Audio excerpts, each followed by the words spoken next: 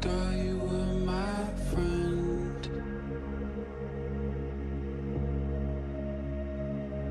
To the end. Thought the time would heal,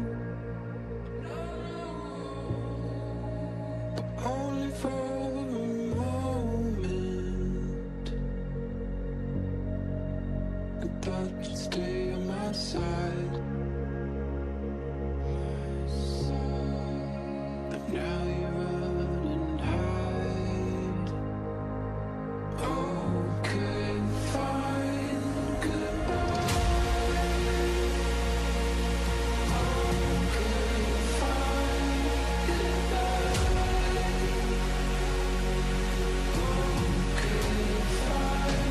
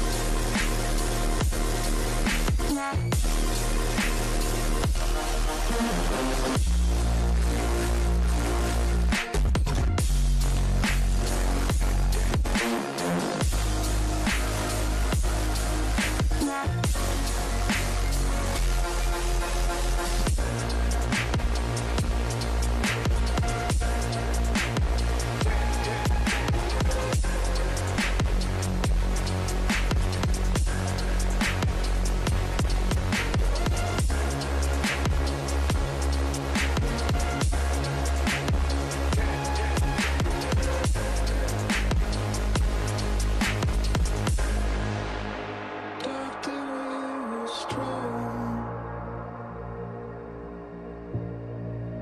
It never could be broken. Well, I guess that I was wrong.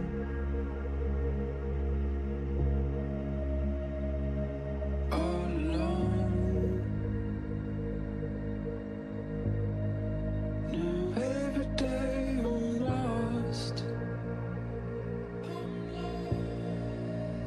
Flooding in my ocean,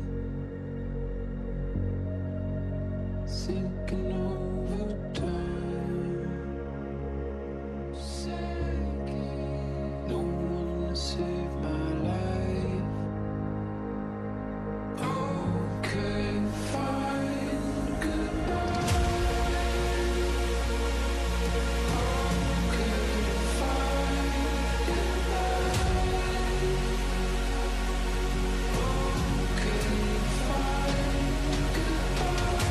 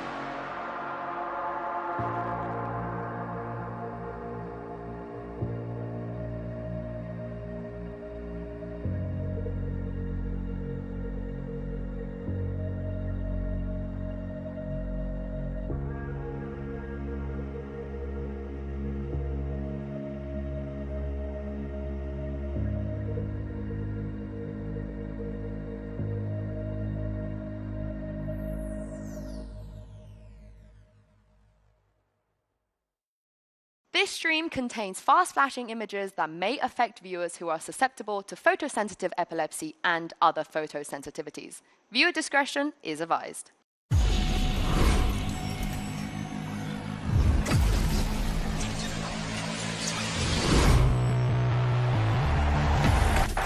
No, I won't. The group stage is drawing to a close here at VALORANT Champions, which means that today's winners will be locking in playoffs while the losers will be going home.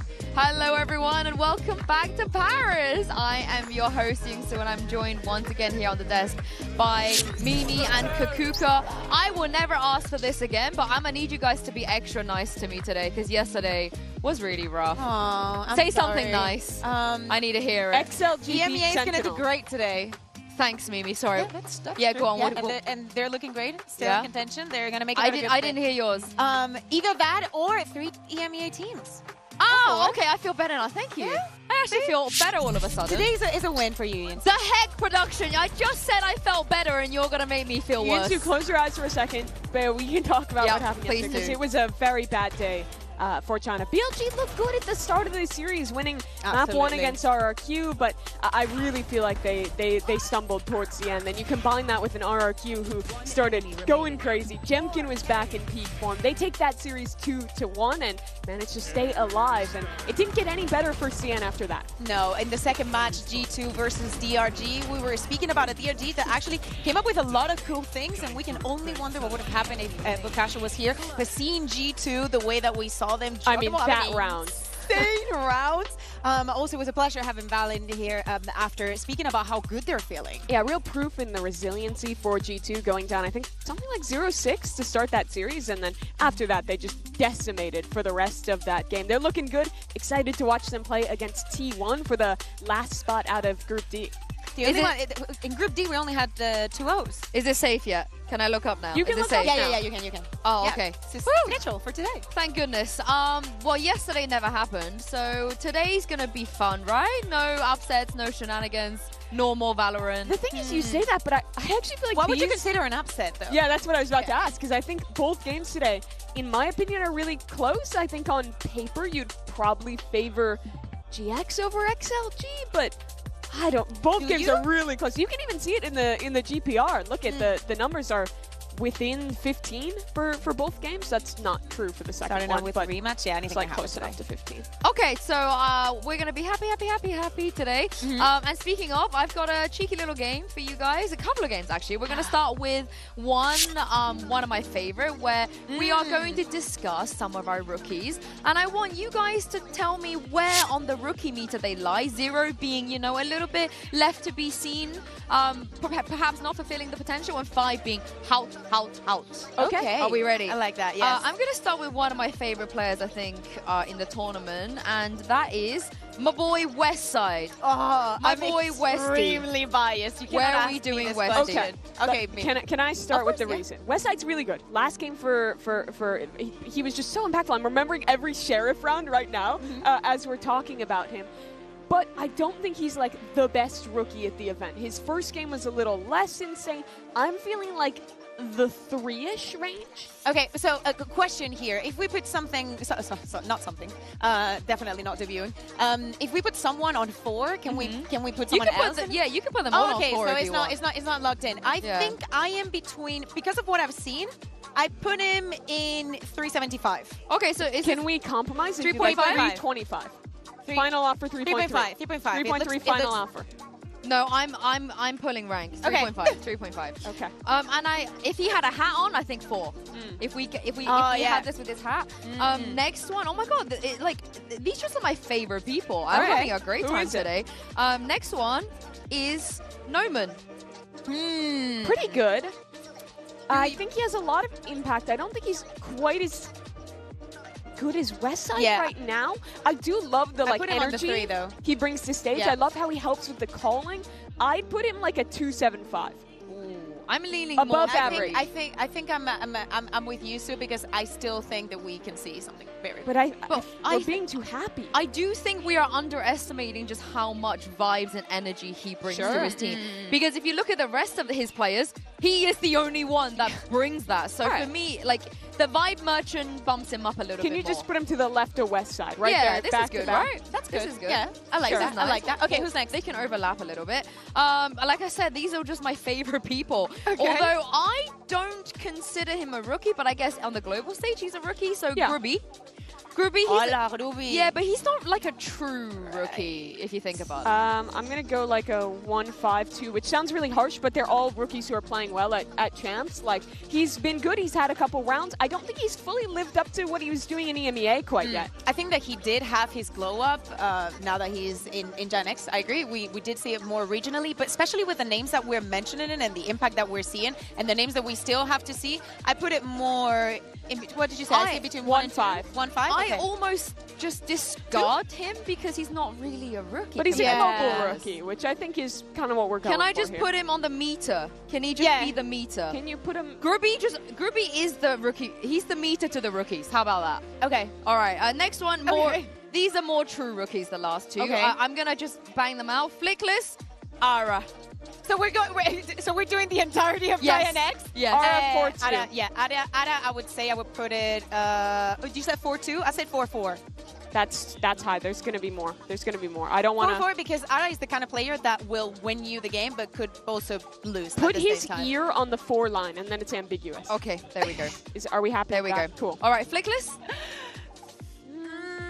He's also had 2.5. some rounds, but not as good as Westside and Aura. 2.5. I think that's too high. Really? Yeah, I don't think he's bad. I mean, all of them are good Champs rookies, but I'd put him closer between 1 and 2. Whoa, I'm with Bae. I will put him to. But look at how positive I think we're that being. Mimi has a point because we are thinking about the region. We are thinking about. No, I'm not. You're not? No, I'm thinking about EMEA. Yeah. Okay.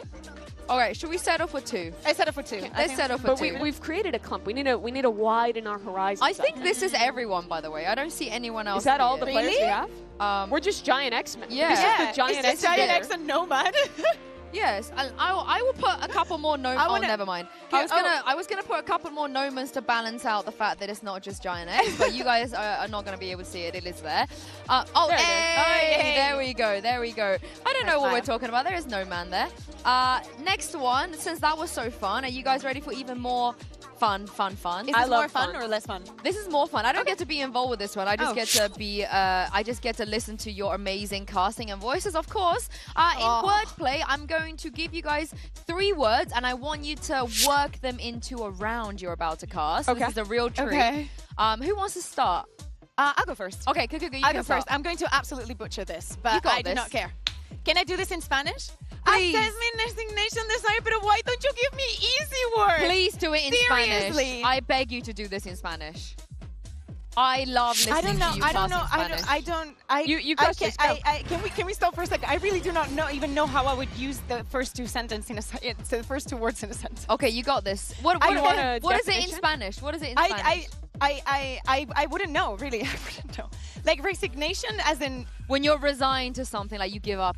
Or you were like resigned from a job. That's what I was thinking. Yeah. Okay, and what about assessment? Like what is your opinion of this? Like, what's the assessment? Is it good? Is it bad? You know, like a balance kind of thing. It's kind of like rating something or like yeah. Not exactly rating something, but you can kind of use it. I vote you just casting Spanish, and none of us will know the wiser.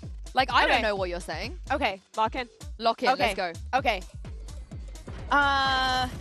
DRX desde el ataque, execute en Ahabrock, que se va a llevar a la primera con la Odin. Durante todo el partido, el mismo efecto que estamos viendo por parte del jugador. Holdeando el ángulo, Mada, impresionante. Se lleva la primera, consigue el reflag, flashback. Completamente solo, se tepea.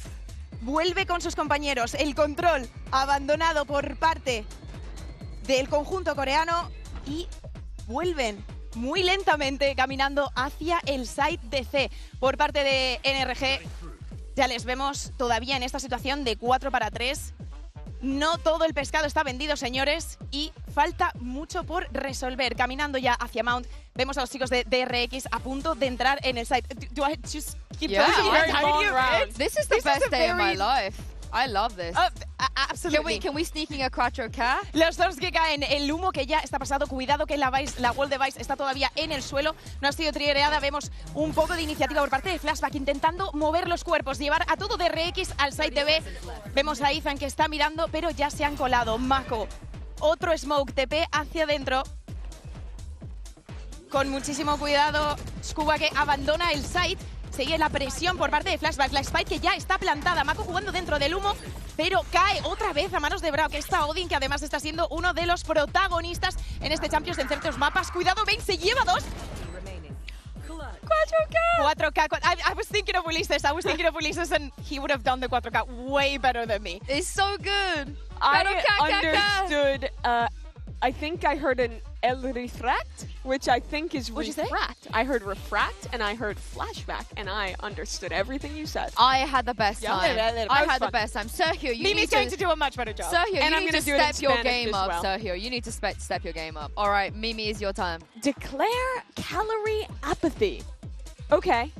It's actually declaration. Let's go. I'm hoping I get a... Wait, what? It's declaration, not declare. Oh, declaration. Okay, Jing, fast into middle on a set play here. A pinch into main, a possibility, as PaperX will declare their hold on this area. Patman, for the first kill, doubles up with Forsaken. Now GX trying to break out and find some kind of ground just to bite into the site, getting a calorie in their stomach as they lock in and need to find a fight. Plant will go down, but they're down by a man still. GX need to fight up, get some kind of space here, but PaperX apathetic to their ambitions. Get a kill onto Cloud, and now fight back together.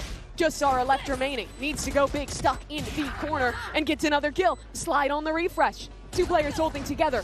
Aura ready to go. The slide forward, guns switch to the shorty, and Aura somehow wins the round. That was an incredible attempt, but I don't think I can give you apathetic and declare, because it was apathy and declaration. The word. Yeah. I didn't even use the words, to be fair. Yeah, I don't know. completely You guys let me know if I'm being too harsh with the rules. But for now, I want you guys to vote in our MasterCard fan poll. We like to know which of today's teams is most likely to make playoffs: DRX, Liquid, GX, or XLG. And while you're at it, tell us who you're backing with the hashtags VALORANT Champions or VCT, so we can feature you on the broadcast and see who is correct, because so far you guys actually have been doing much better than me in the fan polls. But it is going to be a very, very big game to kick things off here with DRX taking on Team Liquid. I personally love a rematch because I feel like we learn a lot from rematches. How are you guys feeling about this rematch ahead of us? I love rematches when they're in groups, you know, when it's like it happened in groups and now we're in playoffs. I feel like they're too far apart. When there's only a couple of days, just one opponent in between, this is when things get very dicey because everything's so recent. And this was really a super early game in this tournament and was a lot new for both teams, I think. For DRX, it was them showing their kind of new read with the Waylay double duelist for the first time, and that definitely took Liquid for a loop. They struggled to adapt to how strong that double dive was, and you also combine that with the Liquid who themselves, I think, quite underperformed in this game. You remember those Abyss rounds where they're paranoying themselves on the execute, falling off the map, Nats is going through TP. This was a rough one, and it was a outlier, I think, for a Liquid who has looked really good all year. So now given a second chance, they have an amazing opportunity to make good on those mistakes and prove that with VOD footage, they can find a read against this new DRX style. And as we remember, Liquid, they did have a bit of a rough time versus DRX's Waylay comps. So coming into today, Jen Lee checked in with Kiko to see if they're more prepared this time around. Hey guys, Jen Lee here with Kiko to ask some smart questions. Now Kiko, both Lohan and Bunker mentioned how difficult it was to play against the Waylay double duelist comp coming out from DRX because it's just so unfamiliar and it's very high tempo. So given that this is a rematch, do you feel like you guys have a good game planned against it? And if so, what is it? I can't share too much about the game plan, but we did get caught off guard a little bit last time. So, I mean, now we've got a little bit more VODs, and we played against it. So, I think this time we're going to be more prepared than last. Okay, thank you and good luck. thing is, Mimi, they don't have a choice. They have to be more prepared this time around. Yeah, and let's talk about this composition. It is something that we haven't seen before. Obviously, other teams have tried the Waylay, but I think DRX figured it out. She's not a duelist that is particularly strong when played alone, in my opinion. Her biggest strength is when she's used almost as a flying skydog. Hyunmin is always double dashing in with the refract prime, and he's never actually trying to get an opening kill. Instead, his job is strictly to get information, throw out his hinder, and then let Flashback dive in with the rest of the team to actually follow up off of that, which I think is such a great way to play this agent. That is what's catching most of the teams off guard, right? Like they're having the chance of being extremely explosive, having someone that is going to dash in to hinder you, which is way better than a stun, apparently. Yeah. And then you have that second wave, that Euro, that is going to be flashing you. So literally, you have no chance. On paper, it could feel like a 2v1. It's never. They do not have a chance. And you think about that even further, where they're combining Initiator utility at the same time. You're looking up at a Waylay diving at you. Everything about your game is slowed. There's a dart coming, and Yoru TP's in your face. It is so difficult for site anchors to deal with this kind of setup. Yeah, Human, he's been way slaying here at the group stage, and Jen Lee caught up with him to talk about his take on the meta. Hey guys, Jen Lee here with Hyunmin and his backpack also. Now, hi Hyunmin. It looks like DRX have decided to abuse the Waylay. I mean, you've played her on every single map that you guys have played here in Paris so far. So is this a testament of how highly the team rates Waylay in this meta? I think it's more of we just use Waylay and to like our own strengths and our own meta. I think we just made like our own game style. So that's the reason why we play Waylay, and yeah. On that note, another question. What agent will you be playing today? Waylay? For today, I'll be playing Brimstone. I don't think Liquid will be prepared for that, but good luck! Players lie sometimes, so take that with a pinch of salt. But this is the thing. Last time they faced Liquid, Nats was, you know, not really the Nats that we know and love. But ever since then, he has been on a tirade to try and carry his team to a victory. I think that this is also something that we see in EMEA a lot. BBL actually are experts in being in the receiving end of this. Oh, you think you're going to win? Never mind. We have Nats. They just go back to what has always worked for them. Him being on the outlaw, even from the attack. Him having this extremely impactful rounds that are always going to turn the game around. I do not care that this game started with an 11-1 to EDG, Team Liquid, and Nats himself. With those speeches, they proved to have everything it took to turn the game around. I still think there is more to prove for Liquid, because this game, in my opinion, really was all Nats. You have players who were insane regionally, still not stepping up, but when you look at his performance at global events, Bea, he is in a league of his own. Yeah, absolutely. This is just his stats in the game versus EDG. Props to Overtime, because I catch this actually from Twitter, but his stats were off the roof. I think that is the fact that everything is super high and is second best because he holds the record for the best Cypher that we've had in globals. Yeah, so he's the best, the second best, the third best, the fourth best. He's all of the best. You know when we do the top 5? Yeah, it's just Nats. It's just Nats. Variations of Nats. But it's kind of ironic because on the other side, the last time they faced each other, Mako also had some individual heroics. Could we expect the same from him again? Yeah, I think you do have to see it. He's always going to show up in these international events. I think just one of the most consistent players in Valorant. No matter what team he's on, no matter what era it is, he shows up to big games and he performs. And it was no different in this Liquid match. He got put in a lot of late round clutch situations, I think especially on this Abyss, and he rose up to that occasion quite a lot. And I think it's all the more impressive to me because since we were first seeing him do this years ago globally, he's had to take on so much more responsibility now being a leader for this team as well, but he's still playing just as well as an individual. I do not know of a single Valorant fan that does not know about Mako and is not excited to see Mako when we get into these global events because he always performs. We see that the numbers are not the best because against NRG, a little bit of a rough time, but I do agree. One of the reasons why DRX was able to win that first time against Team Liquid was him. When I look at the bind, and when I look at somewhere that Team Liquid has been so comfortable all year long,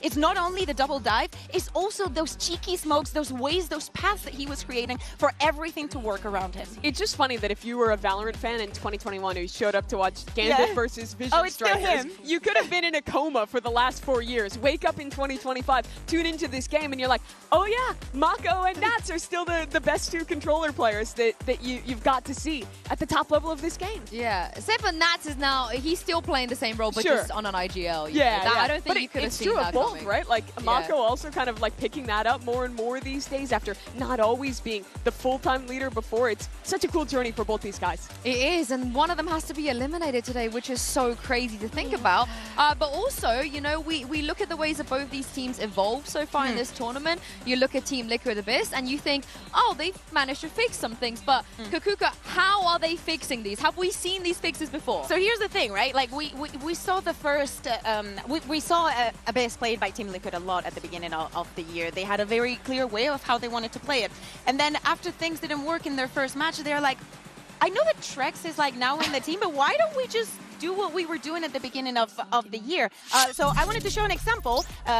Team Liquid versus Movistar Koi at the beginning of the year. And an execute that they do onto A, same. And you see the knife, the double TP, and just Camo going in? Well, against EDG, I saw the same round 3 times.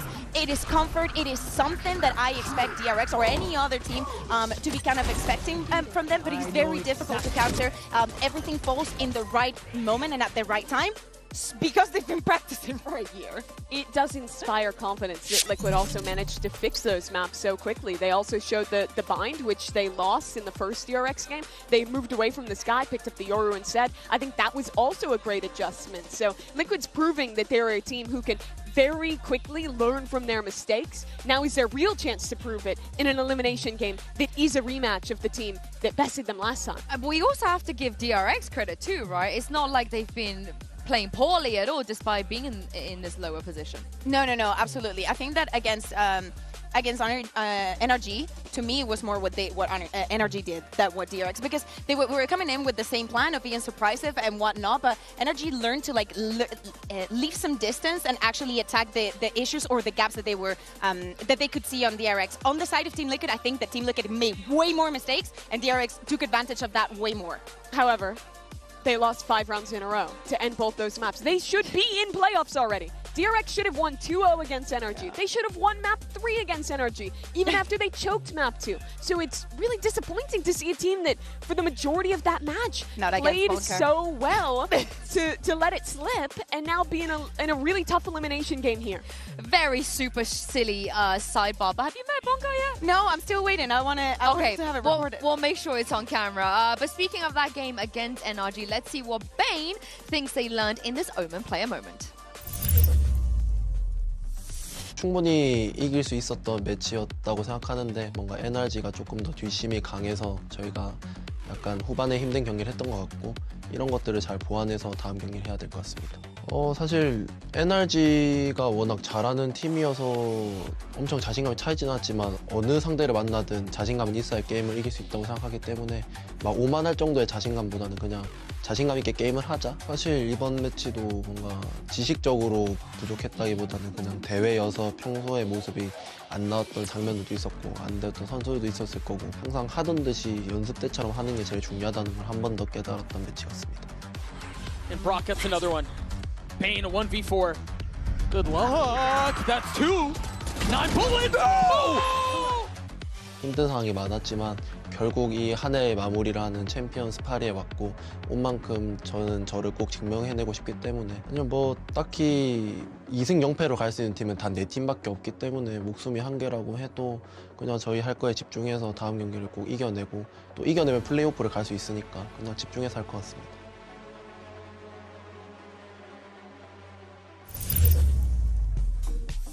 And so much of that confidence does come from Bane, you know, the Korean Zelsis, the Vibe Merchant trying to get his team on board. But the confidence that you spoke about as well and not being arrogant, I sometimes wish they would be a little bit arrogant. Like you said, you alluded to it. Yeah. They could have won. Yeah, I really wish they would be, right? Because all I think about when I was watching that game is Bangkok, where I feel like the parallels are incredibly direct. They come in with a great new meta read. Here it was trying out the Waylay double duelist stuff. Back then it was them being one of the first Yoru Breach Teo teams that implemented that so well. They looked like they were going to make it out of groups and then lost leads, choked out, and then didn't even make it into the playoffs. So I think DRX has to prove what they've learned all this year and from that NRG game with the last chance that they have before them now. I think that because of all the new things that they're bringing and them feeling confident in it, I don't think that they must be scared of losing in the same way, of like having a ghost behind your ear just telling you it's going to happen again.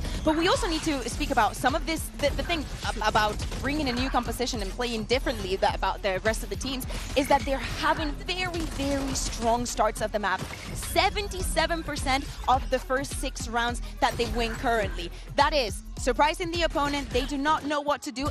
From then on, Esports DRX needs to improve. They have already secured. But now, this is not the first time that Team Liquid is going to be playing against this. This is not the first time, like the teams now are going to expect this. And now they need to be surprising in a different way.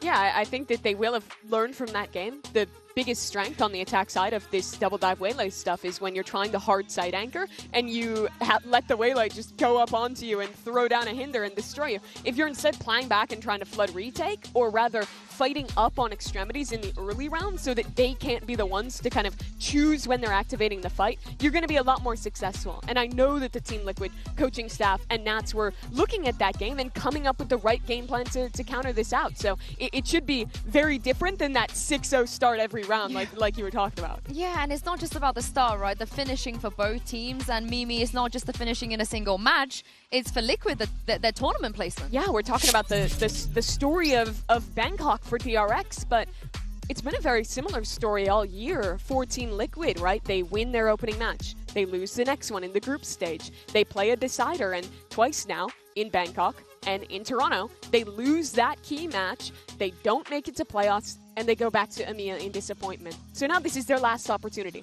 They failed twice before. It's a question of if third time can be the charm with this same exact game.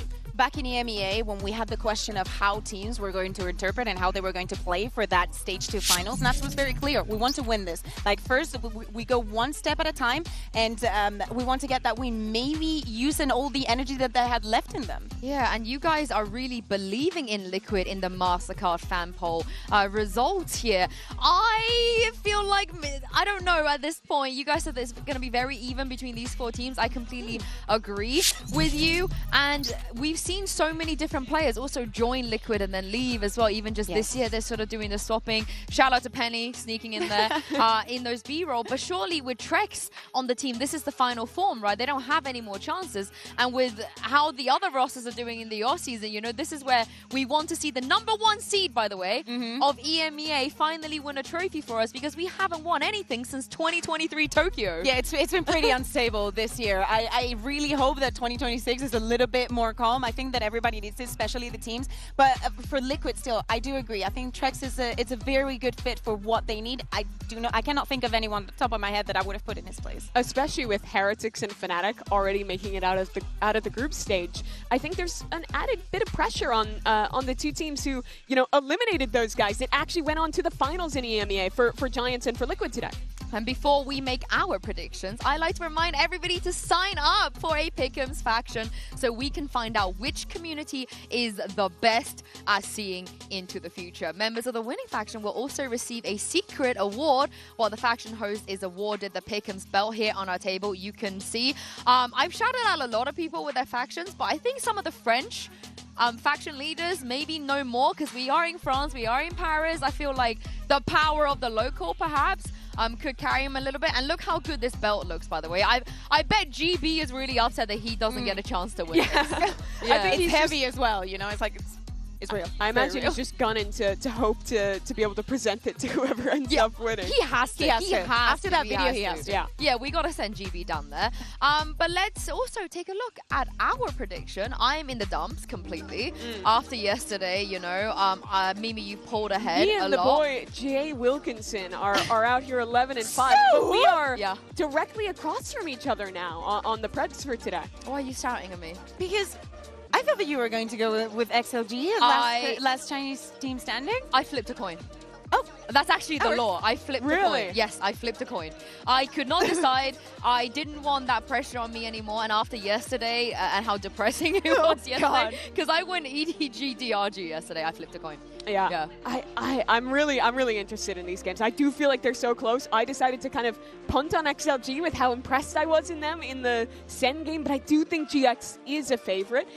And I honestly don't know who you would say the favorite is for Liquid DRX. I'm more surprised that we were not more even on the... Liquid. Honestly, I went for DRX because I felt that there was a lot more people going to go for Team Liquid. I wanted to even things out. Well, this is the last chance for some of our teams to make it to playoffs. Today will be a test of adaptation and resilience for Liquid, DRX, GX, and XLG. Only 2 of them can advance, and it is time to see who has what it takes to rise above the rest.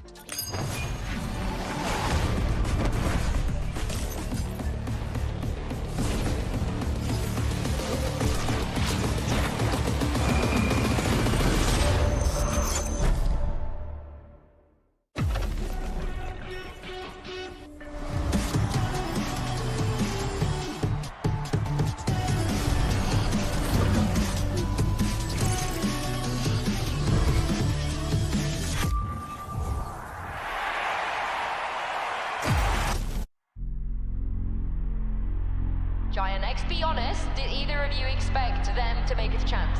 No, I don't think anyone really did. No. Like, you didn't expect them to make it. Hell no. Yeah. No one expected us to be here.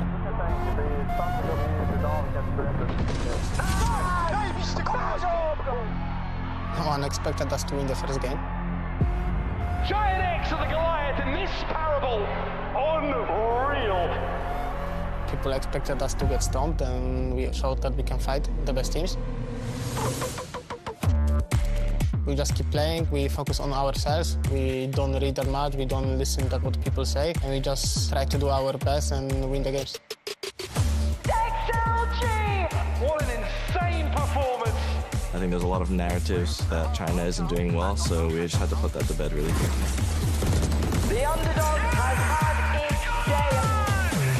We're gonna make sure that we make a statement. After XLG beating Sentinels, they're looking pretty strong. They also coming with the same mentality as us, that it might be last game. They will do all the best to win the game. I think it's gonna be a fun game, and I'm looking forward to it. Going against Giant X is gonna be shooter versus shooter. It's gonna be bare bones Valorant. Our shooters are online. We're again happy way, going full force. So you better be scared of them. Both of us are underdogs, but only one of us is getting out of here.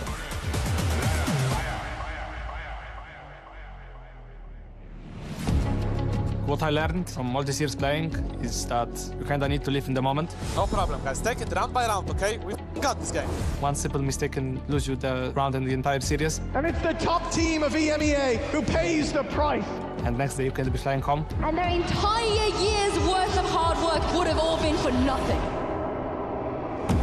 The moment we get comfortable on the international stage, that's where we will show our true colors as a team. Team Liquid, not finished yet, not done yet. They keep going. 숨이 한계라고 해도 그냥 저희 할 거에 집중해서 다음 경기를 꼭 이겨내고 또 이겨내면 플레이오프를 갈 수 있으니까 그냥 집중해서 할 것 같습니다.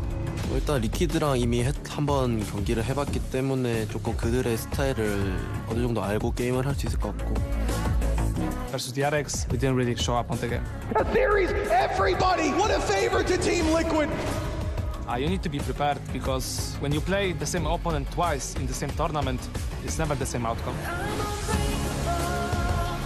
저번 경기 때 조금 부족했던 점이 뭐였는지 저희끼리 VOD를 보면서 말을 했고 한국 대표해서 다른 대륙들과 싸우려고 열심히 준비하고 있고 또 열심히 싸우고 있으니까. In the opening match, we let you play your game, but now it's our turn.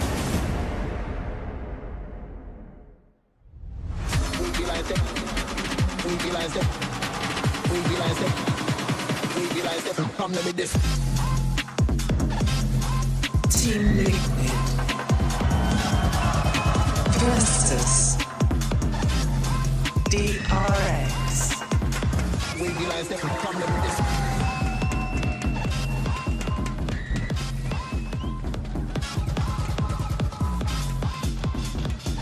The last time these two teams met, it was DRX that came out on top. Liquid are looking to right some of their wrongs, but today they have to do it against a team that has always made it out of groups.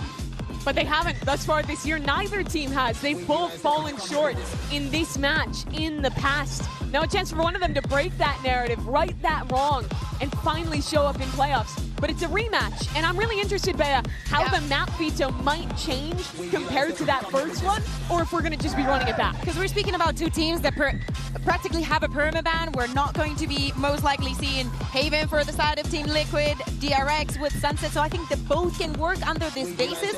Are we going to see the same maps? Are we going to go to Abyss, to Bind? Are the showings enough? Are little tweaks here and there for Team Liquid going to be enough? My big question is really Abyss. That's where Liquid looked pretty rough in their opener, but they fixed that map last time we saw them play, and as the picks come through, DRX do return to Abyss, but it's something new for Liquid, picking into the Corrode. Okay, so they did that. It's kind of like they tumbled down. I'm not over the bind yet. I'm sorry. I'm still traumatized by the TP, Bea. I can't. So sorry. I cannot go through that again. And listen, maybe we don't even need to get to Bind, but Corrode is such a different pick for the side of Team Liquid. It definitely has to be conditioned by what NRG did the other day against DRX. Especially when we were speaking about this double dive, think about those B hits on elbow that we were seeing time and time again. But DRX actually decides to start on the defense. You've been watching Liquid all year. I have a question for you. Yes. They played a couple different comps on this map. Last time they switched into the deadlock off that Gecko comp. Yes. Do you think there was some misses? There was some utility missed. Do you think we see that one again, or do you think Liquid has a new idea for champions? No. I think that they. This is the idea that I have in my head, is that they have to change things, or if they are to repeat it, maybe like one agent here and there. Yeah. But it has to be like they have seen something strong enough in their Corrode to stop that double dive. DRX was at a big advantage the first game because they had all new comps. Liquid was playing generally the same ideas as EMEA, and I think it was Liquid the ones who had to sight read and adapt on the fly. With the Corrode pick, this will flip that switch a little bit because this was one of the maps where DRX just lost to NRG, even though they started off looking excellent. It was, of course, that latter half that eluded them, losing 5 rounds in a row. So the question is, what does Liquid have prepared? What kind of prep do they have specifically against DRX? I could tell you a little bit about that because we saw a shot of Lohan and Yao there, and they are infamous for not just knowing how to counter stuff or come up with things. They are watching tier 3 in freaking China, they watch tier 2, they watch tier 1. They are literally in every corner of every VOD to be able to come with really, really cool ideas. I can guarantee you that they have gone and run it back just being like, okay, who else has played this competition? Who has been playing the Waylay here? What can I do against this? Yeah, I'm so excited to see what they have cooking here. DRX go back towards that Waylay. Liquid, Nats is hovering the Waylay. Surely that's not real. No. It's just going to be Viper. I mean, but Trex is playing Viper. Yes, he's logged that in. Kiko's going to be going on the Omen. No surprises on the side of DRX because our eyes were just on Team Liquid. Why are you doing this? I think Nats is just gonna lock Viper here, and then this is a really standard comp on Corrode. Yeah, I hope so, because, you know, back in the days when he was on Gambit and famously picked up 3 duelists to turn them into superstars in other roles, but it was not Nats. Nats was the constant, you know, sentinel play. He never flexed. He always did what he was meant to do. There's no way. There's no way. In this first half, I'm really going to be watching the mid-control game. DRX is really having excellent comp to fight into that one. He's doing his speech right now. I think he's going to let the time tick down, and I mean, pivot away last second. The closest thing that we have when him playing something that isn't a Sentinel or maybe the one fade one time is the chamber. Right? It's the chamber. His chamber, he has gone there before. He's opping these days, you know, he's doing weird things like that. But if they are hedging their Champions playoffs chance on a Nats, he locked it! Oh my god. That was not in my bingo card. This is insanity. Okay. I need to know why. So they're playing. He's probably talking about it now and we can't hear it. I mean, this mic. This essentially becomes somewhat of a mirror now. Both teams have strength in their hard execs. Nats is going to be acting like a drone, double dashing in, using his hinder to then set camo up on this Neon to enter into the sites. But this is DRX's idea that they're playing into them. What a cool mirror idea to start. Yeah, and in all 5 years, Nats has only ever played 10 agent. What a time, Brandon Sideshow, for him to be flexing on the global stage. What an absurd twist in the narrative that we've got here for this opening match between these two teams. Not quite an opening match, it's an elimination match. It's the match that gets you into playoffs, man. And Nats is pulling out the duelist, the Waylay. Oh my god. What is going on? I love it. You have to do something different, right? When you play against a team the second time. I thought the map itself was going to be the difference. Yeah. Because they didn't play Corrode up against each other previously. And I was worried because I was like, well, I actually think that the EMEA teams are a bit behind the meta. Yeah. They don't play the double duelist. Double duelist looks amazing on this map. And then it's Nats locking in the Waylay to open. Just no way. It's ludicrous. Well, let's see it then in action. Our opening map here of Corrode, it is ludicrous. Now, normally, you don't get as good mid control, but actually, DRX giving up mid a lot here. And you might get a Waylay v Waylay clash, if anything. Nats and Hyunmin may meet around A-Link. Yeah. No real pushback as well for the A splits. The Team Liquid are gearing up. No real util being used either. Look at DRX expecting some kind of exec. Could be going for a bit of a rolling retreat, taking a fight straight away though. That's Nats dropped and already seen that pressure coming in from the side. The hinder to try and take the fight. Flashback though is finished off. Patty did an amazing job there, killing Hyunmin actually through the hinder. Leaves it just down to 2 here. It's Mako and Freeing. Going to be scurrying to the scene of the crime. Deep plan for Team Liquid. Full control towards the back of the site. Even main compromised. Kiko's been holed up in that spot and he's going to be taking a fight here. Freeing still accounting for multiple angles, and it comes down to this game of timings again once more. Kiko might have just missed it, but they missed each other, but still backs. Going to be turned towards it. Freeing strikes. Brings it into a 2-on-2. Time starts to tick here. It's a good timing for Mako. Riaman there picking up the ghost. That's a beautiful shot there from Trex. Immediate returning, but Mako now alone onto the site in a 1v2. Half onto the defuse already. Gliding to the side. That's Cow to finish him off. Pistol round goes to Team Liquid. The person we had the most attention on, Nats, disappeared from that fight very early on, didn't he? But this is the shot I'm talking about. Patty getting that one onto Hyunmin makes all the difference in that situation. And Mako cleaned up. Nice double-up play from Team Liquid in elbow. Nice kills. Nice kills, Patrick. Now think about the way that they played that round, though. Very slow, very contacty to take the space they needed to run and execute. One of the big reasons that I'm a fan of the double duelist comps, we don't know which are better. Hello, wait a second, this might be the Aspas play. Paranoia. Maybe going for it. Saturate over the top. Someone's contacted him and takes it. It's going to be diffusing immediately the play that we wanted to go for. But I thought they were going to run a trap play there off Flashback's contact, but decided not to invest it. Anyway, one of the big reasons that I'm a big fan of the double duelist compositions is because you can run site pops a lot. Sure. And most of the comps that you're running on this map, you need mid on attack side or you just lose. But I think the Pacific teams, and now Team Liquid, are starting to discover that if you put double duelist into your comps, you don't get punished on the flank that much. And you can do a lot of these B execs as they're going for now. Obviously, there's no one home here, though. Yeah, no resistance here. Will be that open side, open plan. DRX grouping up. Doing a bit of economical damage will be key. Maybe even just going down to the spike to ensure that they don't get the ults online, because it's another benefit, I suppose, of running this double duelist. You have fantastic ults to go into many hits. You get that rolling. DRX are going to know it well. They've been playing this comp for a bit now and really define themselves in terms of their playstyle as well, running this double duelist. Flashback on the Yoru. Hyunmin playing the Waylay. Yeah, I think the theory is fantastic from DRX. It's what wanted in that opening game. That's trying to build up towards an ultimate. Just some warm-up shots for him, really.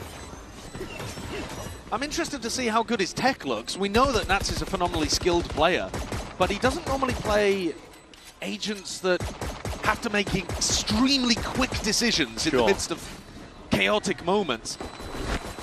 I mean, sometimes the way that he plays Viper, he creates the chaos and thrives within it. But the APM is going to increase a little bit for him playing here on Waylay.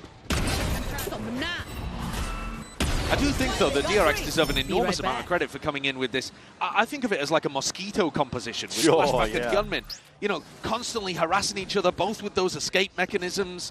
Having to swat down either of all players. Yeah, you have to push Hyunmin away before Flashback jumps into your face. Well, looks like they're gearing up now. Team Liquid for a full-on exec into the B site. We'll be up to freeing. We'll be up to Mako to see if they can push it back and shove it off. Good call for the cancel. That's going to be sending in as well. We'll be looking for it. Fast lane up to try and divide this one up, but the wall is going to be, okay, popped up immediately. Great with the blind. Kiko does respond, though, with that kill straight away, but up towards the top through an open target and a sitting duck at that. Mako.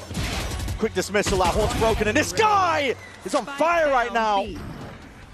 Locks him out of the sight. Util, not a problem for him. Neither were the players. Leaves it down to Trex. He's going to have a tough time of things. Well dealt with there by DRX. I think a lot of what you're going to be looking at on Liquid as well is judging how good and how well practiced these execs look too. Because tight timings, when you contrast that over to DRX, their discipline and the way that they play this version of the double duelist comp, the timings have to be immaculate, right?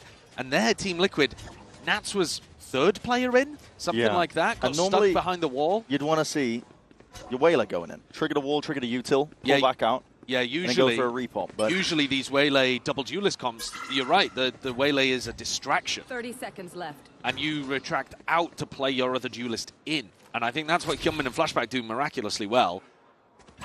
That could just be Team Liquid not quite executing properly, or it might be a sign of some lack of experience on a new comp that they're trying to pull out and play. Yeah, well, and of course it would be an experience. It's the first time Nats has ever played duelist in his pro career. He's played so many games. You have to assume they've been having some level of success with it, at least in practice, to be able to pull it out. I don't know, man. You can't have been playing that many scrims with this. I think this might just be like pure theory, couple of scrims. Bit of a pocket pick as well, throw it out.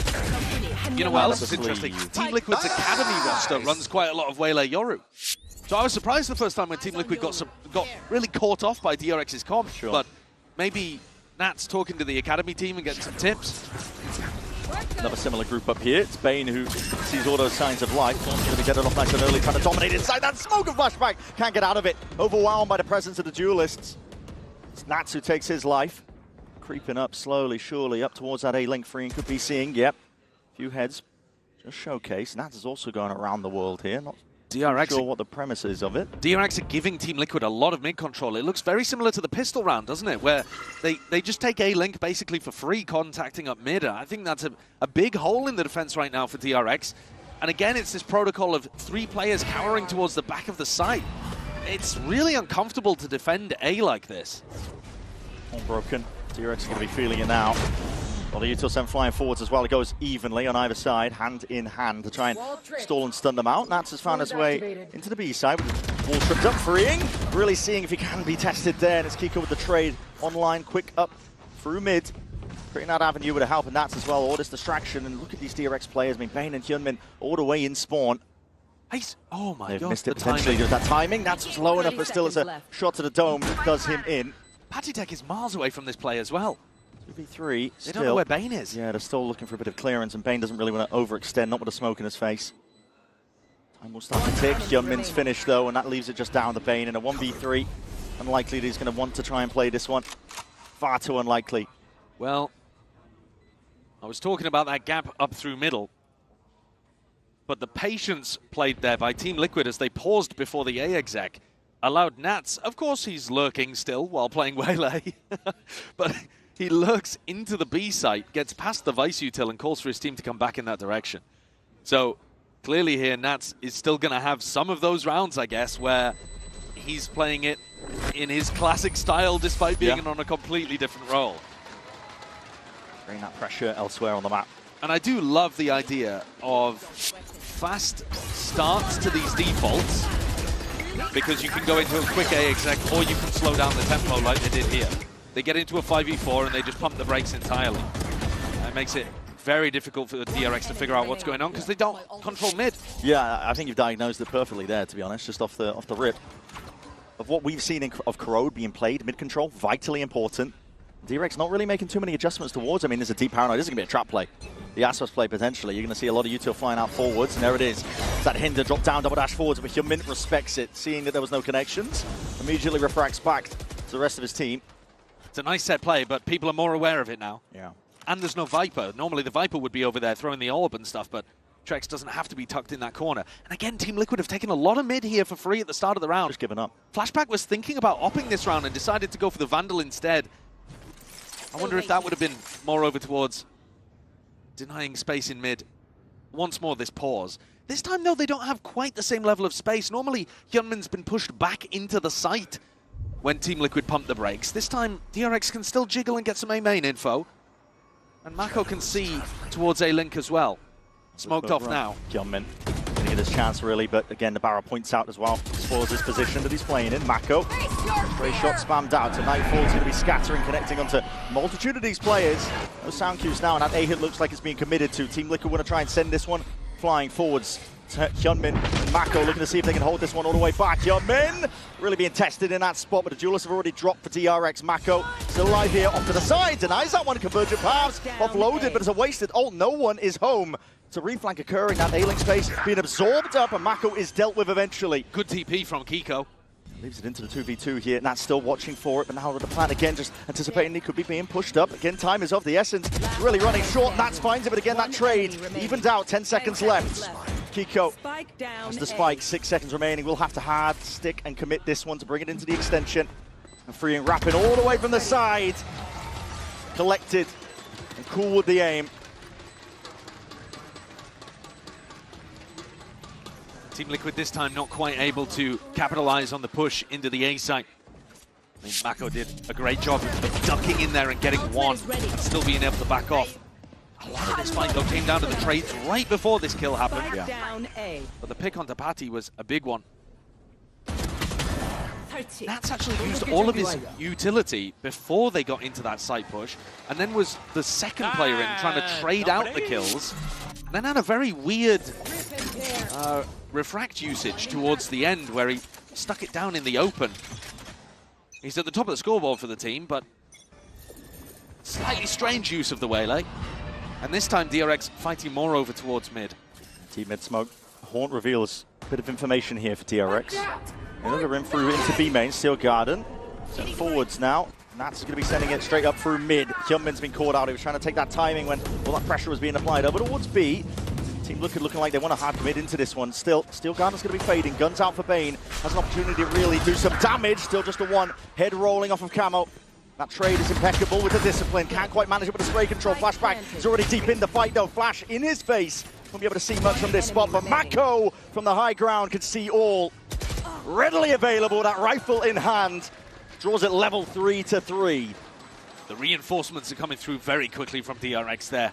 Heaven dominated, Team Liquid with no opportunity to fight for additional space in the post plant.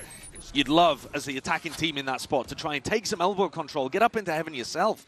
But Mako is there so fast. And Flashback coming in to reinforce. Not relying on the ults, not trying to play some level of set retake, but they're very, very quickly boxing Team Liquid in on site.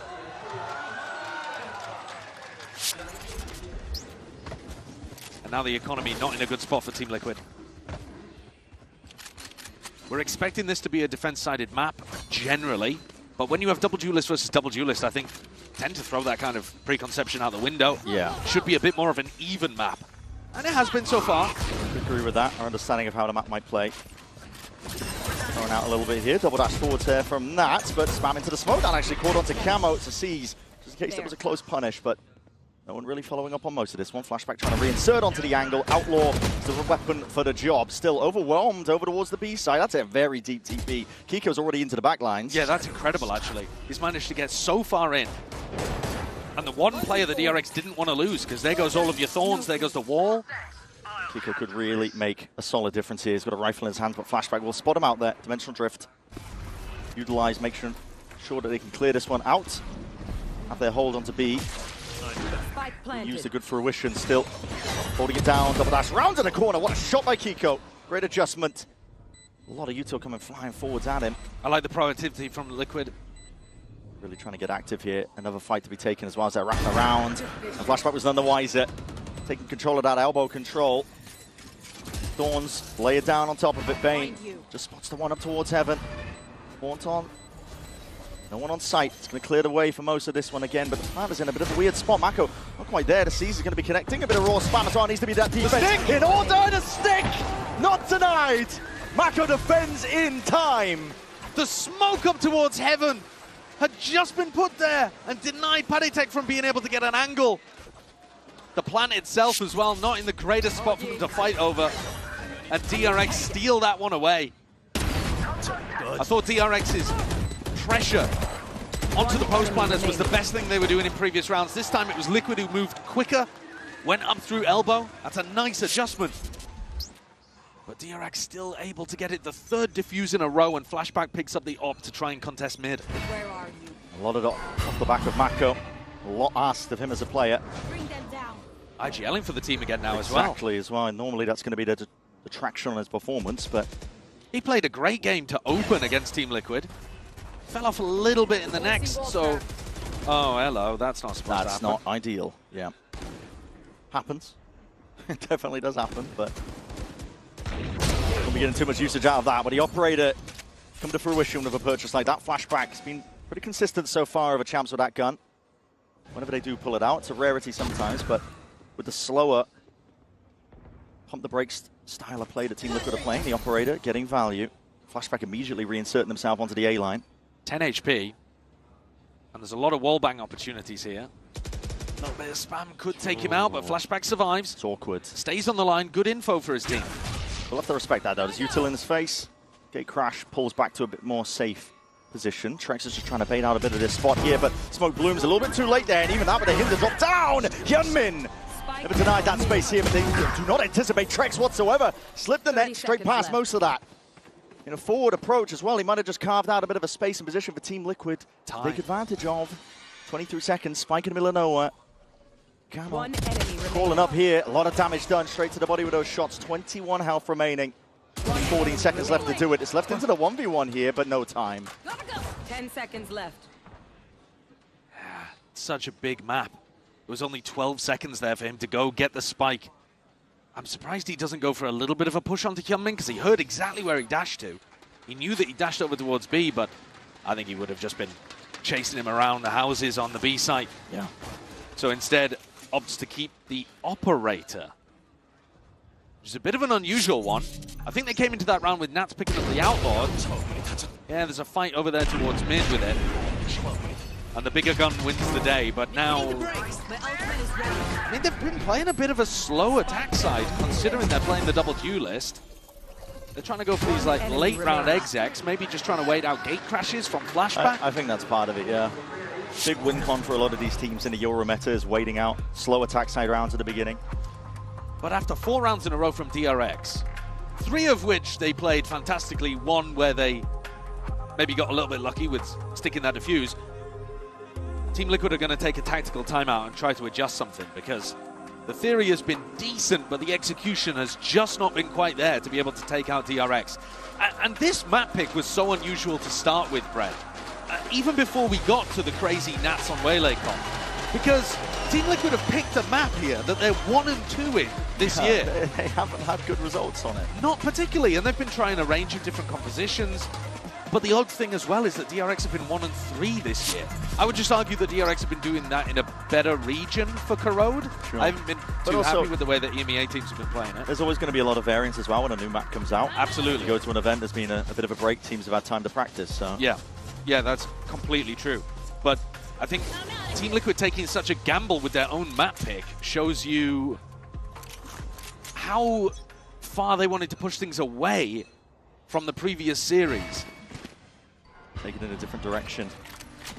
And yet we still have Abyss and Bind to close, the 2 maps that DRX won the last time. It's a strange buy for Liquid. They saved that operator, get a Vandal and a Guardian out, but... Bought a few guns around it, right. But so much of this is on Nats and whether or not you can get an opening pick. If you Just spots one of these players as well. Freeing is peeking out Prowler. It's hard to avoid info peeking here on B. At some point, Freeing is going to go for it. It might just be in 30 seconds. And the angle's good for Nats. Oh, right now. Claims his life. That's going to be the Yuto falling down, crumbling around them, and now the pressure immediately onto Bane. Can he try and deliver? Can he try and push this one back? But that Hinder into the back. Yeah, he couldn't really do much about that spot here. Flashback looking to see if he can hold on to control of this area, but will respect it. Gate crash out to a bit more safety. But this is looking like a save already for DRX. They're backing themselves out slowly. That's twice now that we've seen Freeing go down early. Clearly an area that Team Liquid realized that they can abuse coming out of the tag timeout. They knew exactly what they wanted to go for there, didn't they?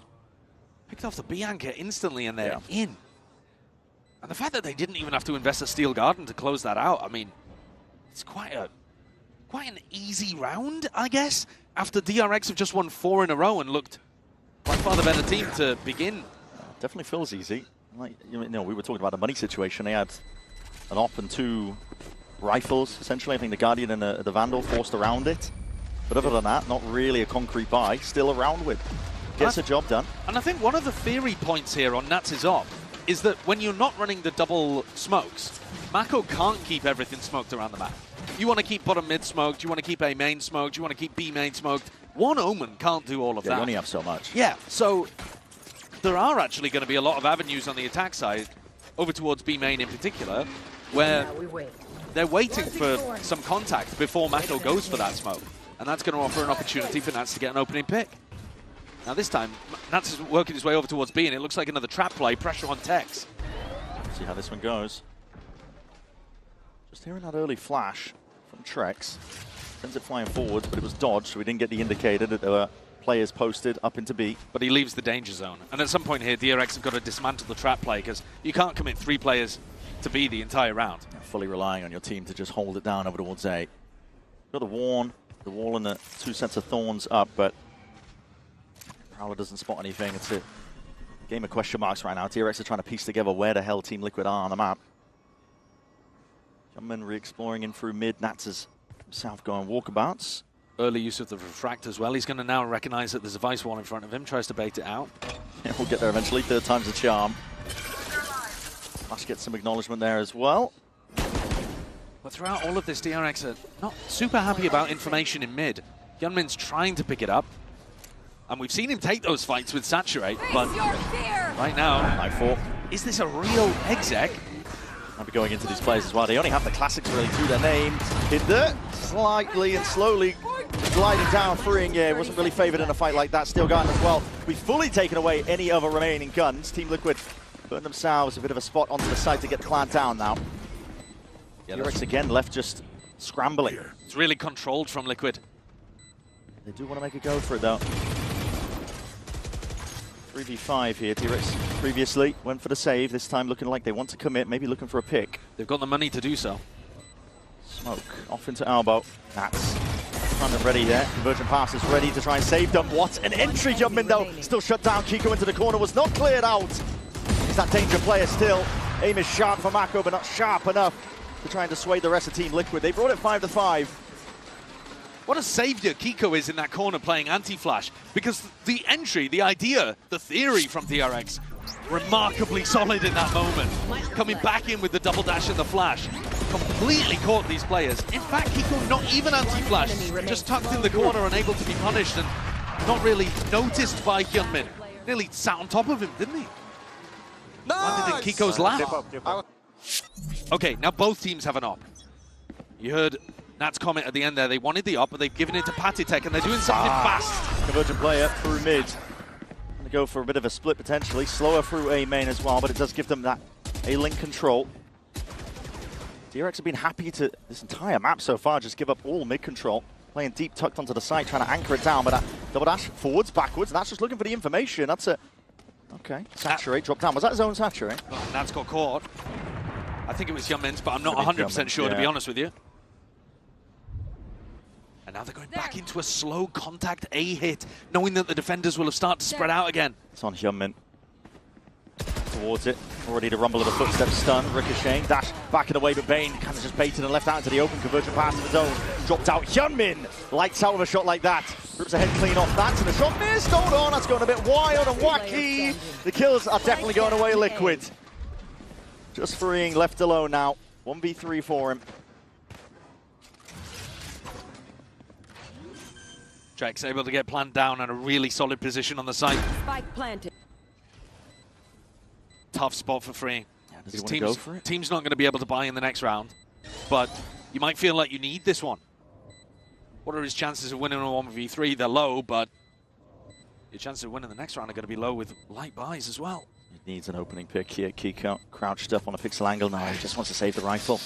Conservative here. If he'd been given some level of a freebie, possibly he would have gone for it, but Team Liquid are really running this in an unusual way, and I think it's throwing DRX off. When I've watched a lot of the Pacific teams play this double duelist style, they are a little more straight up about it. Yeah. They're getting into position and they're running site execs. When Team Liquid are doing it, they're running the Waylay ult at the start of the round just to take space on A, and then they pause for 30 seconds, something like that. Yes. Maybe even longer for the defenders to spread back out, and then they re-exec into A. You can tell us, I mean, it's twisting DRX's brains. Yes. Into pretzels. I mean, they don't know what's going on around the map. Mako unlucky to not be able to get this kill cleaner, because then he couldn't have been traded. Had to swing out super deep and ended up getting caught by DRX. And then they were still in a 2v3, but Camo was doing a great job of getting in behind his players and shutting down anyone on DRX taking a peek. Yeah. Now the DRX economy is broken, but the ults at least are gone for Liquid. I'm going to see them sending 5 players grouped up here from Team Liquid. Looks like a very much all-in, honest look towards the B. See how they deal with this one. See if they send Nats forwards. Sees connects onto. Nats is really finding it difficult to get much done into this spot. So that double dash is there, but he's blinded up. Bane finds his mark, at least with the full double. They don't realize that Kiko was already in. It was that double TP still. The team ready. Rifles well trained onto the choke point. Flashback. Firing off. And you see when Team Liquid run a more standard set B exec, DRX, all the defensive protocols are ready. So the fact that Nats has called these little pump fakes in previous rounds appears to be absolutely vital to getting them to a 6-6 half. And I say 6-6 because the chances of Paddytech winning a 1v4 in this spot are impossibly slim. Incredible back and forth beginning on this map. Yeah. A bit of an unknown for both teams, middling in the map pool. Nats on Waylay, a ridiculous way to begin a rematch between two teams, especially when they're both excellent at the next one coming up on Abyss. Mako, inclination, but that's a first kill given up. Jumpin, no trade in sight. There's 27 seconds left to play with. Mako deep onto the side, alongside Bane. Bane is low. But this would be a world-class clutch. It really would have to be. With Flashback getting all the information as well now. That Dimensional Drift going to be put on his heels alongside the Prowler still. Way. Hold on, Mako's down. Inside the Dimensional Drift, there's no way you can try and make a play towards this one here. DRX, Bane with the defuse, sticking this one. Flashback has it covered. Whoa, the health, though, down to 32. And Paddytech also almost, made a miracle a reality. DRX stays strong, though, for a 6-6 half. And that's with Team Liquid winning the pistol, calling some nice rounds, throwing DRX's defense off. We'll see if the Mosquito comp could twist the brains of Team Liquid's anchors when the sides are swapped coming up. It's going to be an interesting look at the approach that both of these teams have to this double duelist on Corrode. Nice try, nice try. You get to see those attitudes as well. Before we get into that as well, let's hear from Lou. She's down in the crowd right now, standing by.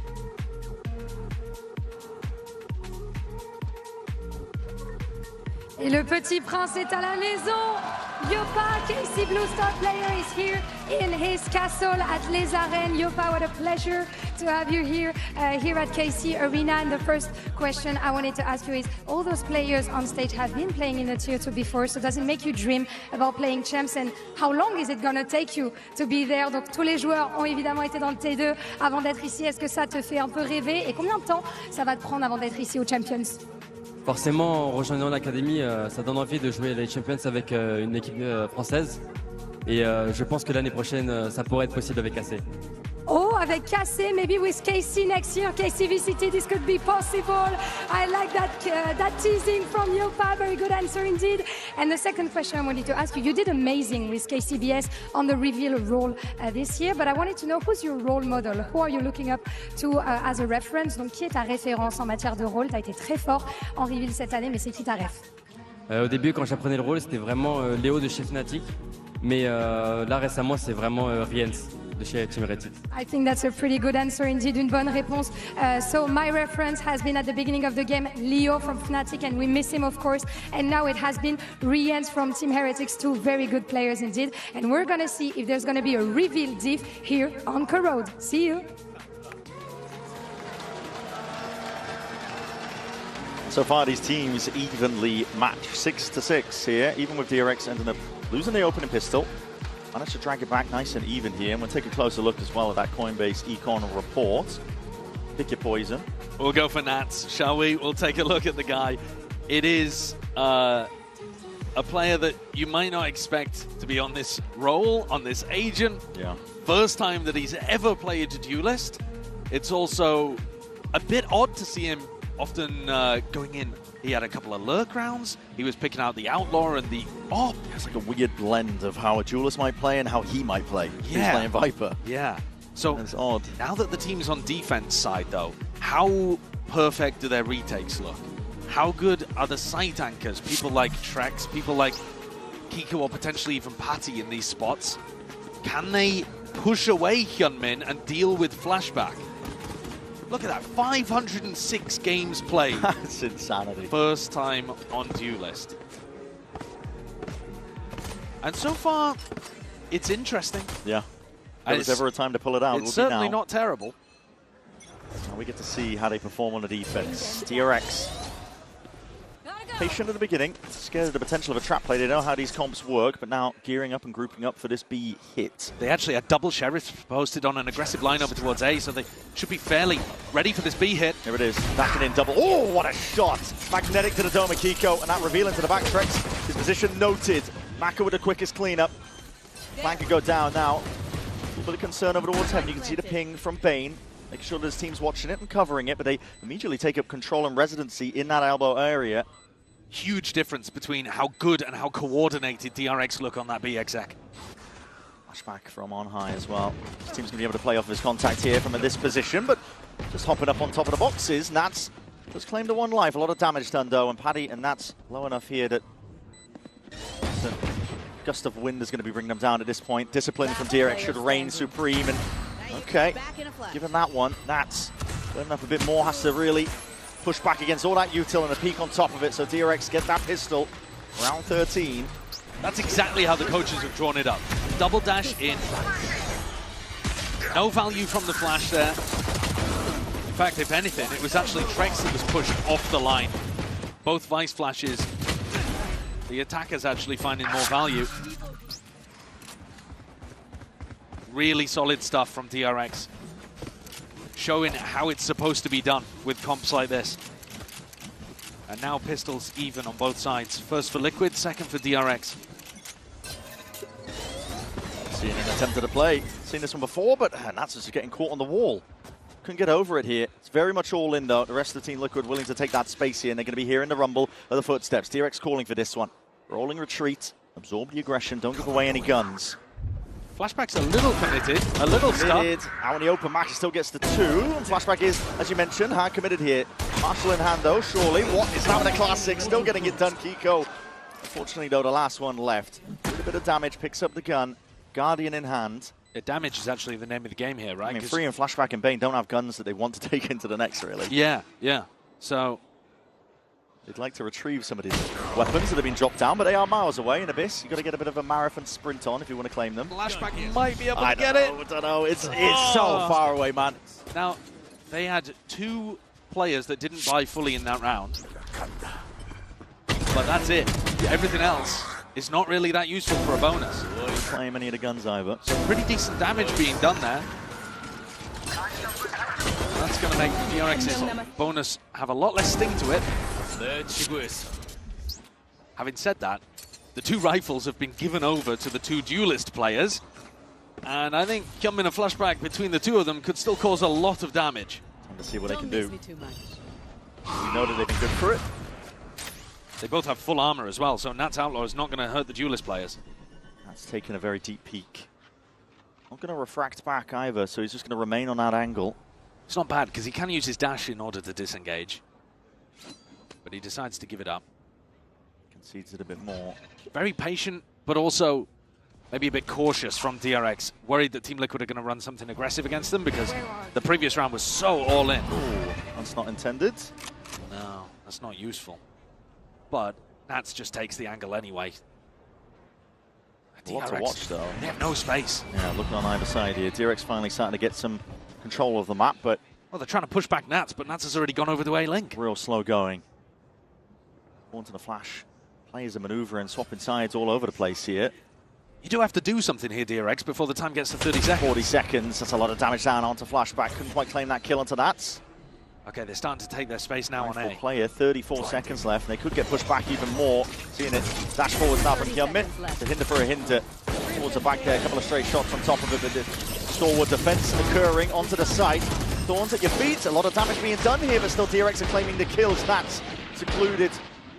Carrying in a corner here, maybe able to carve out a bit of a space for his team to get back in, but a plant down for DRX. Time element being pushed down to the finer moments. With micro adjustments from Bane as well. Just snap straight back to the cranium. Camo's done. Finished. Nats, though, still remaining here. There's Thorn in their sides. Control over Albo. No more contesting happening from DRX. Freeing, though. We'll be able to see this one. Enemy remaining. Gun first, then the body. Drops. Nats is finished. In rounds like this, once you get to the actual portion of the site exec, I think you're seeing the difference between the comfortability of these two teams, or the comfort, rather, of the two teams playing these comps. It's the Duelists again. It's the way that Hyunmin and Flashback play off each other. The site anchor player, okay, there's a hinder thrown out, which is nice to stop Hyunmin from getting too deep, but then all of the flashes come through. A flash for Hyunmin, the clone comes out as well. The player on site is so blind. Don't need to see that again. Off the railings, yeah. But it's this play here, look at that. Flash through around the corner, just sets up nicely for Hyunmin. And Flashback is right behind. That deadly duo, ping-ponging back and forth. Hey, nice blind, man. It's so difficult for Team Liquid to deal with. And their economy dies here as DRX wins the bonus. DRX looks so clean. Another trap play called for here by Team Liquid. That's a stun. Lay it down and that just sits on it like an egg. Yeah, I mean the difference in terms of the execution of these ideas is palpable. Night and day, yeah. Flashback is deep up mid though. Could be risking handing over a gun, especially with Kiko clearing that one up, but poor position, maybe a chance for it to be reclaimed. That's the goal right now for Team Liquid. Upgrade the armaments.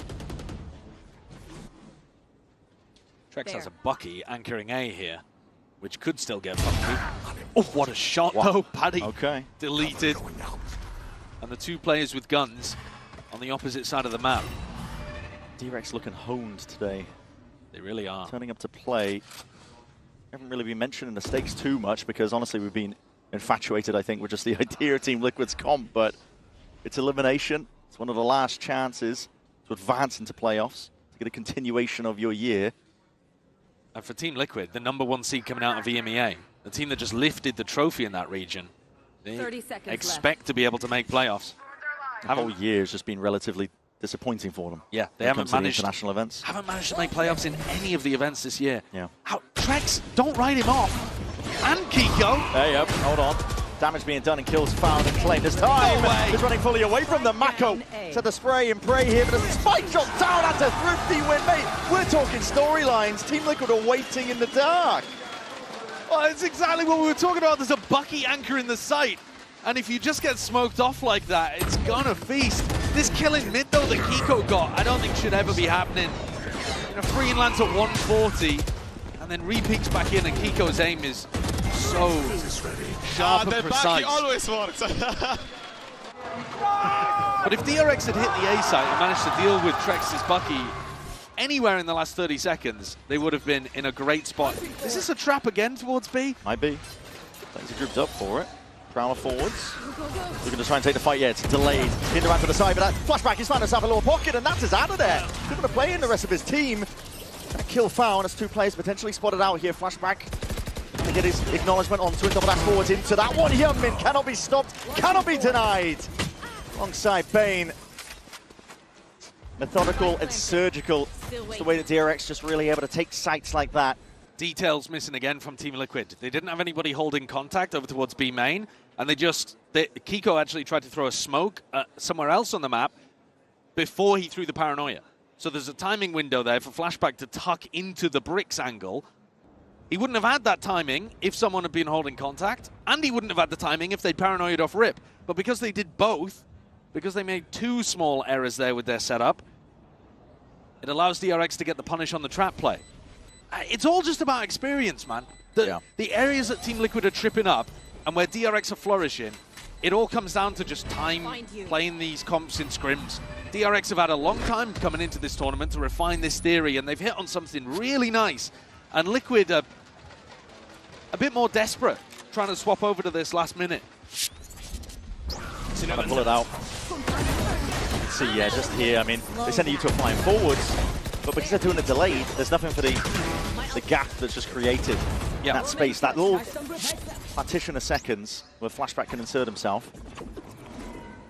Now we wait. 3-round lead for DRX here. They've been in control almost from the get-go, to be honest.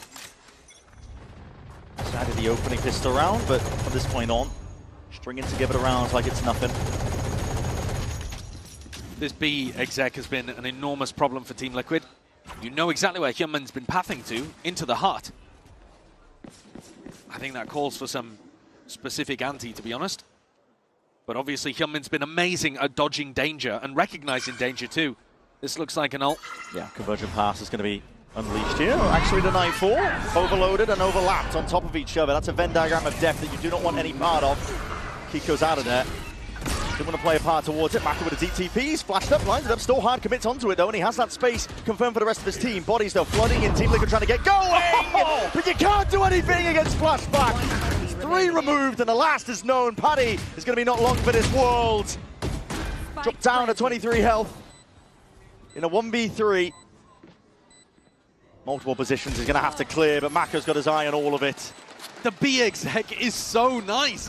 Hyunmin even goes into a different position this time, dashes a little closer towards the right side. Mako combos it with a TP and is in a really annoying position. But it's Flashback who just barrels in there, taking up all of the space and hitting a monstrous spray transfer with a Vandal.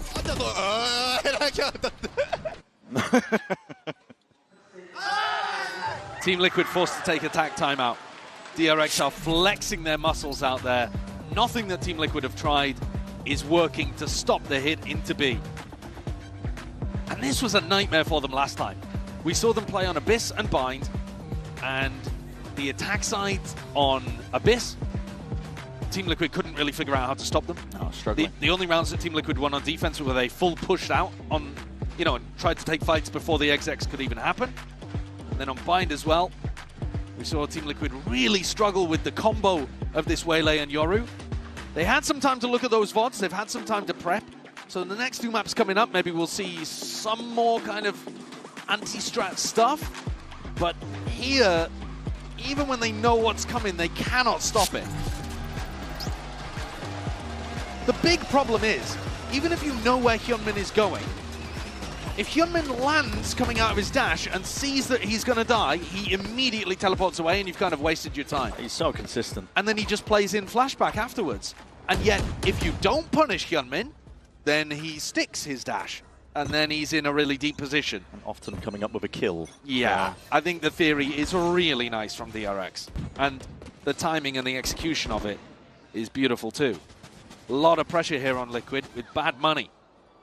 Bad money and the gambit of this Corrode pick not really working out in their favor. Early days yet in the series, of course, even though it is Abyss and Bind. Team that loses often is going to come back with a lot of improvements, so we'll see if Team Liquid, what they can do as we get deeper into the series. But for DRX themselves, once more, listen, getting easy access to the B site. Their exits have been working out beautifully, so don't switch it up. Gunman, again, similar pathing, just puts himself deep. Trying to play the rest of his team in. Full evacuation here from Team Liquid. They don't want to play onto the site. And because Human doesn't see the danger, he sticks it. Heaven TP. They want to fight this forwards. Yeah, they want to fight this forwards. Mako's just TP'd onto just the slightest of perches. Kiko off to the corner, but how do you contend with this? How do you contest with this? You can't, man. It's overwhelming. Flashback and Hyunmin, this dynamic duo, takes sights by storm. And they're so good at going immediately and taking elbow control, aren't they? The deeper smoke for Mako, so that when he TPs up into heaven... No hesitation with it. He knows that nobody's going to be able to punish him. It's not like he's TPing into a smoke that somebody could be hiding inside of. They're just on the edge of it. On the edge of the hinder too, so not even punished by Nats. It's really good stuff. And if you're not putting enough pressure on the B exec, they just immediately take extra space in elbow, and it's a nightmare. I love what DRX are doing out there. They're really putting down picture-perfect ideas with this composition. Liquid are out of their depth. Where are you? One more round is all DRX need now. Want to set them up. Paddy does land a shot. Flashback's taken out early. Could be big for them. Yeah, that's very helpful. Trex has moved his positioning over towards B. He has an ultimate to be able to shut down a B exec. So DRX have to try something different in this round. But they've got 5 opportunities to close out here on their opponent's map pick. That's damage done. Bait and switch play. That's trying to aim to pretend like it's just him. Camo, hopefully not clear, but a Prowler. Yeah, it's a last-minute adjustment towards it. Paddy, pixel angle. No kills found. We'll have to concede and give up most of that space now. Drifting back away. A player's getting pushed back, but DRX calling for a B split. Nice idea from Mako, down a player. Making moves now. It's a double dash to try and clear all those close corners. That's going to be heard out here by Team Liquid. They still have a lot of util. Elbow control is going to be vital to hold on to now. Team Liquid with the Trex. And Kiko. They're just trying to hold elbow. Have a TP up top. Just on the edge of it. Kiko, though, is not going to be caught out twice here. The fight towards elbow is going to be anticipated. It's a steel guard that's been primed, held, ready, waiting. 5v3. Not actually being used. 5v3 here. Team Liquid feeling like they maybe have to use absolutely everything to get this round over the line. Being pushed to the absolute limits, even with the player advantage here. Freeing, looking for a safe spot to try and hide in here. Horn for a horn. Going to be dealt with, dropping down out onto the side of Shorties. Could be doing a bit of damage. Forward is the fight to be taken, but Hyunmin cleaned up and now the rifle back. Ready and waiting for too many targets. Overwhelmed here. Vayne will have to be unreal in that spot. It's too much. So a successful first of 5 to be put on the board for Team Liquid if they want to try to take this to OT. But I'm personally not a fan of using that Steel Garden towards the end. I can understand the logic of you just need to close out the round. Your opponent's on map point. But if you're not able to win a 5v3 without an ultimate like that, then I don't really see how you're going to be able to win another 4 in a row when you don't have access to it. I think you need to be saving those because now DRX can just run into B. They can literally just run their B exec and they don't have to be worried at all. I mean, even if Paditek was here with a fade ult, I don't think it would stop them. That Steel Garden was great for forcing Mako to choose different options, and now he's just straight back to the well. Should have sent it. The only one to real stop them. Kiko's close to the judge. Nice touch to the corner here. Dimensional drift forward is going to be the first partition to enter here for DRX. Just seeing if he can catch sight, and does see it, hears it. The judge in play. Double dash forwards now as well, knowing that the sight is completely given up. And a fight to be taken. Yes, flashback. He's not scared. Doesn't cower against it, even knowing that he's up against that judge. And fight to be taken here, but that Nightfall doesn't connect. No clearance for it. Camo, he's there with a trade, but this is too much to deal with at this point. These DRX players ingrained onto the site and whittled down one at a time. Just Camo left to stand against it. Sharp on the first, but can he land the second? 3 more players to deal with. Overdrive now popped off. Hoping for a freebie, but the discipline of DRX is just far too good. Stray shots as well, damage being done. Definitely tickling and dropping these DRX players down, but it's all up to Vayne, and Vayne just finishes it. Forcing Camo to do the backflip. Map 1 goes the way of DRX. Team Liquid with a big risk here, going over towards Kuroda, map that they're 1 and 2 on, now 1 and 3 all year. Putting Nats on the waylay, but coming up short. DRX's theory just way too strong. It's time to see as well if Team Liquid have done some learning from the last time they played off. Abyss is going to be next. Don't go anywhere. You don't want to miss it.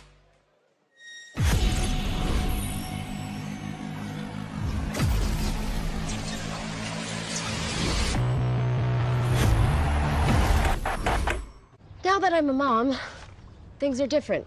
Verizon's different too. They let everyone in my family choose different plans. We get what we want and we save money. Love that for me.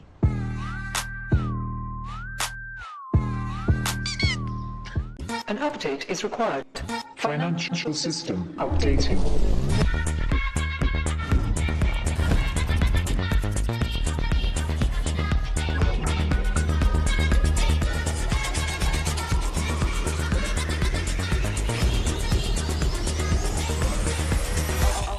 System updated. We will dance together. The future of money is here. Feels good. Esports World Cup, where we are starting off with VALORANT. If you want to win, you have to win against the best. So looking for revenge.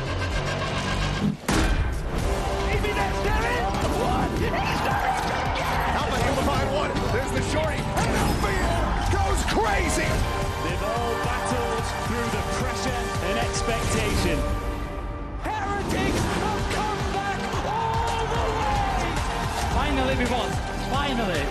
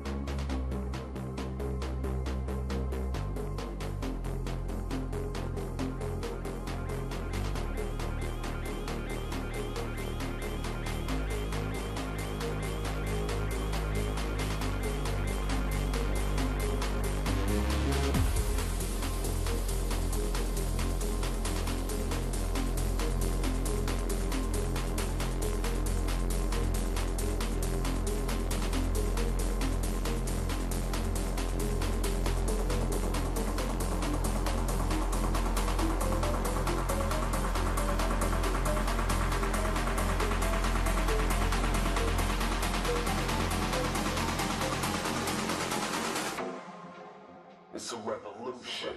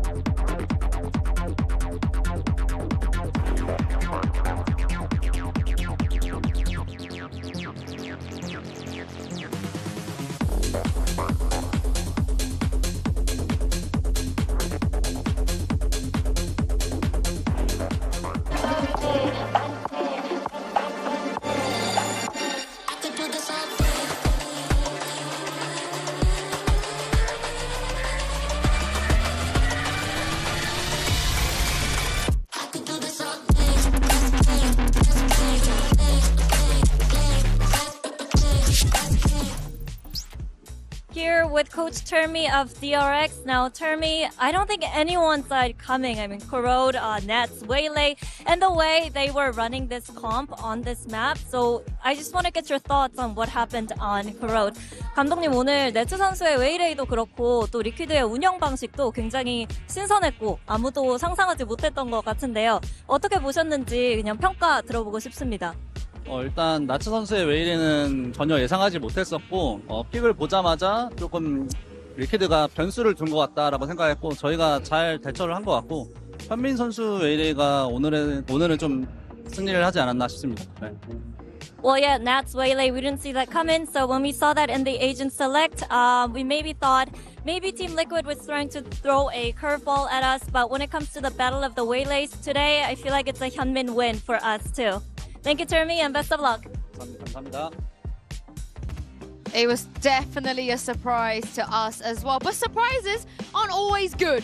I'm your hosting, so I've got Mimi and Kakuka with me. Is this something that you think we would ever see again? Was this the right call? No, yeah. We will not see it. And weird risk, right? Bro, it's another time where Team Liquid like picks him up, and I'm like, okay, fine, okay, I guess this works. They decide to use this curveball, but in execution, it felt so different to what we would expect, right? Because in EMEA, we're way more paused, we love to freeze, take things slow, and in some of those steps were actually missteps. We saw Trex missing utility, I don't know, too many things. Yeah, especially considering they picked it into a DRX that know this comp, which brings us to the Verizon high-speed moment, because Mimi, there were two different ways playing the same idea. Yeah, so this is essentially the same B exec for both teams, and watch how it differs as we get into this one. This is first from Team Liquid. You see the same paranoia. Util goes to counter mount. They initially get stalled by the Thorns, by the Seas. When they eventually go, though, look at how Nats is pathing. Doesn't have that refract up to get out. Dies well flashed on his own. And then on the other side, the rest of the team is pathing a different direction, and it completely falls apart. Now let's hop over to the other side. This is DRX running a similar idea. You see, same Thorns, same Haunt going over. But watch how Hyunmin paths. He's going to go safely into the hut, isolate a fight against Kiko, who's scanned, and then the team is all set up with Mako's TP to double swing into backside. DRX, when they were doing the same things, they just looked better. Team Liquid's play on this one, when they were going for those hard execs, just looked like a poorer quality facsimile of DRX's play.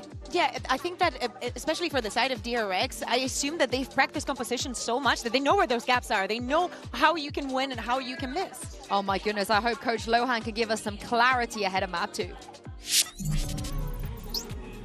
Hey guys, Jen here, and I have Lohan of Team Liquid on standby with me. Now, Lohan, I have to ask you about Nats Waylay.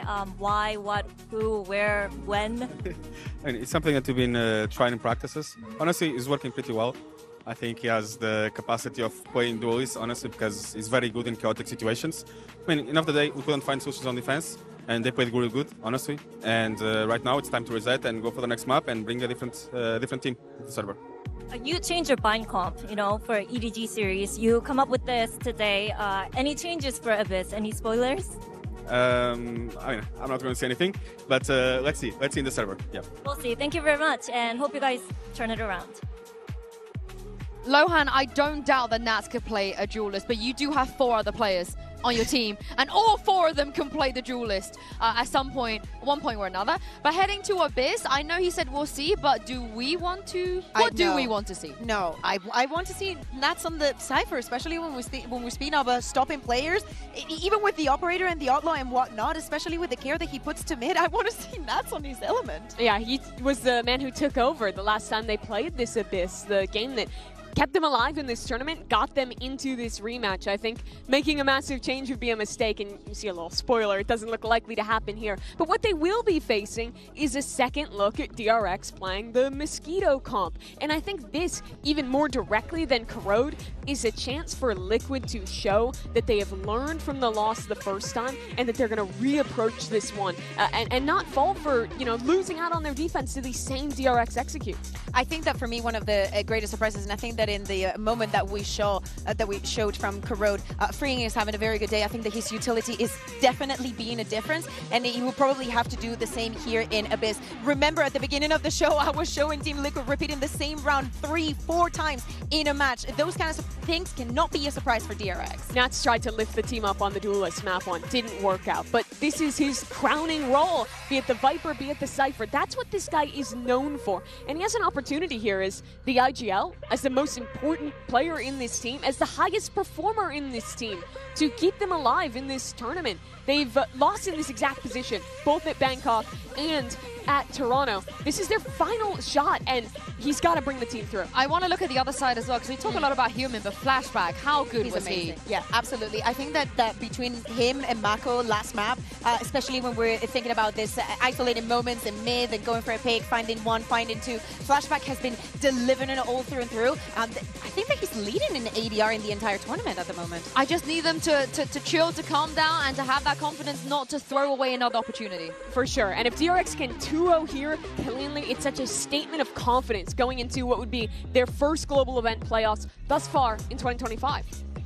It was Swiss stage before, but in terms of group, you know, they always get out of groups at DRX. This is their bread and butter. But let's see Bren and Sideshow if they can deliver today.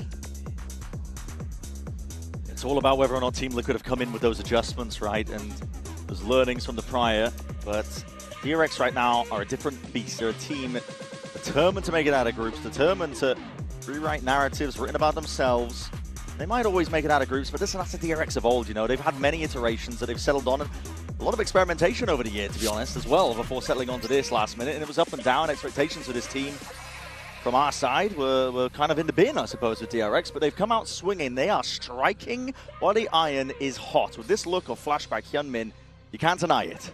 I think back to DRX when they started this year in Bangkok, and they came in there actually with some really beautiful ideas. Yeah. Playing a lot of the Yoru with the Breach Teho, but they couldn't close it out in big games that mattered, and they just eventually fizzled. They've got to, as you say, continue this momentum while they've got such great ideas. The kill trip. Team Liquid lost both pistols on this map last time they played on Abyss. Yeah. DRX was so strong. DRX willing to concede most of the space as well, trying to play out of it, and that's a kill trip specifically try and deny against Camo, but it's spotted out. They hear it close to them, denying the opportunity, really, for DRX to strike and do some real potential damage. Nats has already taken out the life of Flashback. That was up towards the top section, hindered for a moment. Kiko up towards the top. DRX, though, clean with it. Kills are collected in their name, and already you're seeing the scurry. Reposition. Nats has got a lot of space into mid. He calls for the troops to reconvene. He's got to get at least another one here. He could get his chance soon enough, but no, Hyunmin is unstoppable right now. Trex next up here. Might be able to get at least a one, but he's alerted the rest of the squad to his position. DRX now know this. Deep plan not committed by Camo. Doesn't go for it. In fact, he's going to walk out of his own. 30 HP. Needs another kill. Doesn't feel safe enough to go for the plant in this spot. Just spotting the barrel, but now backing out. DRX want to take this one together. I think they're doing a good job of playing off each other here, DRX.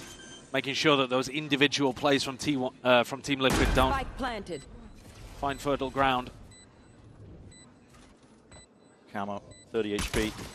Misses the pixel angle. Shot darts flying off here. Dart towards the back. That's going to be dealt with in time.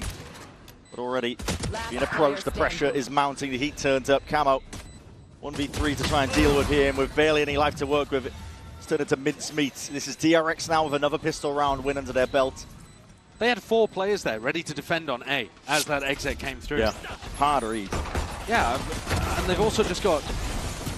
They've got a trip in perfect position based on where the dash was going to go. They have a cam for contact too, so you can do a bit of spamming out through heaven. And even with Nats being able to get a kill and pulling the rest of his team out, player disadvantage and they can't win the shots in the middle. So, while we're looking towards the team that lost the first match and we're thinking, oh, well, what adjustments are they going to make? DRX actually, I mean, you see it here with these 2 trips even that are being placed by Freeing. They've already themselves started making adjustments to even more consistently beat Team Liquid. Deep knife against the back wall. Too sure if that was intended, but doesn't quite get the tag they were looking for here. Mako, hearing the footsteps, hearing the rumble, is going to be sending off a few stray shots, firing off. Just barely seeing the sightlines of these players. AD is stuck with a bulldog. There's a lot to really contest with here from that spot. The smokes obfuscate the entry here for Team Liquid. DRX trying to get back into it, and flashback will definitely even it out. That Marshall in hand. Firing off from all positions. Kiko left alone here. Trex is just on an absolute marathon walk, isn't he? Yeah, I mean, he's way miles behind. away. He is so far away from being able to help Kiko.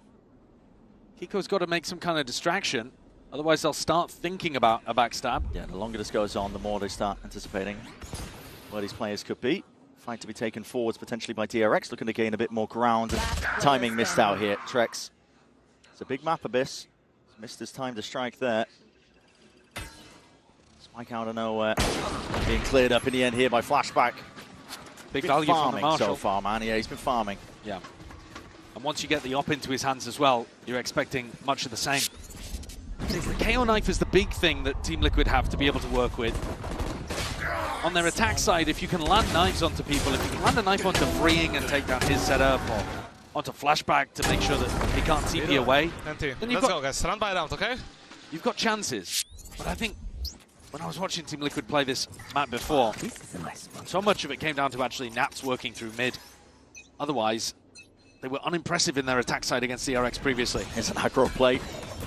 No bodies to receive it, but a util is being sent out regardless. Nats might be able to hear most of this, along with Kiko. Does he clear this very close corner? This is so unexpected, it's isn't a weird spot. Yeah, really odd position. Try not to make any noise. He does clear it. Playing it patiently, too. Hello. Waiting for his time to take the shot, just in case there's someone else holding close with it. He's asking Kiko to do a little bit of clearing himself. He's calling for the whole squad here. There's a very smart play by him. Mako is in his forward spot. He'll be able to clear, at least call for a lot of mid-round rotation. I mean, so it's he's waiting. kind of wild that Mako doesn't look even one time towards the mid player, though. Mouse unplugged. He's just staring off into the abyss. Take pause, please. See, though. Despite that, DRX are pretty quick to arrive onto this one, looking to see if they can play this retake, but it's going to be tough for them. Cam's nice in the post play, but I don't think it was actually close enough to the spike. If they were able to smoke it, I suppose, but actually Mako, you know, he's dead already, so what am I talking about? Yeah. Just a Marshall in the hands of flashback is going to need some eagle eye aim, I think, to try and find a way past this one, and no one's given him a fair fight. Flash rebounds and a double face up towards it. Team Liquid trying to take this fight again, and it should just be a battle of the spam. Trip being caught up. The player's going to be dropping your min. He's just waited there. Standing man emoji off to the side, but it is a conversion here for Team Liquid. They don't get bonused. I like Freeing's camera that he put there over towards B to help with the retake. It's a very difficult site to anchor. It's a tough site in general, actually. This is one of the reasons why the map trends quite attack-sided, is because B is so difficult to play on the defense, but... Nice. Hyunmin 2 away from getting an ult online that could help them out. And Nats, if he's able to get a lurk, going through mid and grabs a kill, he could certainly win them around with his neural theft. Taken out.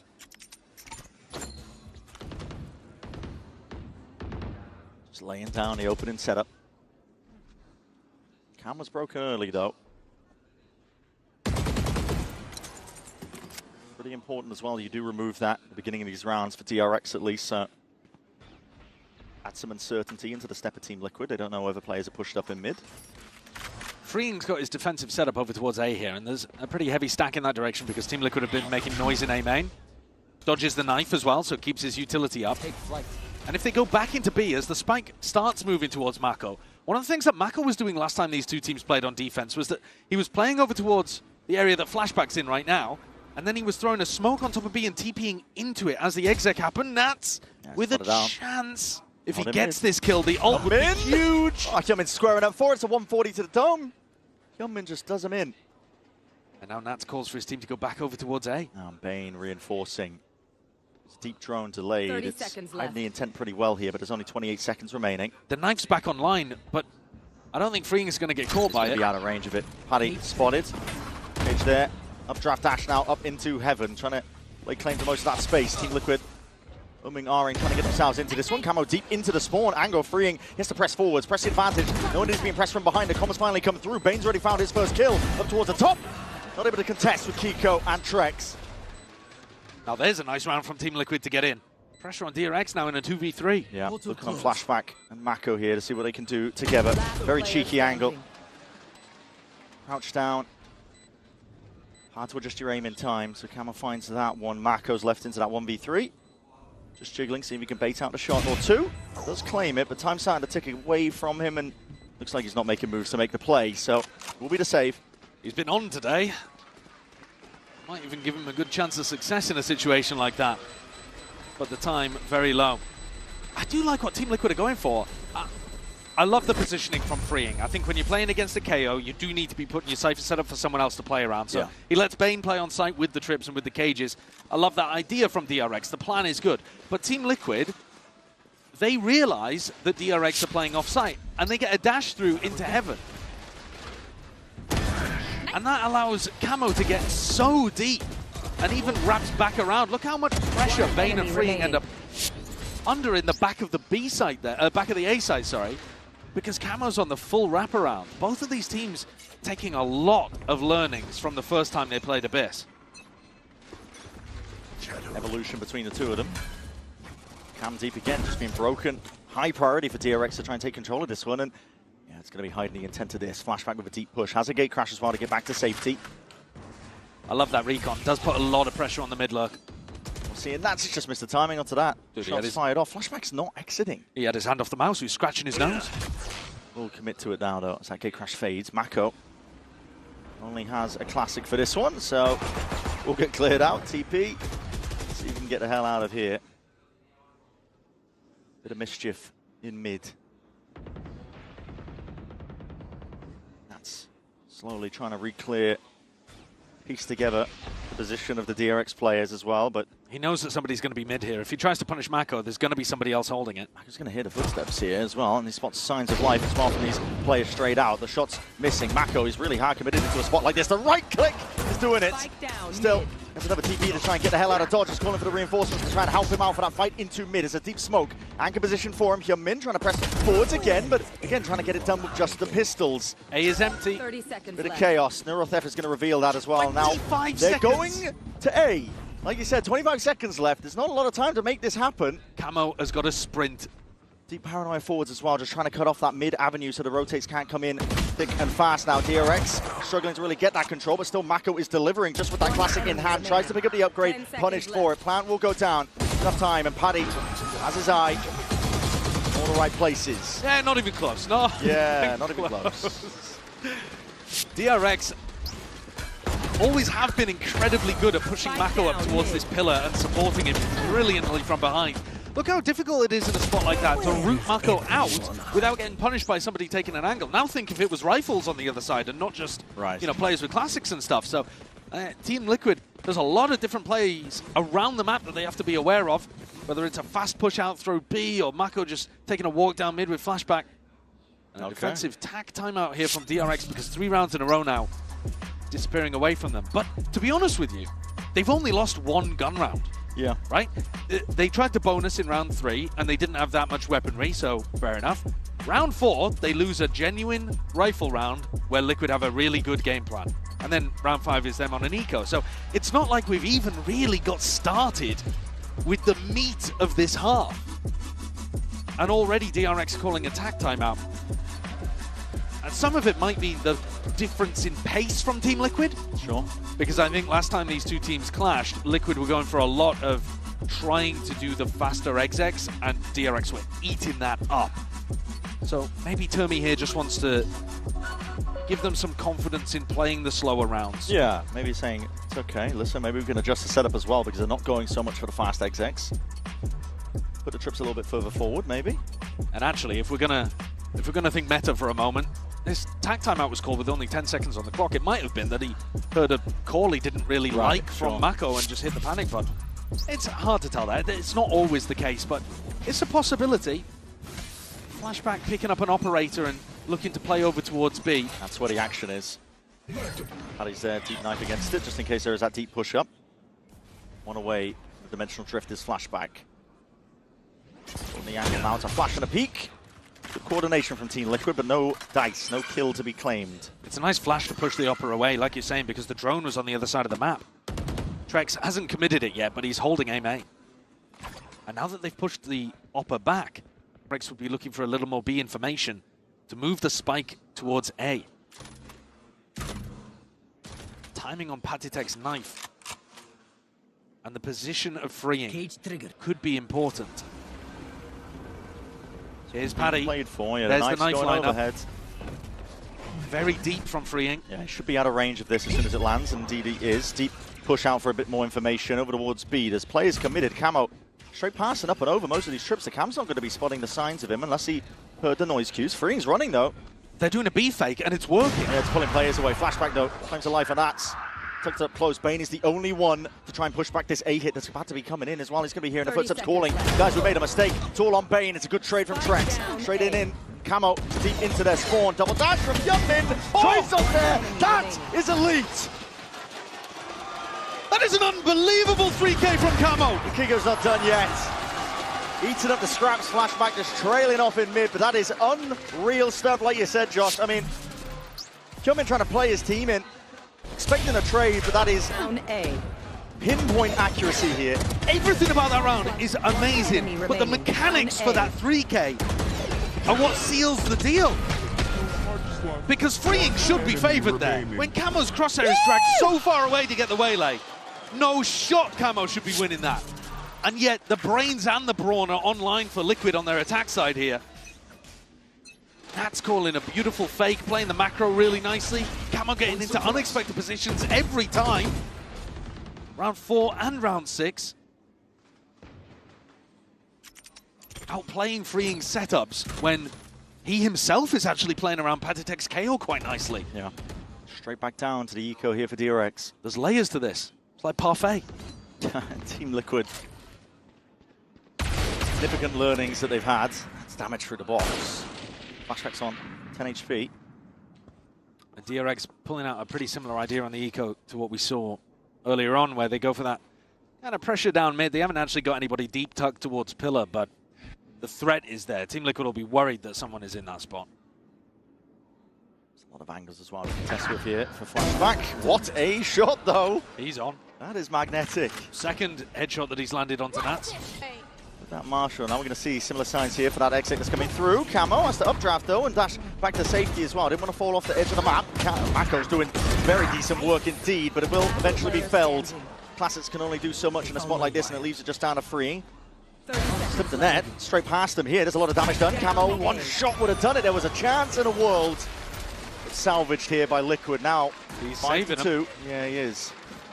It's an interesting smoke from Kiko in heaven as well. It doesn't actually block off the defenders. I don't know if he missed it or whether it was supposed to be weirdly placed like this for them to be able to get a kill through that little crack angle, but looks very odd to me. Rifles back in the hand of DRX. They took attack timeout right before the big rifle round in round 6. They need this one to go their way. Liquid couldn't get anything done on their attack last time two teams clashed on Abyss, and now everything is working perfectly.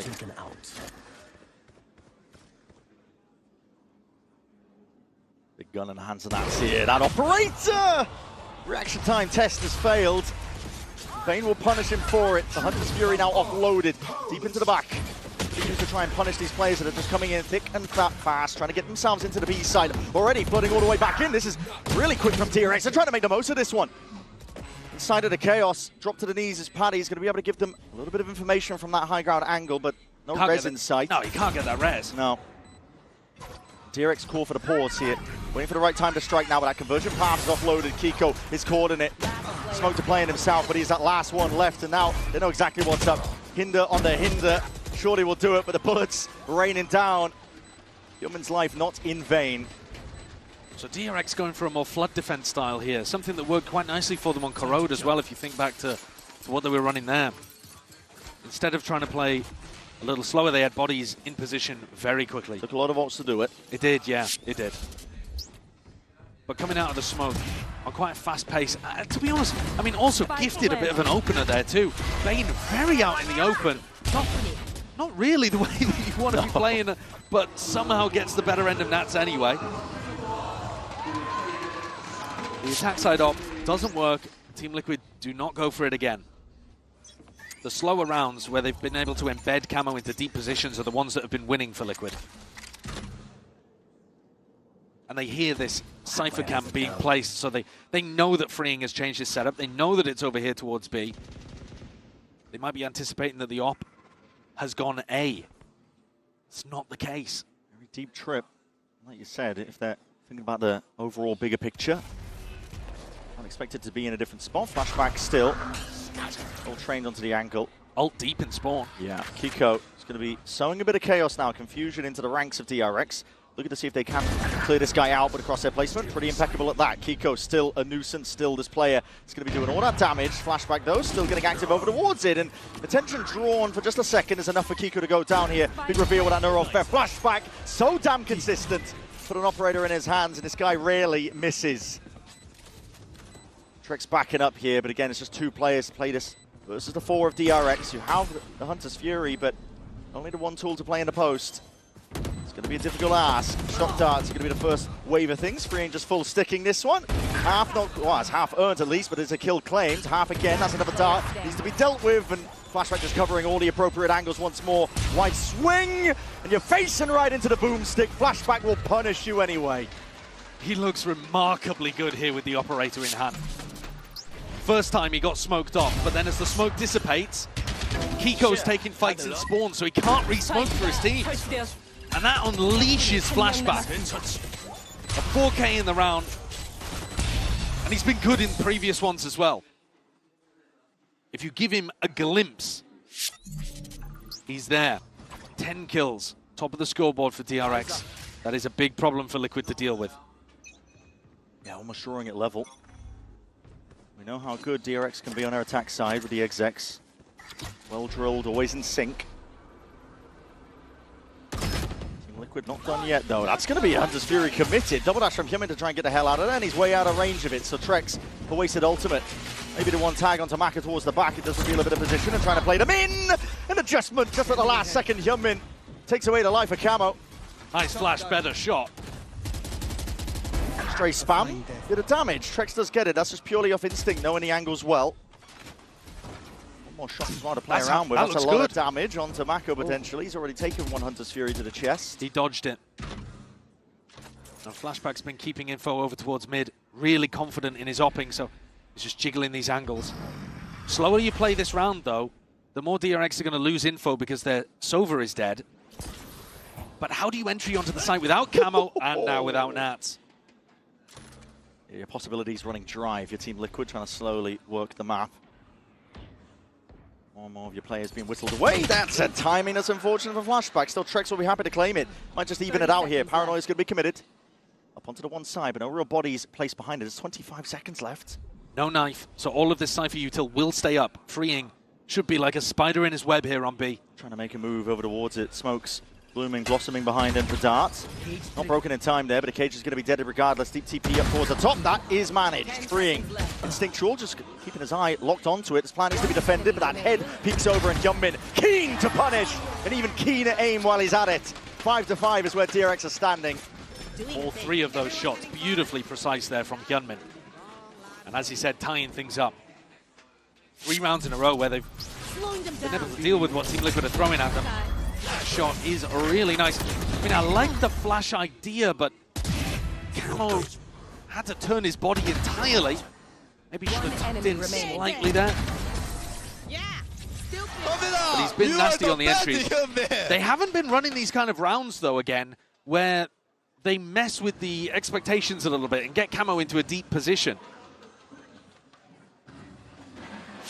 Round 5, I think it was. Maybe it was round 4. They got, yeah, it was round 4. They got Camo as an updraft dash into heaven, and he managed to get into a really deep spot over at back A. And then round 6, they got him over all of the trips in A, and again he was able to cut off the rotates. Those are the 2 massive gun rounds that they won in order to put 5 together in the middle. So I'd be looking to go back to something like that. I mean, not the exact same strategy, but the same concept of trying to get Camo very deep somewhere. Maybe even as an insert in mid. Try to take a ton of mid control, push back, flashback at the start of the round, and then instead of having Nats lurk, show Nats somewhere else on the map, and get Camo to try to pinch the defenders as you go back into an A exec.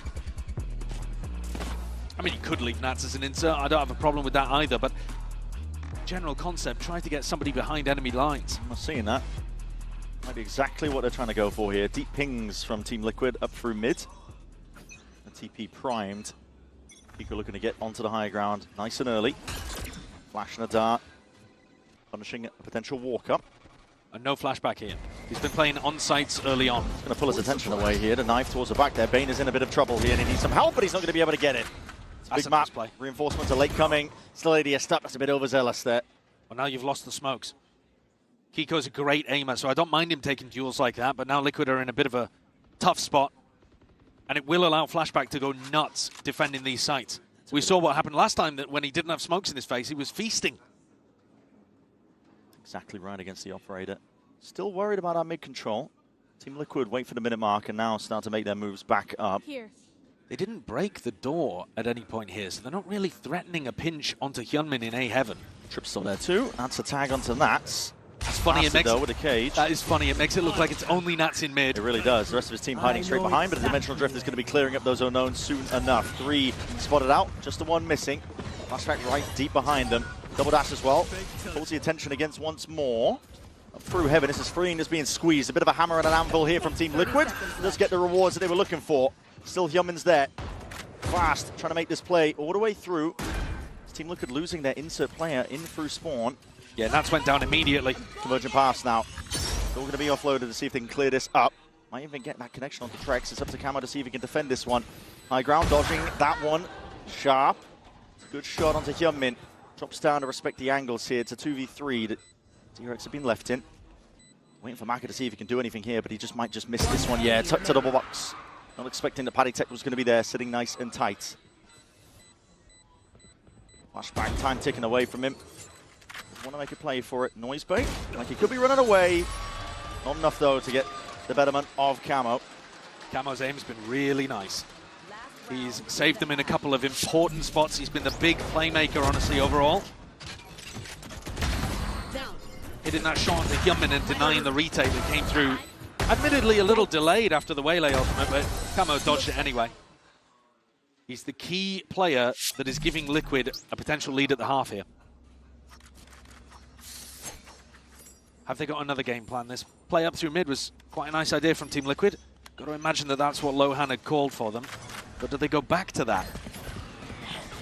Last round of the half to do something. I mean, they might realize that Freeing's been putting one of the trips up through mid, because obviously Nats got caught by in the previous round. That means the site that the Cypher's playing on should be a little weaker. But Freeing's been doubling up with Flashback, and Flashback is so nasty with this op. Still locking it down towards B. Team Liquid taking their time.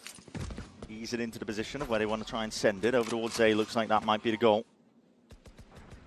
No kill trips though. This is DRX playing up close and personal. Flashback. Excuse me, Hyunmin and Mako. Mako eventually dropping off. They hear the presence of the turret. No, drone, I should say. Yeah, no tag onto Hyunmin there. Yeah. Oh, Paddy Tech takes the orb. I was thinking, is he going to be playing for like a post-plant null command here? But playing for the other orb? Yeah, is he going all the way back for the other orb? And if so... No, just going for a fake play over towards B, but with no bodies behind it. So how quickly did DRX realize that this is not real? 35 seconds. DRX still holding this one. It's Mako and Hyunmin. Crossing the lines, it's a one-way for Mako to play off of. Paranoia comes out, and that's a TP into the one-way absurdity that might be occurring. Mako has worked them! 3 kills ripped away in the blink of an eye. The IGL want a play to make, but Team Liquid are not done yet. Could all be on Bane here, Bren. And that's sticking that pick. You're going to see it now with the plant. Bane wrapping around. Missing a few shots. Guardian, not the weapon for the job, but he picks up that upgrade anyway. Needs to know where these last 2 players are. They know the presence last spotted in through mid. Kiko's there waiting. Paranoia primed. But so much damage done to these Team Liquid players. The advantage has got to be to DRX playing into this attack. Forcing it out. Cam also spotted as well. Flashback way out of dodge of it, but Kiko still lands the shot. Disgusting work from him. Now Bane's left in an impossibility. Sticking to half already. That's onto the corner, just trying to bait these players way out into the open. Found the first, and he knows where the second is. Time ticking though. Bane's gonna land, and he lands it! He will! A stick towards it, the Harvard Briar. That is DRX bringing it even at the half. A great clutch from Bane there towards the end.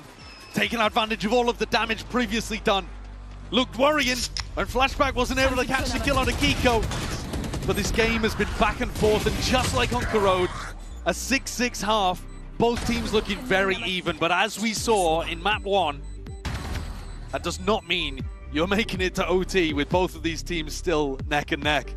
Time to find out as well which way this series is really going to be settling. See you in just a few.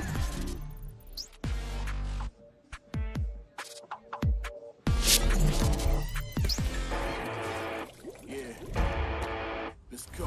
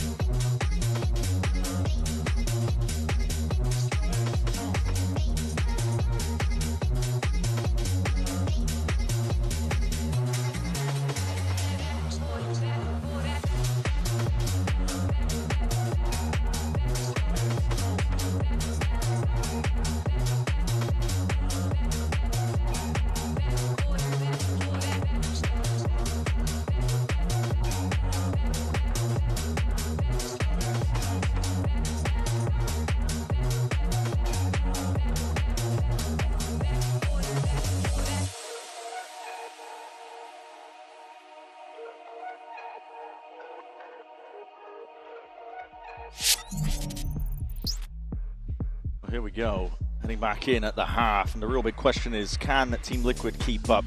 We saw on that first map of Corrode, DRX's XX were looking in sync, everybody on the same page at the right time, and Team Liquid, they didn't really have an answer for it as well. The same question we might be asking as we look towards this one. It's going to be big. Yeah. Why does Team Liquid have to step up?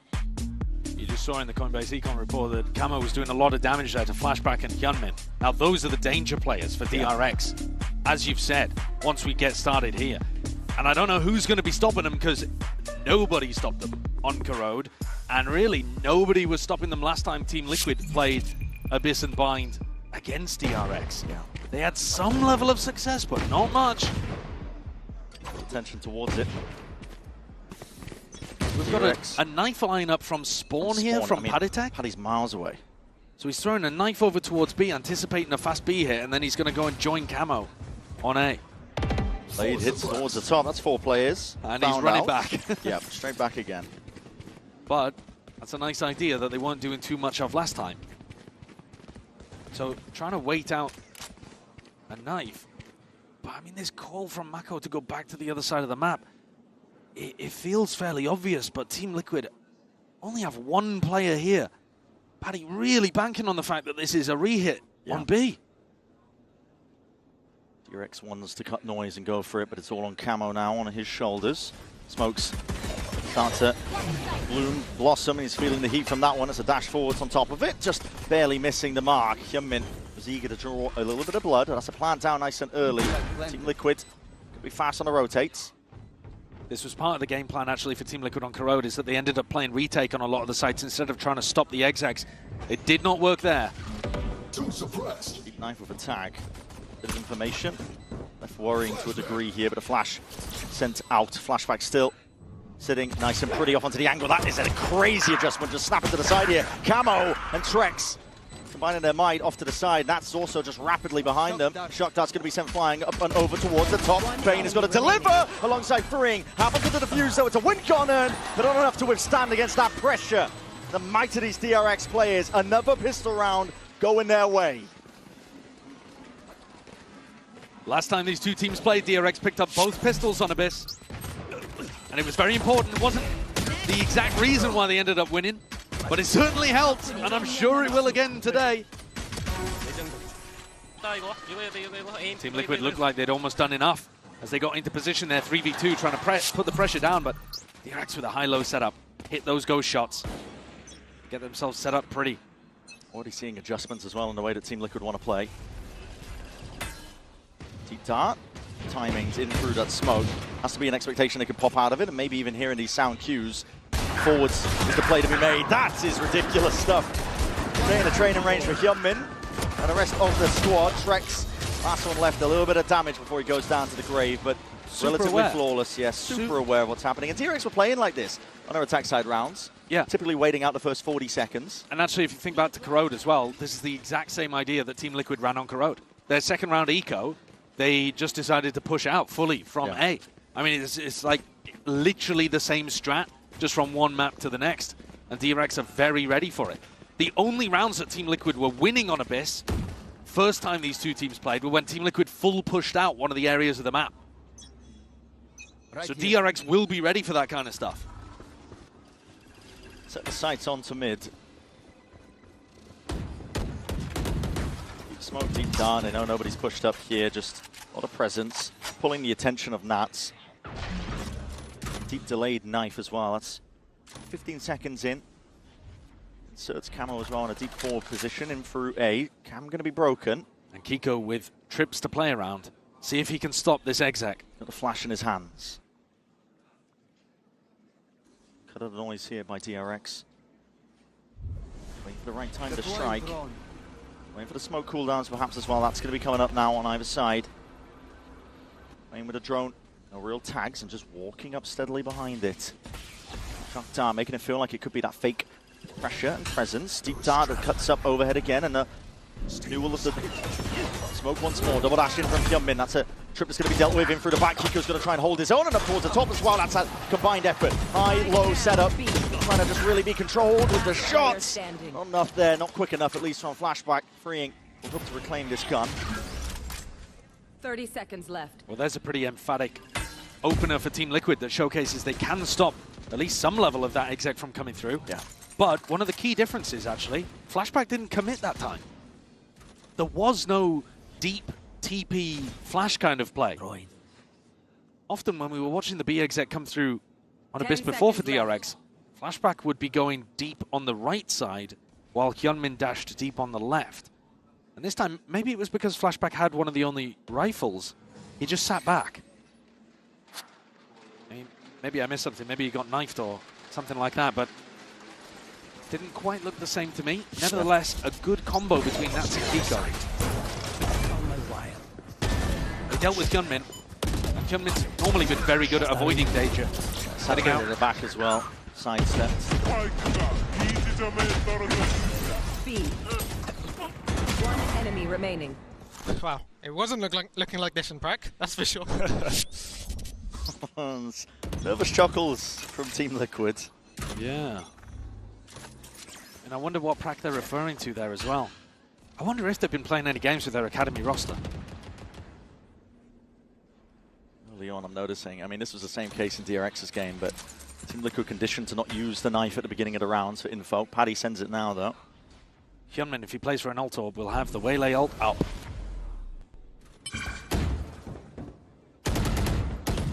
Picked up. It's the same idea again. They get Camo on a really deep line. Hello. And then Kiko's anchoring with the trips. Virgin Path is going to be sent up towards Heaven to try and really delay and try and put a punish onto these players in through the back of the side. Kiko again has to anchor and lock it down. Nats is going to help him out from the side. Has some assistance as well. And a bit of flash trying to pop all the way out. It is being covered, cornered, and well, the dodging juking flashback into the back in a 1v2. He's trying to spot these players out. And my God, he's magnetic right now. Time to jump. Could be poetry in motion. He's got that 1v1 lockdown and he spots out Cama's position. ADS Stebno comes down to the reaction. Flashback, more than good for it. A Red Bull clutch. What a beast. What an incredible player he has been today. It's not the quantity of kills, but the quality of them. When he's upping and out here, he's so precise with these shots. He knows that Camo is going to re-peek into him. Let's go! ADS stop. Psychic damage done to Lohan. A 2v1 and Kiko takes a bit of an ego duel, I suppose.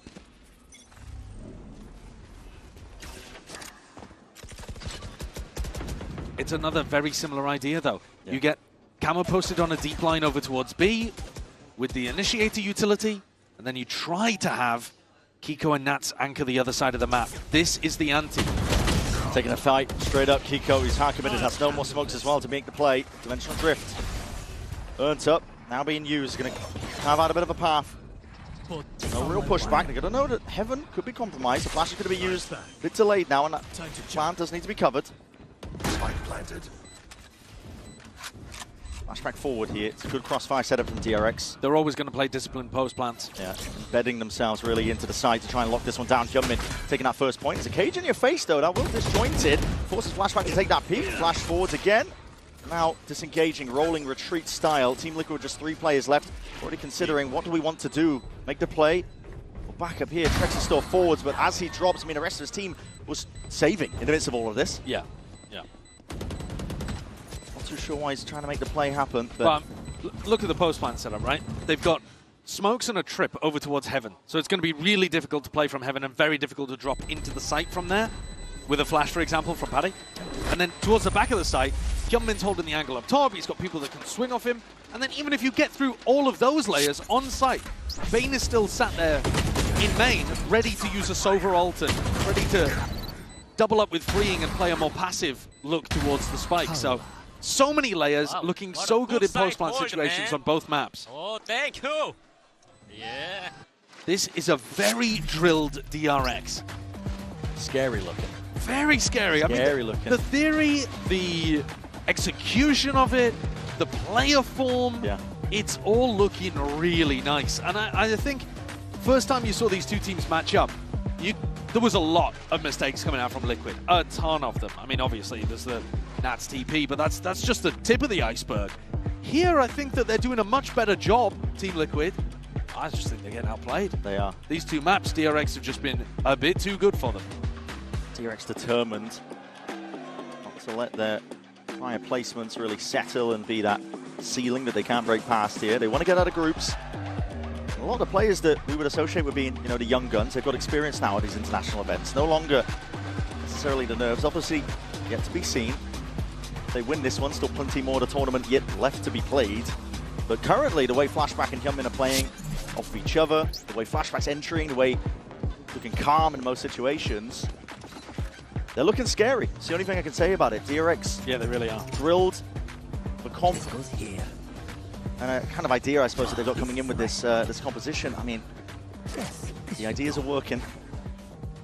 This goes here. The ideas for Team Liquid have come up short in rounds 16 and 17 here. It's put stress on their economy. Double Guardian and Kiko with a judge, just hoping that one of Hyunmin or Flashback lands in his lap for an easy kill. They'll be playing inside a smoke on the A site if they do go in that direction. It's the same setup again, except this time Camo's not on as deep of a line. Normally they've been trying to get him really deep and go for that early information, early contest Kiko's before the exec. Miles just to smoke for them on B. Yeah, reminder, he's got the judge. I mean, both of the traps getting detected immediately by one drone is nightmare for Nats. Again, I really think it just comes down to, does Kiko get some miracle kills with the judge? Because otherwise, DRX should be good for this. We've seen him so many times. Has a smoke to play for the anchor, but he just uses it into the main choke point anyway. Pressing forwards anyway, trying to play into that default spot. Dodging, juking away from most of this one, but that TP from Mako is punished. Let's see if there's any sort of action on the other end of things. Firing blindly into the smokes on either side. This is carnage. Not quite a controlled play, but DRX looking to get a handle back onto it. Clean up the rounds as well as that smoke and the cages dissipate. Bit more controlled now from them, but coverage needs to be there. Hunter's Fury off to the side. Good connection onto Bane as he's trying to dodge and hop around, but he is going to be falling prey. Freeing with the punish. Off to the side. Still left into that 2v2. Team looking to drop down. They drop down! None the wiser! Hyunmin will strike where it hurts. It's 11 rounds now for DRX. They are showing no signs of slowing down. Anticipating DRX to be over towards A main. It's reasonable because every other post plan, they've had some level of a safety net in that direction. But this time Freeing pushed up so much deeper than he has been before. Punish onto Paditek, punish onto Trex. Wow! He and Hyunmin in the perfect spot. Lohan not happy again. He can feel the game slipping away from them. It'll be bitter for Team Liquid this entire year, man. Barely scrapping together a buy again with Camo picking up the knives. But if Camo goes for something aggro over towards A, maybe they could get it done. Just trying to save them. I have the spike. It's the exact same setup again, by the way. They've just swapped the sites, but, you know, Camo playing with the double initiator and then Kiko and Nats on the other side. DRX have been going into Kiko and Nats. They've been trying to face check the Omen and the Cypher. Just had a range there, the knife, I believe. They're doing it again. Yeah, they certainly are. Heart breaks for Team Liquid in a spot like this. Flash and a repeat. Uptrap has to be given it so you don't get sent flying off the map. They need to start rotating earlier. They know that these execs are coming through at about the 50-second mark. It's on Kiko. It's on Nats. Shut down Steve. Doesn't remove the trip on the one side. Already with the paranoia, looking for C. There's that pushback. Nats is actually creeping out past, using his cages to try and hide that one, but Sliders of Angle. Xiongman spots it, and that is just impeccable stuff. Smoked off, it doesn't matter. Flashback was anticipating it, the communication crystal clear. A pump fake, though. Not a full commitment on this one. 30 seconds left. Yeah, I'm going to be having to commit into this one now with a flash. Kiko's forwards. Has to be a playmaker, has to do it now, but again, he can't claim that second. Mako's quick with the trade. Finger on the trigger. ADS'd up as well. Trex can't quite find it. The knives in the hands of Camo. It's what is going to have to be getting done. Spike in the hands of Mako. Defense in order. There's a timing to be taken, but Flashback is covering it. Coming from the side. It's all falling to pieces for Team Liquid. Paddy is the one that's to pick it all up. See if he can make anything of the mess of this round. But it's looking like an inevitable 12 for DRX. Smoke propped up in front of them. Paddy just trying to cut away all noise, but now he reveals his position and already spammed down, sprayed down. 12 rounds now for DRX and for Team Liquid. It's looking like it will be that bitter repeat of every other international event that they've attended so far this year. They've never been able to escape groups. So often we've seen them lose an opening game, win one, look like they might be back in form, and they crumble at the end, but 1 round away now from EMEA's #1 seed being sent home, and DRX have just come out with outrageously good form. Great discipline, good patience as well on these site hits. A 4-player stack and a push from Liquid. Yeah, really capturing lightning in a bottle with the way that they're playing right now! Hyunmin can't be stopped! Convergent pass will be the cherry on top! And there is no running, there is no hiding. Trex forced to cower, but you cannot deny it. DRX are so damn back! That is a ridiculous, decisive finish to the match. Another 2-0. Team Liquid had a chance to go back and look at all of the footage, change things up on Corrode, ran Nats on the waylay, and they couldn't stop it. Inevitable, the defeat to DRX. And when they have players like this, how could you lose? Quality speaks for itself. Jumpin' and Flashback played a blinder, and the theory and the execution is so good. I think they've hit on something brilliant here. Yeah. And to be honest, when I'm watching them in this game, I'm thinking, how did NRG win this? I'm saying, man, DRX leveling up, evolving as a team, and they do qualify, they move forwards, but unfortunately that will mean Team Liquid sent home, sent packing. Same story for them, repeated over and over again, and Champs is going to be no different. Liquid, great domestically, did a great job. Nats and Kiko looking like 2 of the best players in the world. But ups and downs and rough matches here. Played an all right game today, but just outclassed by the 4th seed from Pacific, a team that we didn't think was even going to be here. They came in with experimentation, chopping and changing the roster up again. Changing the IGL, yeah, changing the compositions. I think it goes to show, I think, these international events, these tournaments, sometimes a team can be feeling it, the form factor, just all playing a part of it. They look good. They look unstoppable. Like I'm saying, I'm thinking back to the game against NRG, and it's making me, I don't know, rate NRG a little higher as well, to be honest with you. Questioning everything. Yeah, because this looks so difficult to stop.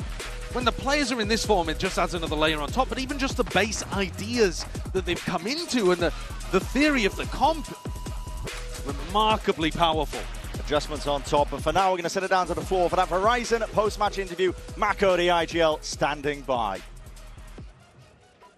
Et DRX sont toujours en vie, la Wipstifaction est en folie. DRX, you're making it to playoff. Congratulations, Mako. First of all, and the first question I wanted to ask you is about this crazy Yoru Waylay comp. Everyone has been speaking about it, but I wanted to know who had the idea of it first of all, and why is it so strong? 장안의 화제인 웨일레이 요루 조합에 대해서 들어보고 싶은데요. 누구의 아이디어였는지 그리고 왜 그렇게 잘하는지 듣고 싶네요. 일단은 선수들이 웨일레이 연습을 많이 하기도 했고 코치 감독 형님들께서 이제 무조건 쓰는 게 좋아 보인다. 왜냐면 우리가 잘 쓰기도 하고 다른 팀은 이제 투엔트리 기용을 잘 못한다 이렇게 말을 해가지고 약간 저희의 팀 컬러에 잘 녹아들 수 있는 요원들을 선택해가지고 잘 먹혀드는 것 같습니다. I mean, we put so many hours into practicing using Waylay, and our coaching staff, they said, you know, the two entry composition, not everyone can counter that, and it really fits the color of our team, and we've been having great success, so maybe that's why we're popping off. Yeah, we can clearly see that. Donc première question, qui a eu l'idée de cette composition Yoru Waylay et pourquoi ça marche aussi bien? Et ben c'est les coachs côté DRX qui ont dit que les compos double entry c'était difficile à counter et que eux pouvaient clairement se permettre de le faire avec leur composition. Second question, you've always been there, Mako, at Champs every year despite the roster. So what's the secret for such a consistency every time? 역대 모든 챔피언스에 출전한 마코 선수인데 로스터 변경과 상관없이 계속해서 꾸준하게 좋은 성적을 낼 수 있는 비결이 뭘까요? 따로 뭐 비결은 없고요. 사실 대회 기간 동안 폼 올리는 게 제일 중요하다고 생각해서 그게 제일 중요한 것 같습니다. There's no secret that I can share with everyone, but you know, it's most important for me to, you know, stay locked in and have my eyes on the prize while I'm at Champions. Eyes on the prize mentality, you've shown that, of course. Donc deuxième question, il a été là à chaque année aux Champions. Mako, c'est quoi le secret de cette constance malgré le roster? Il n'y a pas de secret que je peux vous partager forcément, mais dès que j'arrive aux Champions, je suis vraiment lock-in encore plus que d'habitude avec les yeux sur le trophée forcément. And last but not least, I want to ask you, who do you really want to face in playoffs? Is it going to be revenge? Do you want to take the bigger teams? What's your answer? 네, 플레이오프 진출 후 만나고 싶은 팀이 있는지 복수를 조금 노려볼까요? 아니면은 뭐 새로운 팀을 한번 만나보는 게 좋을까요? 사실 에너지 빼고 만나잖아요. 1시드에 있는 팀을. 그래서 뭐 일단은 처음 상대는 아무나 와도 괜찮고 꼭 에너지를 다시 만나서 이겨보고 싶습니다. I mean, we'd be meeting everyone but NRG for our first playoff match, and you know, it doesn't matter whoever comes first, but you know, and then I really want to meet NRG next. We're going to see if you can take them down, indeed, if you are in the same side of the bracket, of course. Donc évidemment, qui as-tu envie d'affronter? J'ai envie de me venger, d'aller chercher peut-être aussi NRG. On verra si ça sera le cas en playoff. Thank you so much for joining me, Mako. It's a insane performance that you brought up, and congratulations again. Thank you, Bella, for the translation too. And we're going to see who advances to playoff between GX and XLG right after that.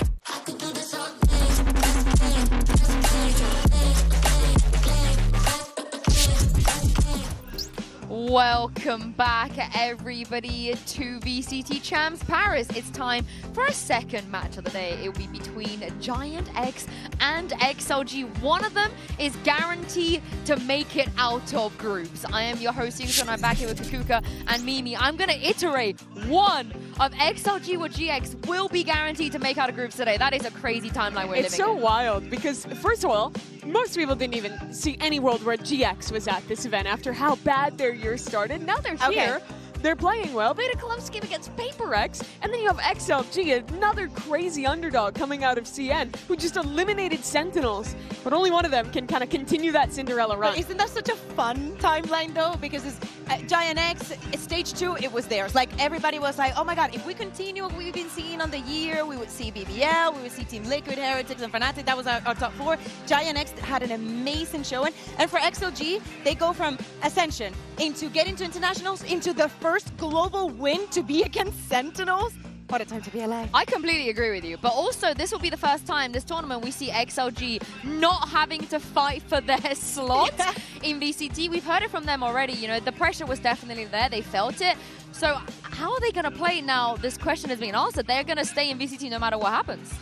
I think that this makes things more exciting because, you know, they know that we will be back in the region. Now that you've gotten your first win, you're only one win away from making it out of groups, setting a new ceiling for yourself. We've seen some mental blocks that have been eliminated thanks to that loss. You've proven that what you've been working on has its space on a global stage. I think in the simplest form, it just removes any distraction, right? Like, they had to come in with the mentality that it was just about chance, just about here. But I still think it's hard to get that out of your back of your mind, that you could lose your slot in the league. But now that that's gone, I think they're in a position just to be full focused on getting out of groups and staying alive in Paris. We've had so many reunions as well so far at Champs. You know, a Bleed reunion. It's time for a Crow Crowd one. For those that don't know, Voya, the coach of XLG, he used to be on a roster back in EMEA alongside Cloud, the IGL of GX, and Durka. Yeah. What an amazing team that was. In fact, we actually had a chat with Havoya earlier in the tournament, and he shared some of his thoughts on Cloud's growth since they played together back in 2021.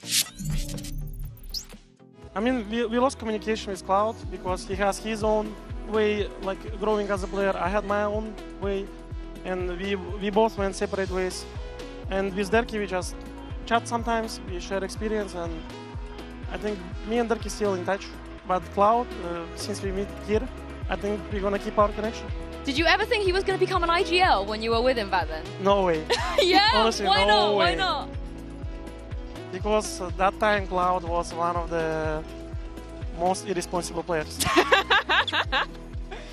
But he's grown a lot since then, you think? I think yes, because I can clearly even see his face, you know, his emotions. He become more like a man. Yeah. And I think he's doing very great as an IGL because he already brought some results for Giant X. And I think he can be better and better. Kids are all grown up, aren't they? Yes, they are.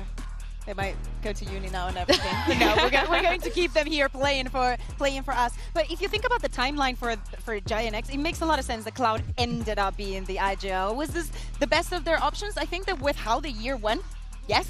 Yeah, also I need to quickly remind people, Havoya also did play against Waylander too. So it's like 2 different reunions going on. Yeah, it's all coming back together. It is wild for Cloud, because I feel like talking to you guys, you've hyped him up to me for years, waiting for like the event that he's finally going to be here, finally going to perform. To let them know that we actually do that. And it does feel like such a moment we've waited so long for him to be on a top team, to be performing, and here he is, but has to either lose to or eliminate his former teammate. Yeah, he's probably the greatest player to never win anything, even still now, which is kind of crazy. He could, though. He could go far if his teammates, Ara, puts up the kind of performance that we've seen from him so far, right? Ara's been great. It's always the same story with Ara. We get an amazing performance from him. He makes everybody else feel comfortable around him. To me, and I think that you can see, also it's very easy to catch a glance at it. If Ara's having the game, it's 100% a win for Giant X. If he doesn't show up, we lack to find that second person that actually carries the game. They had a really close match against Paper X. Obviously, it got less close as we got towards sunset. It's really unfortunate for GX that their best map is also Paper X, the best team in the tournament's best map, and that didn't go their way. But Aura was just outstanding on that map 1 of Ascent. I think GX had such a great read of how to play into that Sage comp that Paper X was rolling with, and he absolutely feasted. It's a huge win condition for this rookie to prove himself on the global stage, to feel comfortable early on, and I think taking a map off of Paper X while playing like that, no better way to build confidence. And I'm glad you mentioned Paper X because here's Gerbinio reflecting on their loss in our Omen player moment. The feeling like after losing it's always the same, like you feel a bit down, like depressed. But overall this loss is not that depressing like some other losses I have, because we faced the best team I feel like right now and we fight them back. The score was 2-1 at the end and we could have closed it like on Lotus. I think some runs we did some like mistakes. As I said, like it's currently one of the best teams in the world. We lost the game but we fight it till the end. We can like fight them back. We can have close games against them, we can win them. I think that's the main thing and main lesson from this game. Tucked inside Boathouse, Cypher U2 coming up and Patman's trying to clear them out. The perfect opener, but Cloud is ready on the swing. Two, and there's more coming. He might just be ready. What a flash from Flickless again! The setup is too good. So when I think about Champions, like it's something big in my opinion. Like it's the biggest tournament right now with the 4 best teams from every region, the best players. And for me, like it's big achievement to be there. Also like looking back, like before the last split, I was a bit down. The things weren't going right, like I couldn't like get into playoffs even. And right now I'm here. So it's big achievement for me and for our team, because of course I didn't went here alone. And I hope there will be more.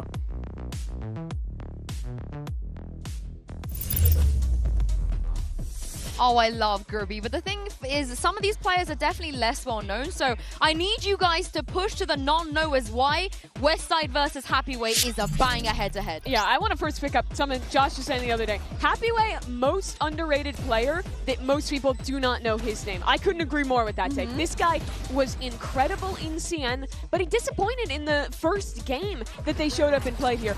Absolutely made up for that in this Sentinels game. His lurks were highly impactful. He was excellent when anchoring on defense sides. This is a Happyway, you know, if you're a VCT CN player. But we saw that greatness from Westside as well. One of the best aces in your sleeve that you can have is a player that you can insert somewhere in the map. They know that they're going to be alone, that you maybe recur to them later in the round, but they feel comfortable with that situation, being the ones making that kind of disruption by themselves. That is Happyway. Westside, on the other side, I would say that he is more of a team player, and in the sense of he will improve every single chance for Giant X to win a round if he joins later. Does that make sense? It does make a lot of sense. It does make a lot of sense. And speaking of Westside, coming in today, Jen Lee had a chance to catch up with him and find out what he's expecting from this matchup. Hey guys, Jen Lee here with Giant X's Westside. Now Westside, we all know you guys all have insane amount of firepower, but when it comes to XLG, your opponents today, they also come from a region that is notorious for being super aggressive and also very unpredictable. So what do you think you guys can exploit from the side of XLG? Hello everyone, and for today's games, I think it's not gonna be harder than it was on Paper X. I think Paper X, to be honest, is more unpredictable and more crispy, and I just expect this game to be less shaky for us. So a bit of an easier day for you. I hope so. Okay, good luck. We'll see how that goes. Thank you. Hi, Westside. I felt like that was a pretty reasonable take. What did you think? I love the fact that Giant X are never going to be nervous. I think that in EMEA we saw the same face, and it's like, when we win, we lose, we lose. We're going to try and do our best. It's not the kind of team that it's going to get. It's not easy to get into their heads. Yeah, it's easy to feel better against a game when you played Paper X so close. Yeah. Yeah, and of course, it's only fair we let Happyway have a word as well. This is what he had to say to Jen Lee earlier. Hey guys, Jen Lee here once again with this time XLG's Happyway, who is looking very cute and happy at the moment. Now, Happyway, you guys eliminated the Sentinels, and as of yesterday with DRG getting knocked out of Champions Paris, you guys no longer have to fight for your spot in the CN region.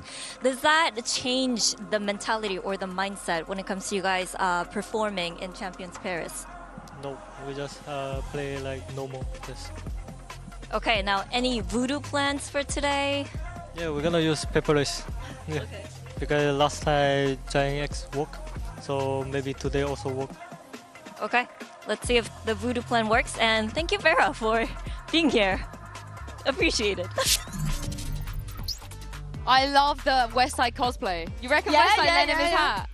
Probably, yeah. I think that they're all very friendly. Kind of happy to be here. Oh, wait to be here. I love that. And finally, Raga is happy to be here. Finally. Good. This guy's been so self-critical, I think, when you look at what he posts on the internet, even just some of his demeanor on stage.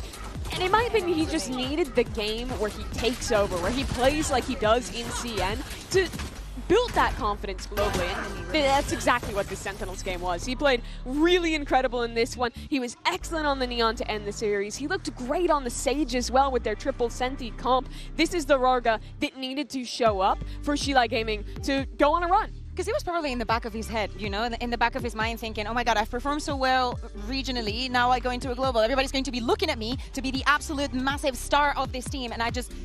Performance anxiety. Honestly, I have it too.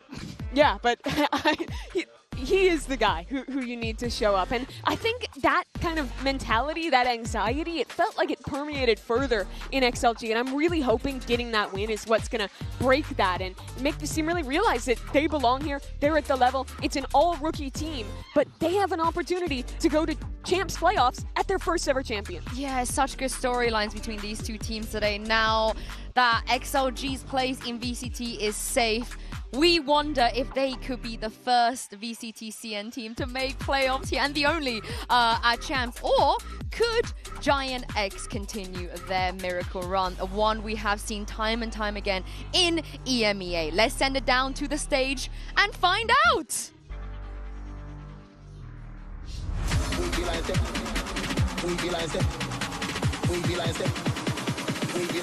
Come let me this. Shilai Gaming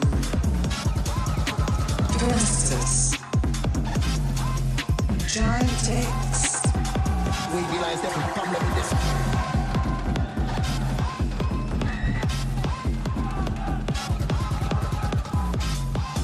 Playoffs is on the line for these two wildcard teams here at Champs Paris. Both of them have already done some of the unthinkable, and one of them will get to continue their miracle run today. Question is it going to be XLG or Giant X? And what do you guys make of the maps?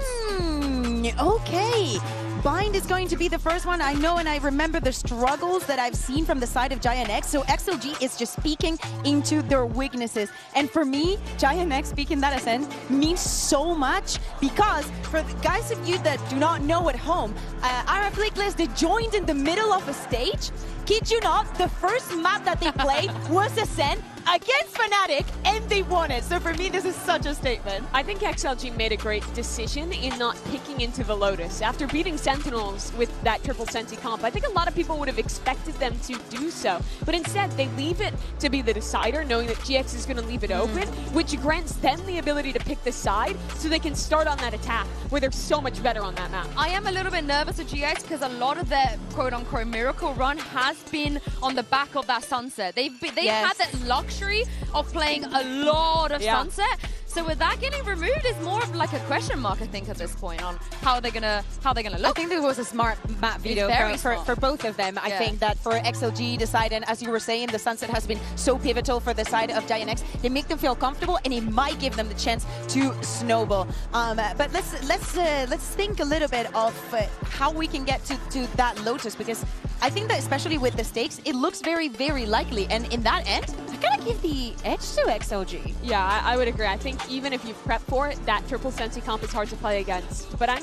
still curious if we can even get all the way there. I'm not sure how confident I feel in XLG's bind. They played against VaporX there, got at least 9 rounds on that map, but I wasn't in love with the Gecko Sky comp that they were running there. I think it's a little bit out of fashion these days. I think that playing into that Sky limits some of what you can do for getting mid-round info because you don't have any of those refreshable tools, and you're also trading off the very fast, almost instant defensive rotates that you would get with putting a Yoru in that slot instead. Yeah, at the end of the day, XLG like decided to play the bind. That is something that they wanted to like. No, sorry, Pixel's doing his thing already. Not already. Game hasn't even bloody started yet. What was I saying? Yeah, XLG, they decided to pick this map against PaperX, and that was probably the end of the beginning. Well. And that is definitely not a race. That is a Waylay. And Raga, after seeing everything that we've been seeing here globally, he wants to add on. Why not? There's been a lot of excitement about the Waylay, but what's distinct here is that it's a solo duelist. So when Raga goes to entry, he cannot just dash in, throw his utility, and then refract out. He actually has to be the one to get the entries. And in that way, I actually like the Waylay a little less than the Raze on this map. So very curious what the game plan is here for XLG. Yeah, and especially when we look at Giant X, them playing the deadlock probably is the first thing that needs to stop, especially that wall is going to be so important and so pricey for the side of Giant X. Yeah, and it's a very important game too, so I have to hand you over to very important people. Here's Pansy and Hyper. Yeah, thank you so much. VIPs, apparently. That feels nice to be said. I thought that was over there. Yeah, I guess not. Well, anyway, we have a bit of a game that I think most people probably wouldn't have expected to see here. Did not think we'd be here. Yeah, this I think there's a few like I want to see Pickham's back here. Oh, I think there was like one remainder. Yeah. That was it. But what a situation for both sides to be in. An opportunity to play for that playoffs potential, to get themselves situated and exceed expectation. A lot of us were very excited by the revitalized Giant X, the new look they brought, and XLG elevating to what we knew they could potentially do. Yeah, and especially with things like now having the obviously the secondary weight off their shoulders. Actually, as I say that, Flick just picked up with a wallbang actually from Happyway, and that's going to spur things on here for XLG. Yeah, it certainly will. Do they slow down at all? Westside's still around, and a fair fight for him to be had. A follow-up too. You've been singing this man's praises, and you can see why from the very word go. Bring it to a 3v3. The Raga's position, Mike, could be lethal up here. Potentially gone unchecked here, and actually it's Grabinho to find it. That's wild that Gruby got that. Okay, 2 left now. That's going to change things for XLG. Coconut and Noman pretty isolated from each other. Coconut's position going to be rewarded. Lovely flash as well. XLG making Giant X work for their dinner. There's Cloud's on who succeeded beautifully in their opening games. There's nothing to say about that. Confident start here from XLG. And Westside, unfortunately, overwhelmed ever so slightly. Usually pretty good for a multi-kill in the pistols, as we already know from his performance back in EMEA. And just a little bit of a gap in between second engagement here for Giant X. Again, just coming back to that same discussion, but I mean, we were leaning heavily on Raga the other day just because of that interview that really just gave us no confidence whatsoever. Well, it didn't sound like he had any confidence. That was the worry, wasn't it? This very down on themselves performance, and you want to see a bit more confidence behind it. But what a stark contrast to the other side. Yeah, I mean, there's no way you come out of that series versus a team like Sentinels not feeling yourself then. And that would be the perfect remedy for some of those potentially anxiety or confidence-related issues, but also XLG as a whole. We know that secondary objective no longer looming over their heads. No, they've got eyes firmly on the prize here. That's the Raga we're looking for. Moment in support as well. Lovely. Good confidence builders here. You speak his name and he gives you one of those. Now, obviously, this is going to be a relatively well brought up XLG for this round, so you kind of expect the outcome, but seeing someone like Raga get started early, it's got to be great for that confidence again. So though, Westside a beast with the pistols. They can do any damage here. Maybe take away a weapon or two from XLG, but actually spammed off the corner there. Now down to 37. Going to make things very difficult for him. Trying to min-max as he can, but I think the outcome is defined. 4 kills for Raga. A man that should be building this confidence and capability on these stages, round by round and game by game. Again, a very respectable performance from them up against Sentinels. Certainly got us right back on track. Yeah. And it wasn't a Sen at full strength, but a Sen that both sides faced and came out in a similar fashion. Certainly is. Obviously, bind for Giant X. I mean, this year in general struggled a little bit. The performance in my head that sticks out would have been the loss to at the time, a middling Na'Vi. Yeah. It's almost the anomaly of where they really did start to stretch their legs in stage 2. Okay, so the gonna pick up the pace a little bit here. I love this with the judge as well. It's so complimentary. Raga, so brilliant. Opening up space here for them. Still going to allow Westside a bit of play. But this pace has been punishing from XLG. They know what they want, and they're chasing it. Grubino trying to find an off angle to play from. Not going to get it. And now look who's still waiting. Happy Way. Oh, the judge. He gets away with his life. Unreal. Tagged down, but actually still looking pretty healthy considering. Ara tries his luck through the TP and gets shut down here, so it's just Cloud to try and recover something here in round 3. I've been so impressed with XLG. I didn't know where to put my expectations with this side. But game by game. Well, I thought I did. Yeah, I think most people thought they did. And right now, Happy Way picking up where he left off. A quiet start to things, but you think about that map 3 against Sen. He was sharp as hell. Yeah, you could really see the momentum start to build throughout that series. Especially on a round basis, they were very good at stringing together. God, I love that pathing from Raga there. Yeah, Flickless, I mean, well, lucky not to actually get fully inside that poison orb, but... Nice! Happy I saw that judge flavor. Again, the age-old with Giant X, slow to start, so yep. Not necessarily outside, well, I wouldn't say comfort zones, but out of the realms of expectations for them. But I would like to see some of the players start to be a bit more present. We've obviously seen Westside already getting his name on the board, but just getting into the game, right? Starting to feel out the game here, even in throwaway rounds. Still, for me, the two that stick out there are Flickless. Yes, for absolutely. them to state their name a little bit. Good flash here, Raga. Unlucky not to actually find that kill. Oh, great chip, though. 20 HP left. That's good early work. 1 minute 15. A little bit of a show of force, but a standard, I don't want to say standard default, but a passive default waiting to maybe feel out if there is a stack, if there is aggression. Yeah.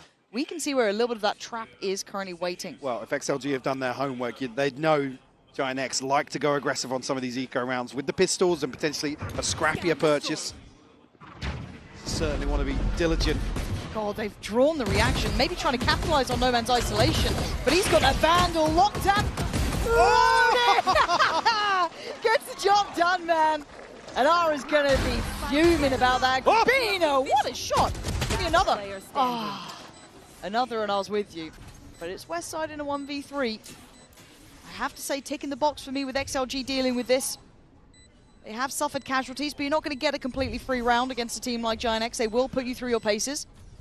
And for Westside, they're sitting deep on this. They're not going to give him any freedom to work in. No, very safe pair of hands with Happy Way, 4-0. XLG off to the dream start.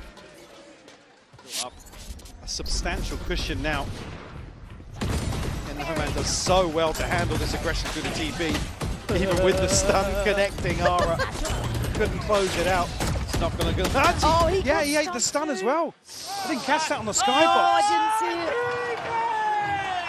Mr. 3K up and about, letting them know. But again, look, sometimes it takes a couple rounds for Giant X to get going. You're alluding to it. Now we see that operator in play. Let's see if they can get on the board. It's been a quiet start. Oh, but that's a loud start into this round. Ara instantly taking the wind out of Raga's sails and controlling over towards Shower. The sort of rounds where Giant X have really cemented their names is in drawing early bloods, getting rid of sort of these heavily stacked executes. But Happy Way's been nasty.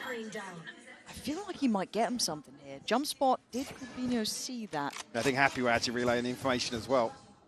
Could have been seen, trying to maybe play in Westside's position, just tucked below that window. I'm waiting to see if there's going to be a fake coming out from maybe some of the presence from No Man or something like that, but they have drawn a third player over, so Cloud supporting this B side, believing in this. Let's see if they decide to stick the landing here, or maybe consider the TP. 44 seconds, still got time. Plenty of ults now to play with as well. Still got No Man posted up though. Ara's holding that angle from backside on A. Oh, ult taken. TP. Nothing for it. Right. And this is in the pivot. They're going to be going up against the favorable site. 2 players here, but Ara still with that operator and a great slow from the Pain Shell. Invest the Seekers and the pop flash backside, but they've got to try and scale out here. And Ara's doing very well. Very, very well. 3 big kills, making this such an uphill struggle for Happyweight. A 1v4. The only thing on his side is the time. Nice attempt, but GIANTX handling that back and forth very diligently. Absolutely, and really attributing to the, like I said, it's about damage control in some of these rounds for GIANTX. Look for them to aggressively find these opening engagements and sit back and really play. Again, it's the discipline of Pipson, playing towards these numbers advantages. I also have to just compliment as well the fact that Ara was, as you almost said there, sitting deep quite literally too. Aware of what was left, there's not going to be much gap close capable. Playing deeper than the Seekers, they had to swing out ahead of it. Just nice individual positioning from Ara. Looks like it might be a set piece here from GIANTX as Westside going to switch over to A. Heavily invested util towards the entrance flying down to Lamps here. Yeah, maybe. I think it looks like the kind of flash through and he's drive for now. Look how deep XLG is still sat on this. They're so aware of it. They've been doing their damn homework. They have got the playbook themselves. XLG dismantling GIANTX's plans in a blink of an eye. Just as I said it, GIANTX love to go aggressive to find, you know, the extremity, 1 single kill. But there's so many bodies for XLG stacked up here. Great homework. Yeah. Gotta say it. Great, beautiful great read on how GIANTX have been approaching the game. Yeah, Westside going to be shut down here as well. It's a flawless round here for XLG. They have looked into this one. And the sort of round that you'd almost expect a timeout after. I'm expecting. This has been the pillar of GIANTX's success in EMEA. So I was expecting that kind of deep flash, maybe the dizzy through, the burst coming in, you know what I mean, like the full commitment behind, but handled perfectly by XLG. And we've kind of seen XLG having to face maybe opponents that aren't as easy to prep for until now. Now you've got a little bit more footage on GIANTX here coming through. You're starting to see some of that real build up to this point. 5-1, Mike. Oh yeah, monster on the loose. Side still here towards A. Going to be plenty of space made, but actually Ara does find no man in the back lines. Okay, so a bit of a trade-off, right? It's a shower stack, basically, for GIANTX at this point. 4 players here, 1 on CT, and then XLG trying to stay alive between it. Now, you do have Viva with that ult, which is pretty important at this point, but I'm looking at Ara's timing here. Prepare for hellfire. Is XLG trying to commit somewhere together? The ult's actually just going to be invested to try and force him out of showers, but it's just forced to fight forward. Ara brings down the hammer for the reaction in the right place. Right here. Going to be able to see a bit of the spike here, so they know when to react to this. And well, sadly, not going to get what you want there from the wingman. Viva still on guard duty. Finds some good time, brilliantly handled. Rubinho in the 1v1 and Happyway on the other side. He doesn't need to overdo it. This divide still marvelous for them. Needs to start making a move with the paranoia. Grubinho's been outdone in this one. Happyway just has to play to the time. XLG. I love what they're doing. We are seeing the best version of them here. Yeah, absolutely. They're so well equipped. What GIANTX likes to try and achieve in terms of early space control, early aggression. 1 enemy remaining. Even here comes right down to the wire. Oh, it's actually unlucky for Grubinho not to find that kill faster, because then Happyway's played out of it, the divide. Come on, yeah, wave, bye-bye. Providing so much security. We need a vibes merchant as well. We've lost a couple early on, right? So we need someone to pick up.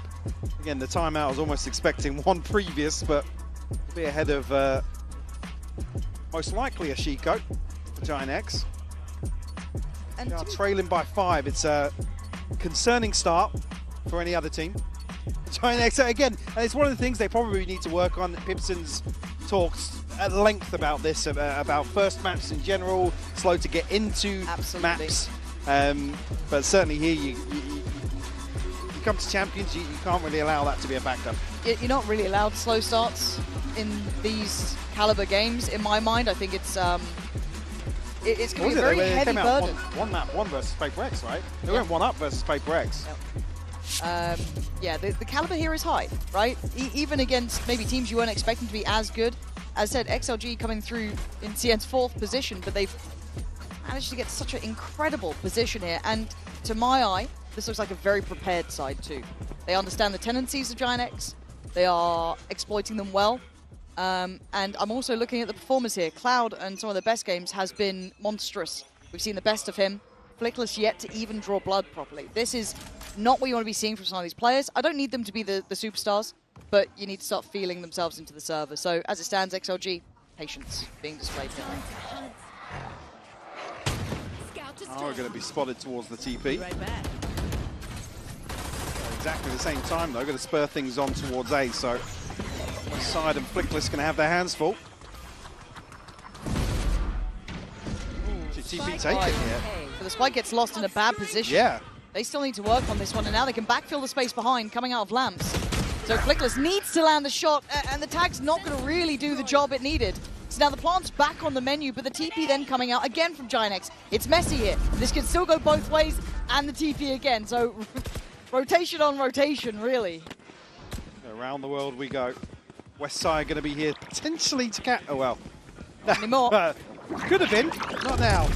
Wouldn't go anywhere near that. The floor is lava. Yes, it certainly is. All the timing clean for the first there for Happyway, but a potentially recoverable weapon, but Viva wants to police this.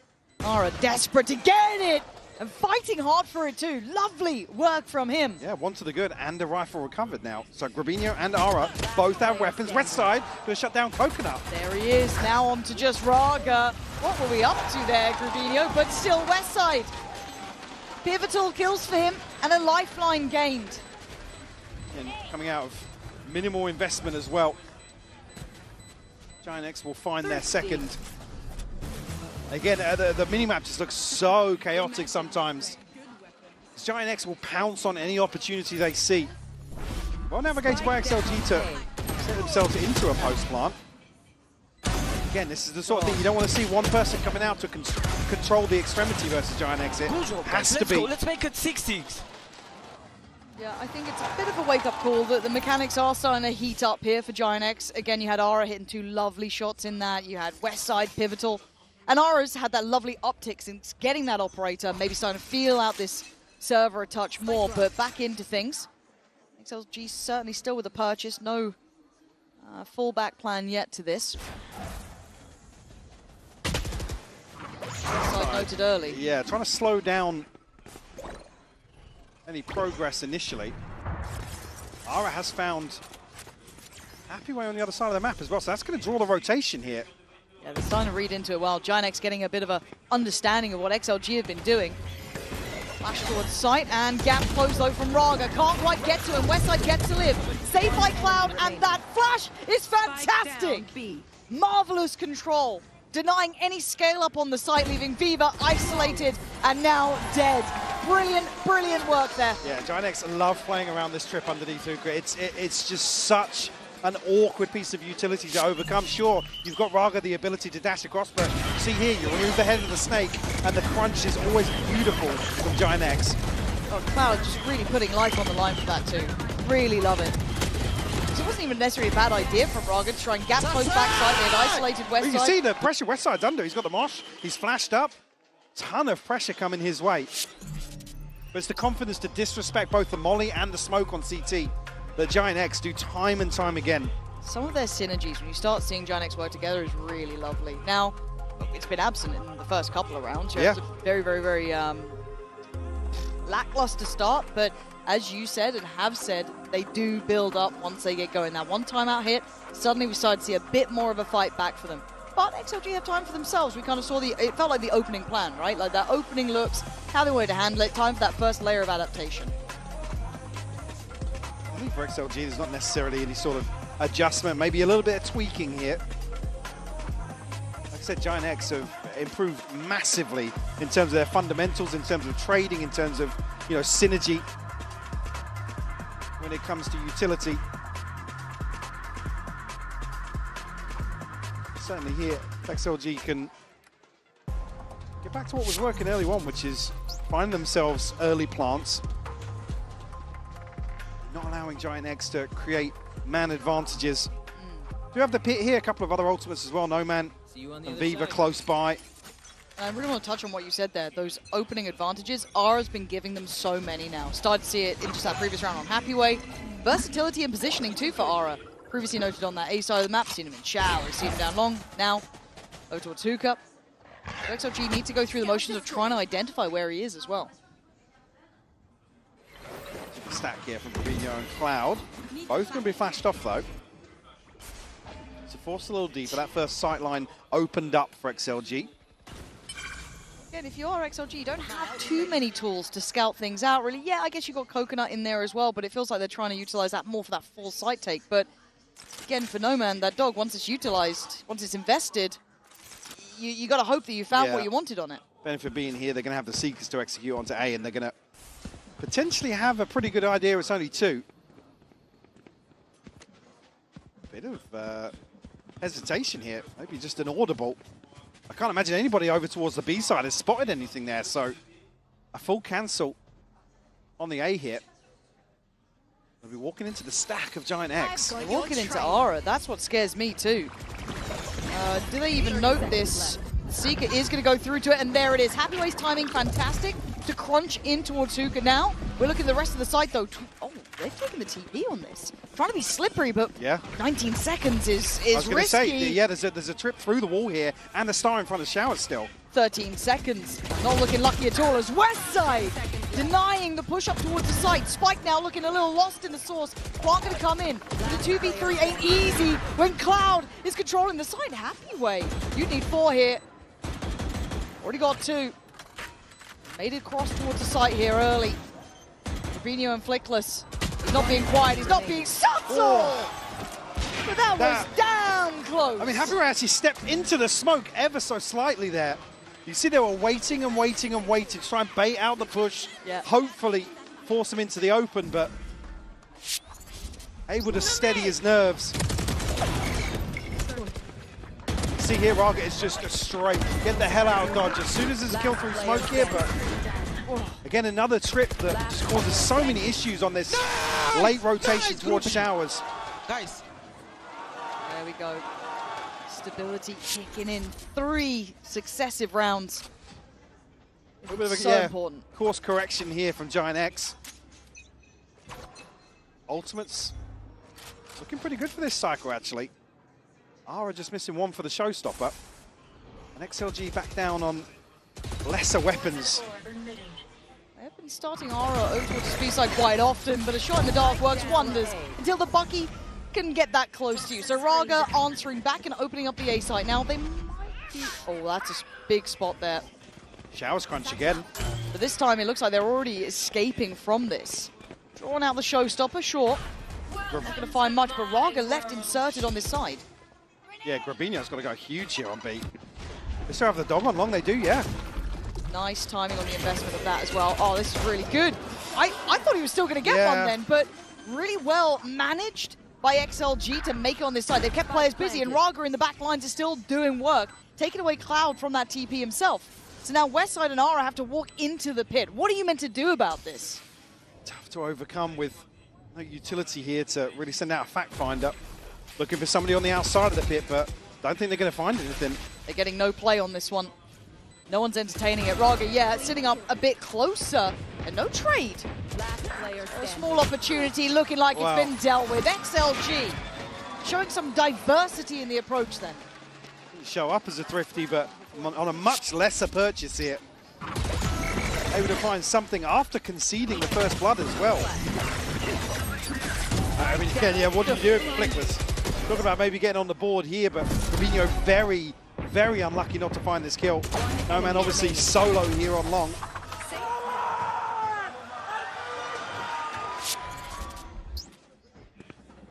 Now will find themselves 7. Giant X still comfortable in the purchase. There's still a couple of ultimates here to play with. Oh yeah, monster on the loose. Ults on both sides. You're going to be hearing Coconut ripping that from the start. The answer, Jesus, don't let the Counter-Strike Frog see this one. Oh God, XLG are already on the site. While Ara was still panicked on the pressure on long, they'd already taken the site itself. It was all-encompassing this. And Raga, devastating impact in his work. That Waylay looking good in his hands. Absolutely beautiful execution here. Pushing everything towards the start of this round. That's Westside left in a 1v4 to try and recover a 5th here for Giant X. Didn't even let Giant X have a chance to No. So pacey. Westside. Oh, man. So much to do. And I don't think he's given much play, is it? Oh, no. Oh, it's not how you want to end the half there, but 4-8. What a score for XLG, Yeah, Mike. absolutely explosive. Giant X, a few glimmers of hope here and there. Good string of rounds to make a recovery, but unfortunately can't bring it much closer. XLG. Strength here, real strength in what they were doing at the end. Good to see life in Giant X, but going to see a whole lot more than just that. 4 rounds. He said himself, bro. Ain't going to be enough to keep it alive, but you might have noticed during some of the crowd shots, we have a lot of fans here. Some of them are standing by, so we're going to hand it on over to Lou, who is standing by in the audience for an interview with some of those fans. Et les fans Giant X sont là day after day, showing up at the arena to reach for the GX boys. So the first question I wanted to ask you boys is, what is so special about this team? Why are you supporting them? Is it the organization? Is it one player specifically? Tell me about it. I mean, Giant X is like a family. That's what's special about it. We all feel like a family. We support all together, players, staff, fans. We are all connected in such a special way. And we feel the same about the team and the guys. We feel passion about the esports. And that's it. We support each other. That's it, and we can see it for sure. Donc première question, qu'est-ce qui fait que vous soutenez GX? Est-ce que c'est un joueur en particulier? Est-ce que c'est le club? Eh bien, Giant X, c'est comme une famille. Pour nous, on se soutient tous avec le staff, les joueurs, etc. Et je pense que ça se voit, indeed. And my second question is going to be about this match. We've seen the boys struggling, you know, a little bit on Vine. So which message do you want to tell the players here to, you know, cheer them up a little bit?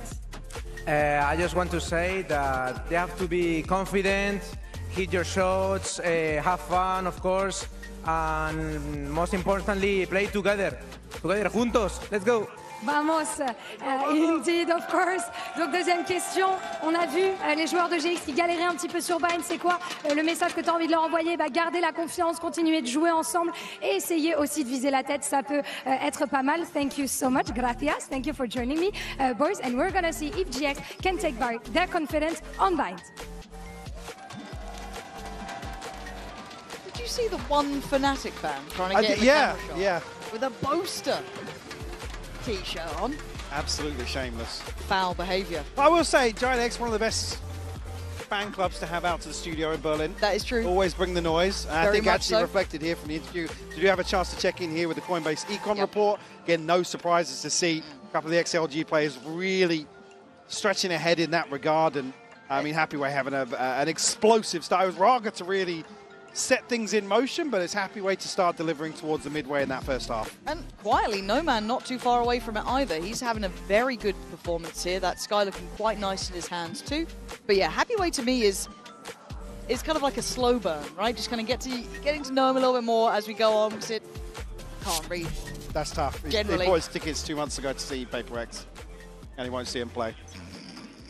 Does that mean he was expecting him in the lower bracket? That's crazy. Fake fan? We need a pick 'em check. Plastic fans out here? Damn. Okay, so side swap in effect. There will be XLG on the defending side, Giant X on the attack. I want to see what they look like when they're setting their own tempo now. Slow start here, yeah, to get Showers control at least, so leaning towards a later A piece here. Still 3 members of XLG with an early rotation. I'm looking at XLG really dedicated towards backside, not even really contesting front. It looks like they're actually trying to maybe walk it up now. Walking Showers. Oh, this could be a really awkward timing for them, but actually works out quite well to at least fight off Showers. They're really trying to double down on this, but they're being pinched. Happy way they want to stay alive and deal out that extra touch of damage. And now Raga gets beheaded by Grubinho, leaving just Fever alive, and he was far away. He wasn't part of that initial A approach. That's going to be Cloud that's probably going to pick this up. Let's see if we can dig him out of this awkward position. Smoke's down. Cloud actually baited out a little bit with that. Fake smoke doing enough. I mean, the smoke was on Showers here. Yeah.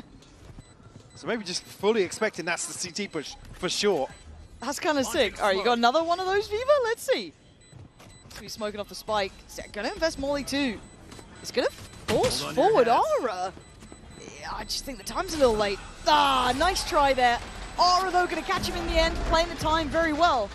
And it felt like that was such a thin margin from kind of swinging one way or the other, right? We had this kind of like push up later with Showers, but Aura was so quick to get behind him. Yeah, credit to XLG to be so decisive in their approach to a 3-man stack on A, prioritizing Showers, but Aura is in here so quickly. Good job, guys. With the backstab.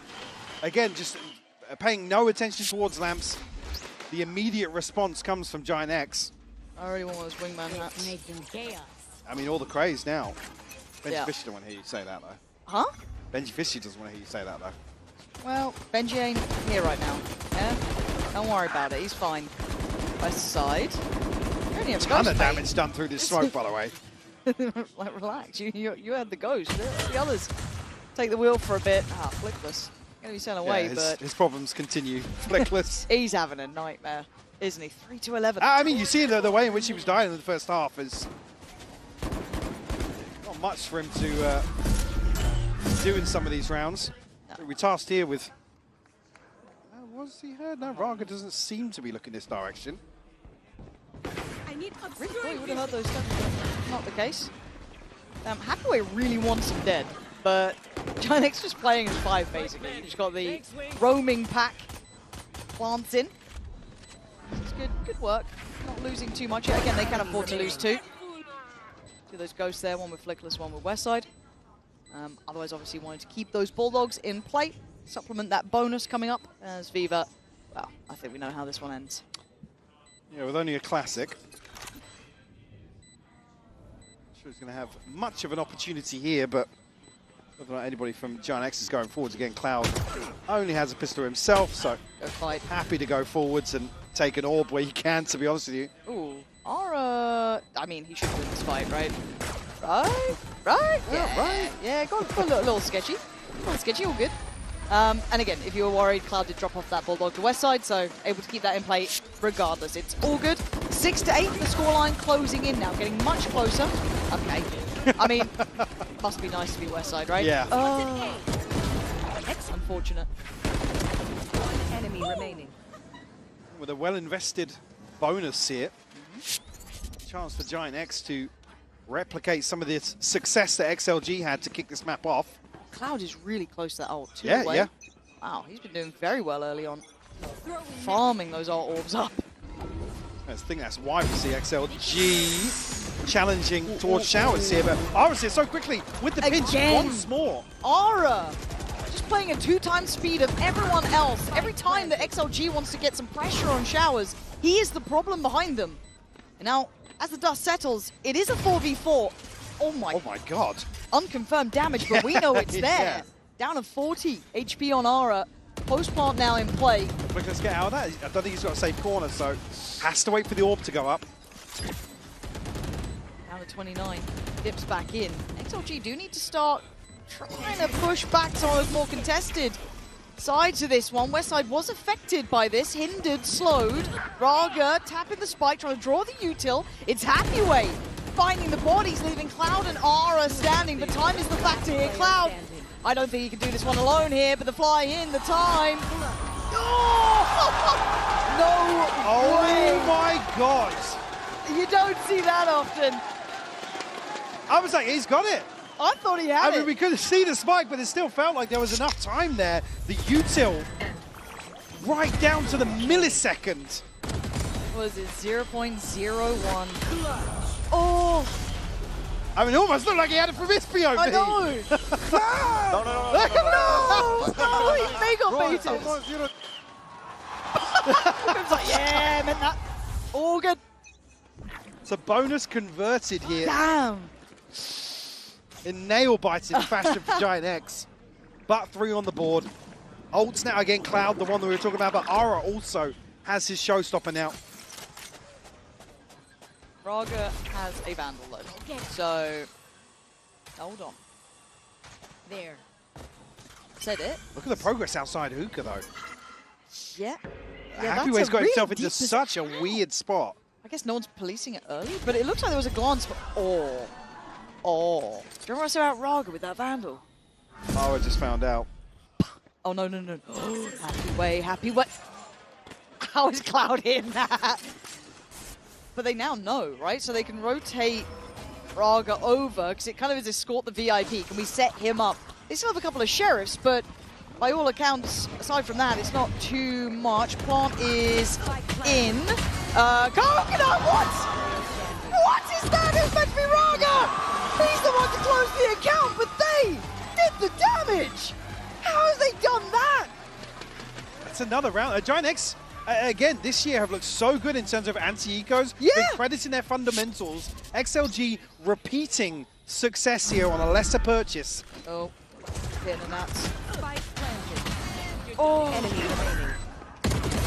Don't miss me too much. That's absolutely wild from XLG to find their first in the second half And it here. breaks the money of GX. Yeah. Well, because everyone died on the bonus, right? So it's a reinvestment there in round 16.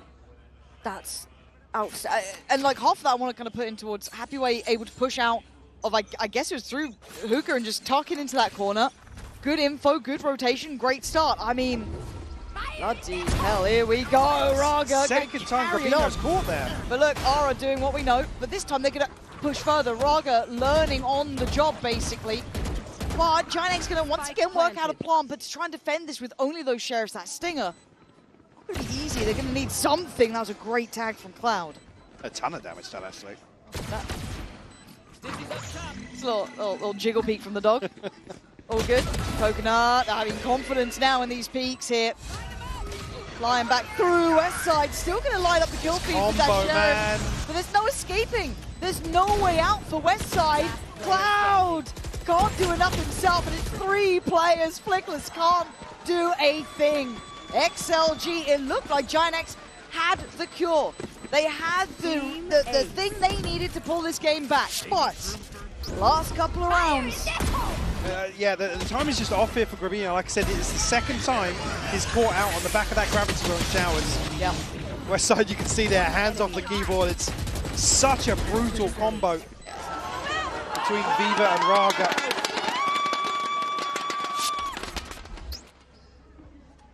XLG, double digits now on the back of 2 retakes. Operator in hand now for Raga. Are they up to something? Mike, I think they're up to something. Might be a crunch on the back of the dog here. Hello. Trades there, though. Cloud, quick enough to trade it out, you're right. So, big investment for that, but again, it's that damage. Grabino first. Gruby's having a brutal game, man. He's Yeah, having a tough between one. Grubby and Flickless as certainly not able to get themselves into this opening map. And it looks like Curiosity is peaking for Noman as well. Very close by to potentially recheck it, and now he's got support from Coconut. Are they looking to lay play on this? They are. And they're trying to play in Flickless on Giant X's side, but they've seen enough here. This still feels like it's going to be building towards that B site. Happy Way trying to stall out long, but they're very deep on this already. They certainly have. No Man needs to get Ara out of this corner, but he can't do it. He does manage to take down Flickless though, but Ara and West Side from the grave able to deal with Coconut there, leaving just Viva alive. Now, the positioning ain't bad. Deciding to let Wingman do his job. Take a gamble. Finally denies Molly towards long. This is nice. This isn't an easy position for them, but they have the numbers. Viva now, having a check, has a look, has a kill. Cloud again, these trades, Mike, they are key. Viva again tasked with an awkward situation, decides to deny the plant, try and lock them out. Allows Giant X to stack up for a 2v1. Oh yeah, West Side just caught. As soon as he crests that corner, again a trade on himself. But another on the board here. Within 2 on this opening map. Do you have the divide here for Grabino? Flickless, the next closest for the pit. On the other side, we have Happy Weight and Coconut.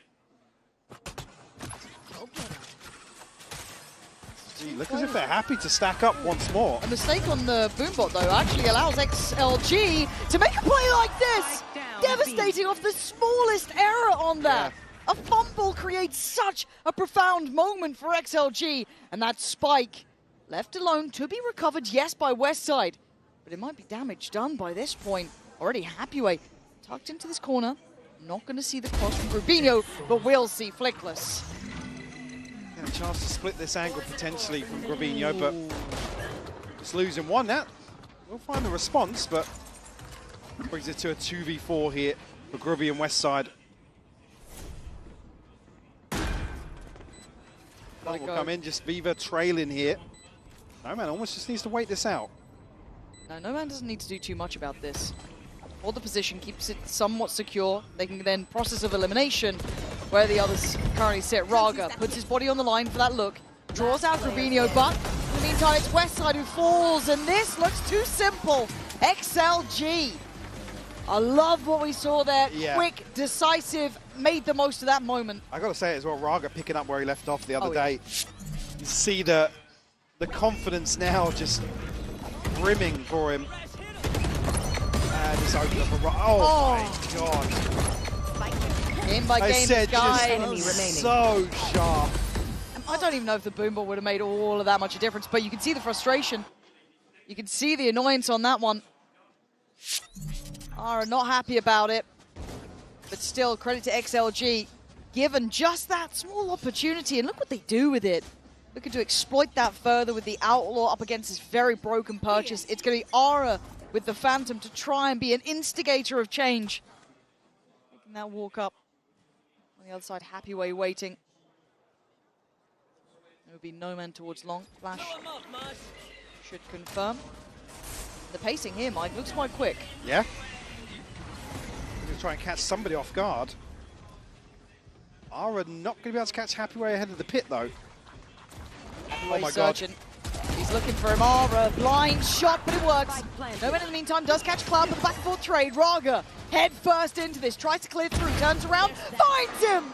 Grubinho has had his number read the whole game. But a 3v3.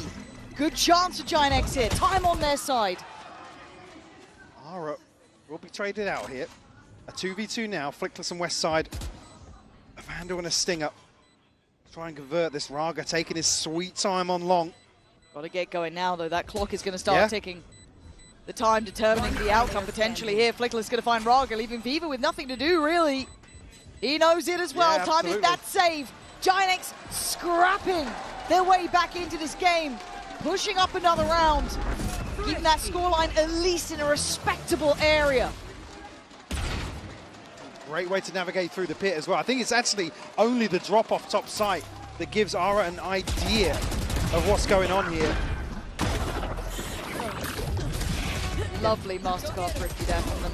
I think the pace change, maybe just catch one person off guard, but Giant X actually able to stick the landing in terms of site control. Maybe a little frustrating to watch that one play out, but credit to Giant X making that purchase work. Yep. Scrappy team, gritty team. Well, they might continue with this pace, Lauren. I'm down for it. Maybe that's what they think is the answer. Commitment behind again. Ara, first man forward. Clears through up towards Lamps. Mosh can be sent in to try and stall the plant. Dizzy up top. Giant X clear backside, but they haven't cleared site itself.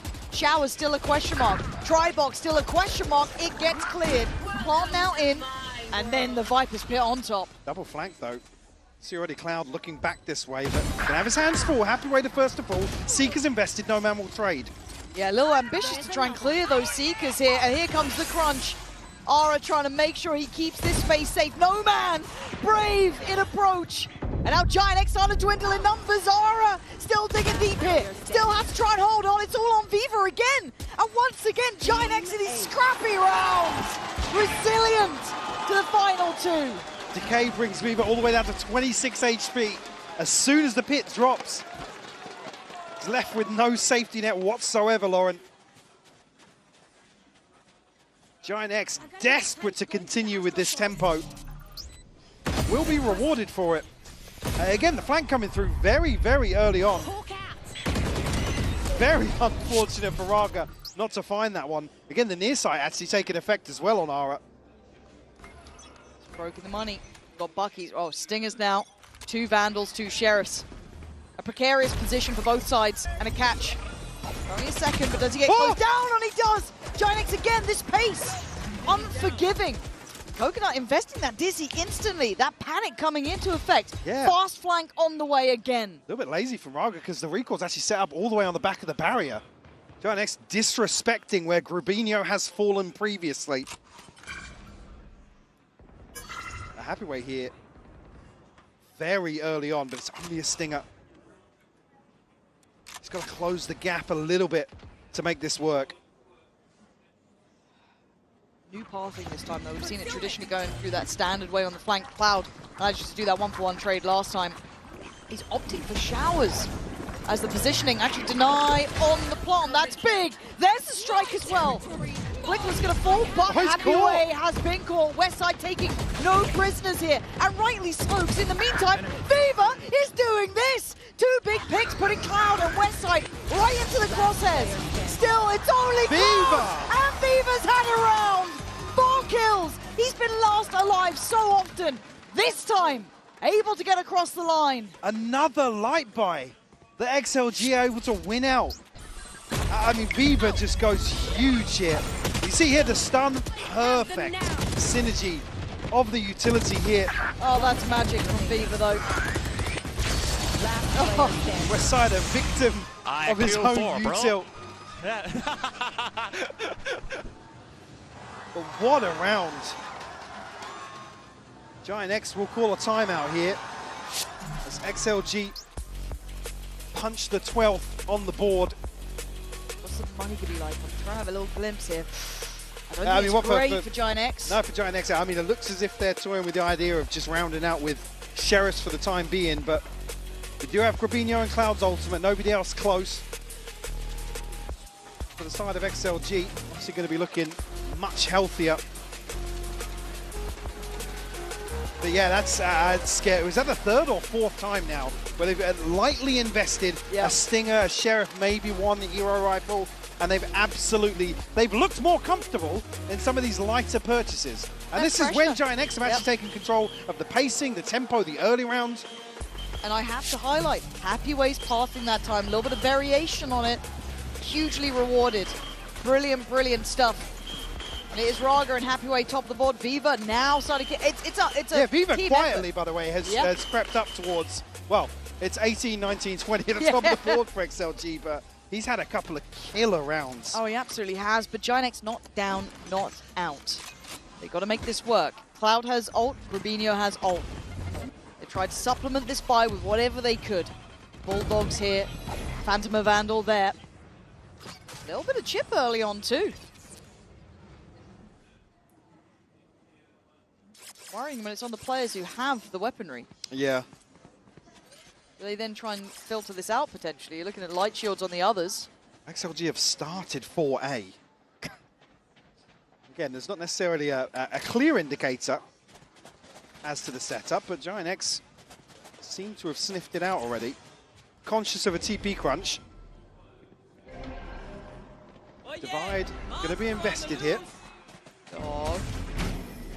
Gonna spot a little bit.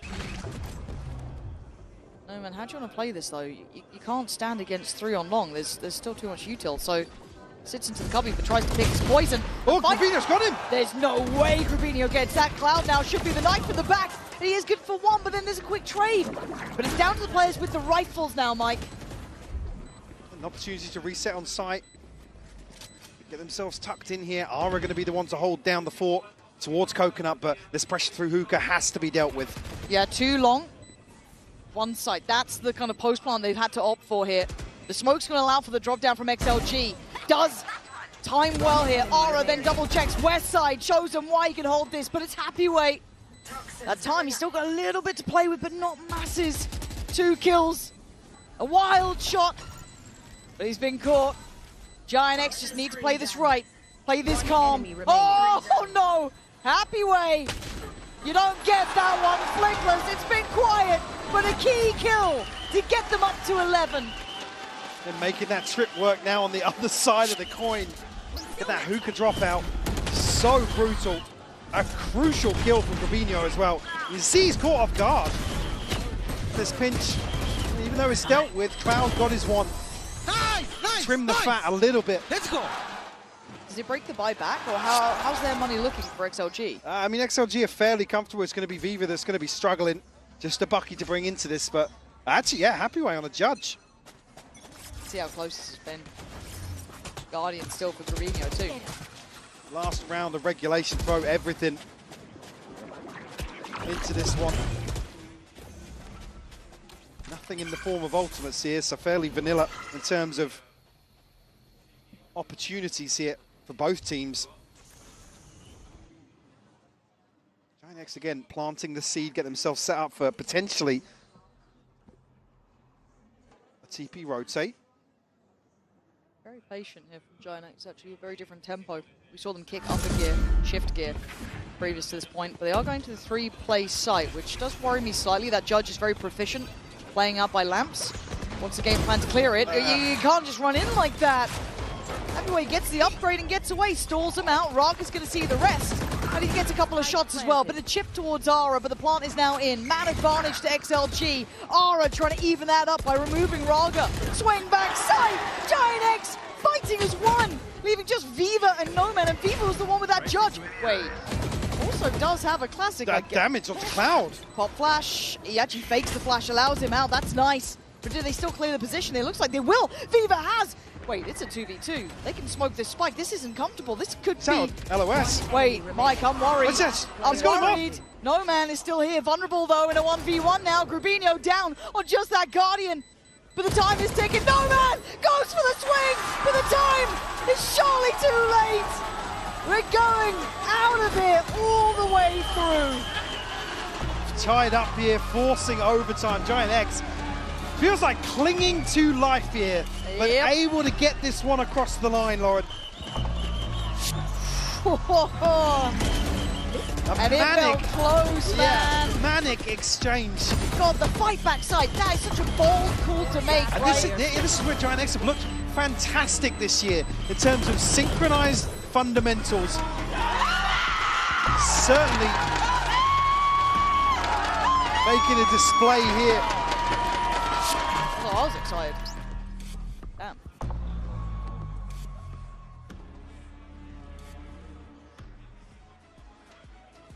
OT. OT it is. Love OT.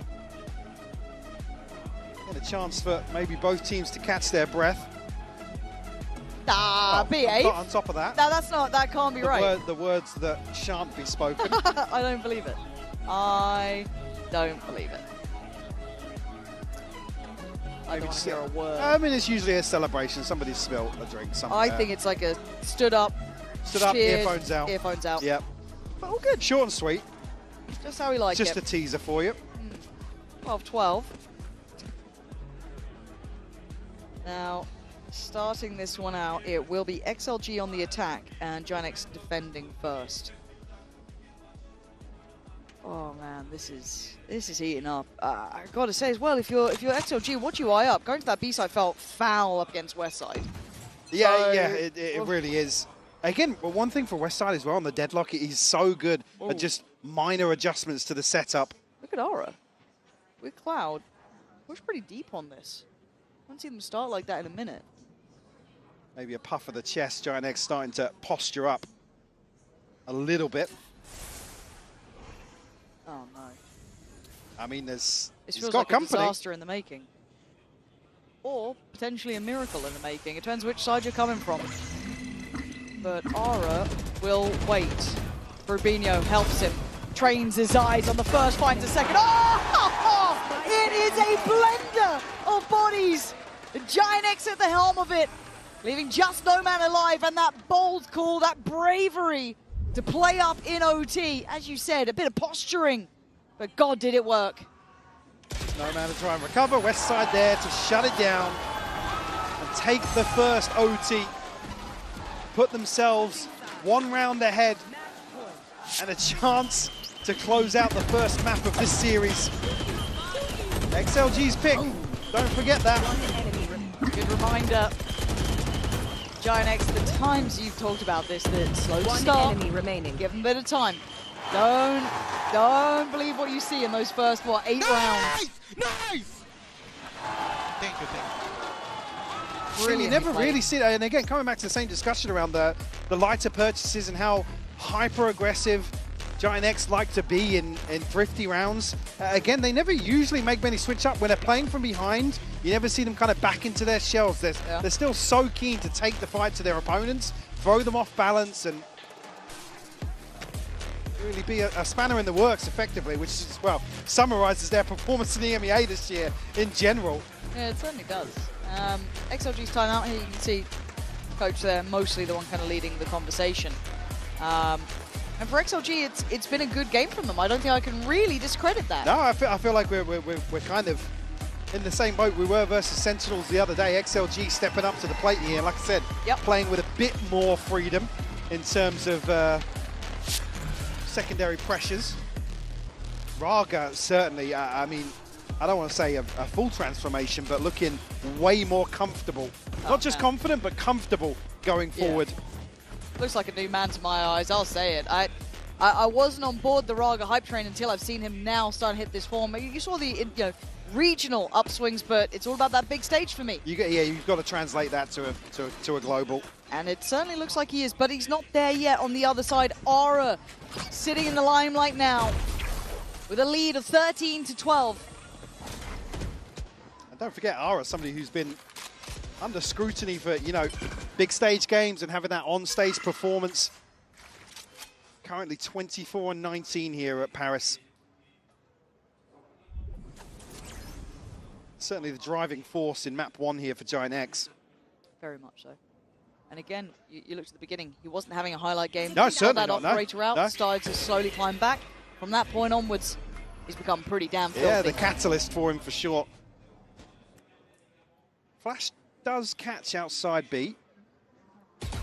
Still. Nice.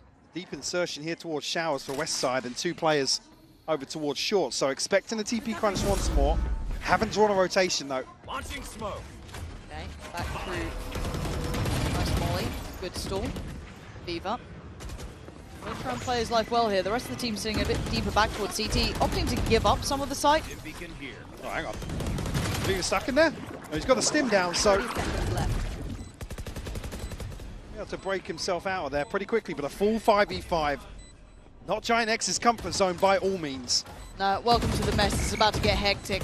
Dizzy goes up, that kind of indicates those first couple of steps of playing this back through is going to begin, but it's Aura they're going to meet first with Flickless. Over towards that lounge push, out Flash comes in, doesn't affect him. West side, Aura, back-to-back damage, pops the ult to buy the time. Dissuade a push-up, finds another body to drop. Exceptional form from Aura, as Happy Way, who was a highlight initially, dead and buried. It's 14 for Giant X. The slow start happened again, but an explosive finish to map 1. Absolutely. Giant X looking phenomenal here in terms of the claw back in on Bind. We'll be right back after this break.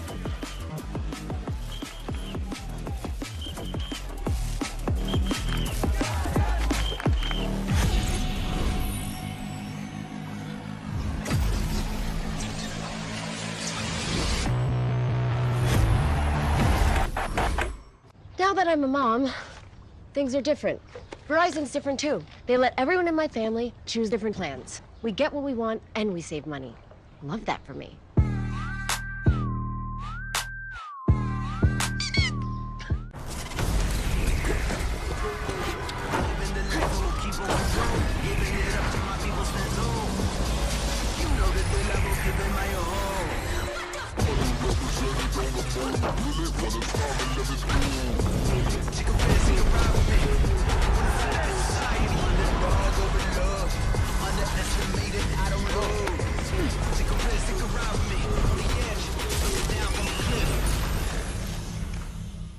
Esports World Cup, where we are starting off with VALORANT. If you want to win, you have to win against the best. So looking for revenge.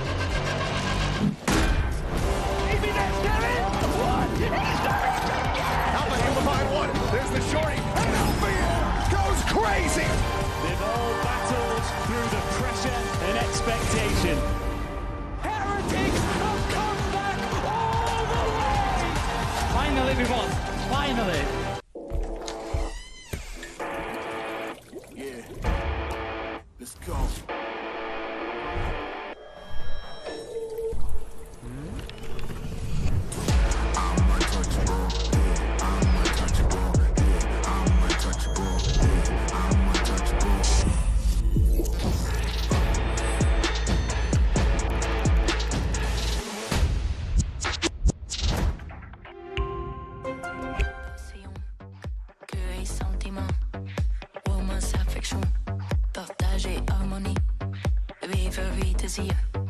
Harmonie et cœur, passion et sentiment. Voulez-vous coucher? Amour et passion, cœur et sentiment. Romance, affection, partage et harmonie. Rêverie, désir. Harmonie et cœur, passion et sentiment. Voulez-vous coucher?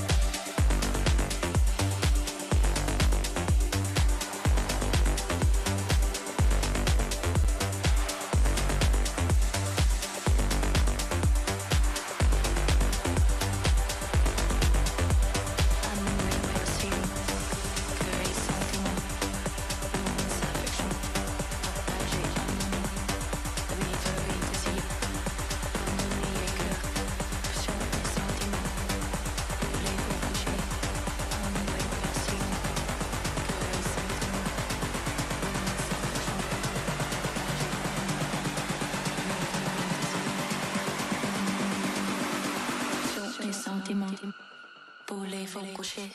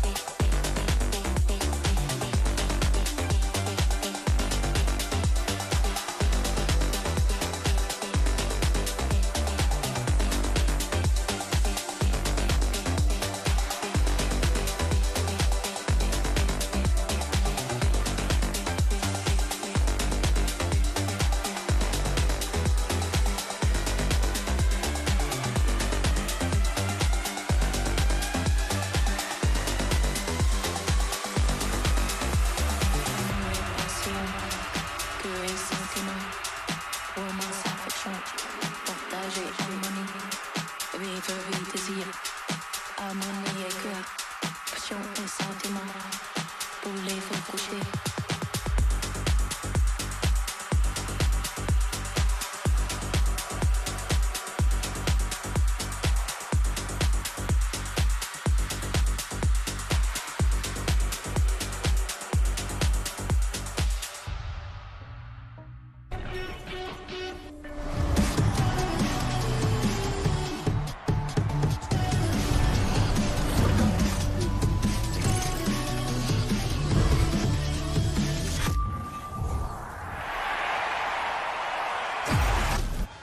Jen here with Pipson of GIANX. Incredible resilience from GIANX. Congratulations on that map. Well, a bit of a struggle to kind of adjust to the timing of XLG. So how much of a challenge was pacing for you guys? To be honest, I don't think that the problem was pacing that much. It was mostly the opposite one, that we were like doing too many things which we shouldn't do. So, but we managed after the timeout to speak about what we shouldn't do and how we should treat them, because we played team with a similar style before. So I was just reminding them that okay guys, this is the team we played already against, similar. I just want you to do pretty similar way of how we beat them. Okay. Well, next up is Ascent. You guys have great memories there, especially with Aura and Flickless, right? So what are your expectations for map 2? To be honest, no expectations. We will see how it goes. It's just if you want to win, you just play game by game. You will see how it goes, and that's it. No expectations. Okay. Thank you for your insights. Best of luck. Thank you. Giant X not losing map 1? What is this feeling? We could get used to this. I definitely could, especially the way that map went. It was so exciting to see. XLG started off so strong on the map. We thought that maybe they had their number. Yeah, and speaking of starting strong, we saw Coconut with a great HyperX reflex here in round 16, and Mimi, they kind of let this slip away from them. This was XLG's game to win. They got a bonus conversion in the first half. We're up 8-4 going in, and even in the second half, after losing their own bonus, they had amazing opportunities like this round where Coconut hits these 2 kills in towards U-Haul, and they end up winning this eco round. They won at least 2 ecos in that half, but despite all of these heroics, it was still GX to win out, and I think a lot of the credit to it I honestly want to give to Westside. I love the way that he was playing with this deadlock. I think that he had great ideas with the net to set Aura up to get a lot of these opening picks, and their post spawns were also so good with this composition. The walls were great. The ultimates, so many deadlock ultimates that we see going into nowhere. This actually had an impact in the game. So love the fact that we got to see it to the overtime. Happy way, but also amazing. And I wanted to speak about Raga because we were highlighting him before going into the game. Him on the Whaley here, especially on the defense, and the round that we just showed. It all started up with him getting aggressive, then just going back. Something that the agent is going to allow for yourself. Could have gone out either way. Well, we heard what Pipson had to say already, so let's send it back down and see what Coach Havoya had to say ahead of map 2. Jen here with XLG's Havoya. Now, we saw Raga shifting over to Waylay from the race. What's the plan to outpace Giant X today? In case that he plays Waylay, is nothing specific. We already used it before. It just depends on him. Whatever he prefers to play, he just take it. So just we let him play Waylay because he's being more confident than him. And today's plan is show the confidence. For me, it's like more confident team gonna win. Thank you. So showing the confidence will be very important, right? What do you think you guys need other than the confidence in map 2? Because we really want to see that triple sentinels on Lotus too. I think we should bring the energy from the first half of the map because we started really well on Bind, and then when we switch to defense, we start to be locked in too much. We start giving too much space. So I think we should jump back and just take the fights. Okay, thank you for your insights. Best of luck. He's right. They did have a terrific start. You know, I want to give a lot of credit to Viva as well. He had a really good understanding. The ultimates were amazing. But Ascent is where I get very nervous for them because GX have been really, really good here. They just beat Paper X, the de facto best team at this tournament on this map. And Aura was incredible on the first map of this series. He's going on to Ascent, where he plays the Jet, where he was outstanding against Paper X. Look at the side of XLG. No more chamber for the Jet. All right. Where's the chamber? Where's the Vice? They're absolutely gone, and we're just going to see the mirror. Have we gone back a couple of years ago? We had evolved from this, guys. Is we this had 2021? Yeah. I do like, though, Flickless doesn't have to play Viper anymore. I think he had a really terrible time. But he recovered a lot, to be fair. Like, he started that first half that Havoya was speaking about was terrible for Flickless. My man was going when you're defending with Viper, going down first is definitely something that you do not want to see on your team. But focusing on this Ascent, Giant X starting on the attack, I expect the same level of aggression on both of the side. And it's so important, Mimi, that you're bringing up Ara because he's the king here. Big pressure for Sheila Gaming. They let map 1 slip. It's a young team, and this is their last chance. It is, but for GX, they are on the cusp of qualifying for their first playoffs as well. So let's send it back to game with Pansy and Hyper. Thank you, analysts. And you're right, there is a lot on the line here for these two. The opportunity to walk into the playoffs. A very, very exclusive club of teams have made that there. So this would be a huge statement if Giant X could do it now in 2. Now we get to see Aura on that Jet, but on the other side, Raga doing the same. Yeah, and sorry, just to carry on from that as well, but we see Flickless back onto probably the most comfortable agent that he does play. I think it's been the cornerstone of where he's made a name for himself in EMEA at least, so certainly a concern if you were looking at map 1's performance here to see him back on the KO for Ascent. Certainly the head-to-head will be Raga and Ara. Both had explosive map 1s. Yeah, look at the tempo though coming up towards Market. Ara straight through. Not really that dissuaded by any of that presence shown yet, so already a slip back towards site from XLG. Flickless going to send nade forwards as well. clear off. Oh, that's Paranoia will nice. catch as well. Oh, look how all-encompassing that site hit is. Absolutely stunning. Viva can do nothing about that. I'm so impressed with that. The nade towards back right of Boathouse, then that lovely little swing of that Paranoia coming through as well. Really well executed plan by Giant X. Will be a flawless with Cloud to close it out. Confident start here to the second map. Again, Giant X always looking deadly in pistols. Usually West Side that takes the limelight there, but I love this. It's where you meant to play. Happy Way's blind. Viva may be able to sit a bit deep, but then you're on your own. Yeah, beautiful coverage in terms of the utility here. Ton of pressure towards those site players. Even the fact that Grubinho then can just focus that fight towards the back of site, easily clear it out. He knows what's accessible and what's not. I'm really impressed, and Flickless already off to a good start. You said it as well. A comfort agent for him. Going to start seeing him maybe have a little bit more individual impact now with that in mind. But similar pace right up middle. Yeah. Almost rinse and repeat here. Happy Way going to be called upon once more alongside Viva. Aura with a slow clearance. The dart sent out here, but dealt with quickly. Paranoia comes through. Actually, a rare miss from Ahara with the scope.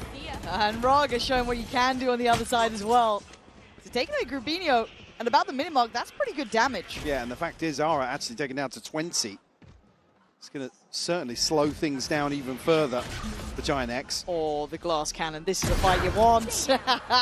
A safe little body shot for Ahara will do the damage. Omen, though, going to at least be able to pick up the weapon. Filter it back through, but it feels a bit of like a poison chalice because Ahara, do you feel brave enough to go back in for more? I mean, they got a tag, but tag ain't gonna be enough. Viva, does he spot anybody? Just missing the timing here with a couple of squishy members of Giant X. Here we go, though. Little classic in the right place. And sadly, you couldn't quite find the right target. Ended up being kind of Flickless to take most of that fight, and then Ahara the one to close it down. Going to cycle out the plant to Ahara as well because he's already pretty close to that Blade Storm. Expect him to maybe even throw the weapon across and go hunting for this final kill or death.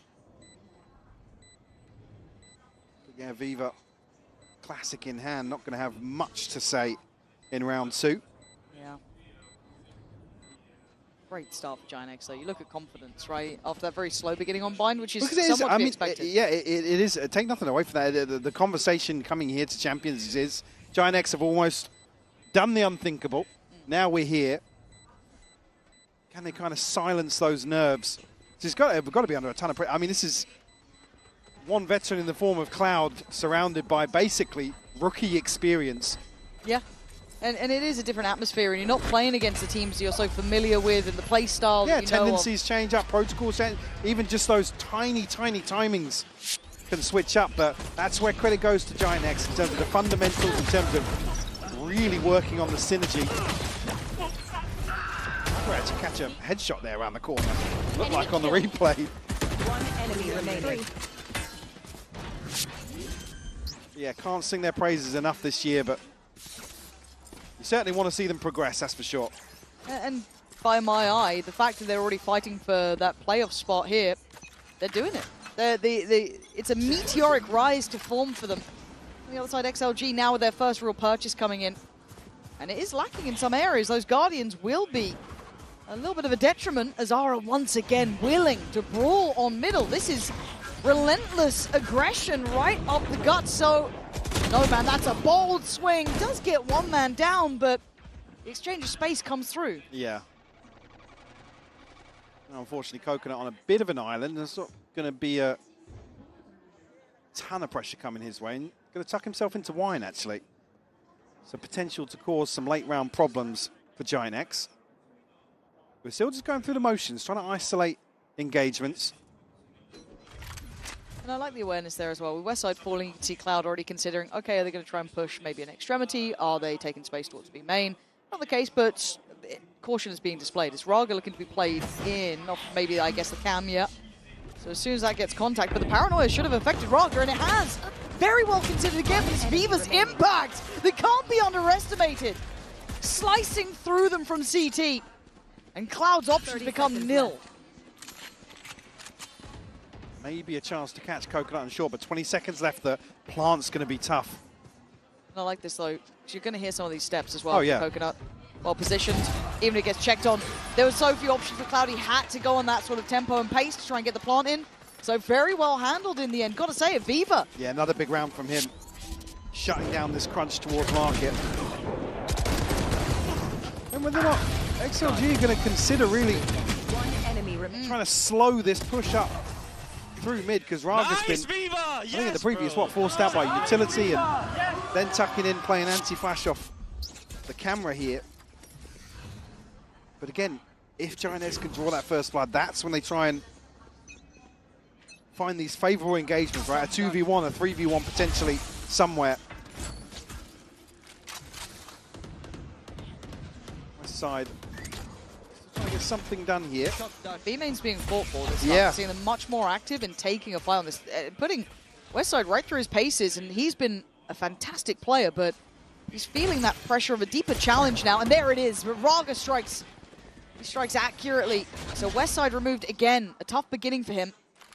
The want for Giant X to re-clear this space is high. Oh, yeah, Giant X actually stacking up behind this first blood. Still 3 players semi-committed here.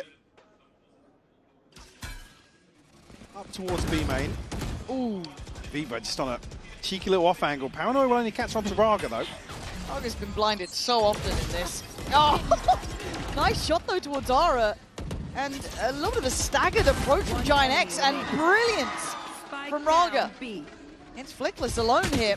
And little by little, XLG getting a bit of a... Okay, a little bit of a heads up there from Flickless, but And still. yeah, been credited him, but slightly off on the timing there. I think it's actually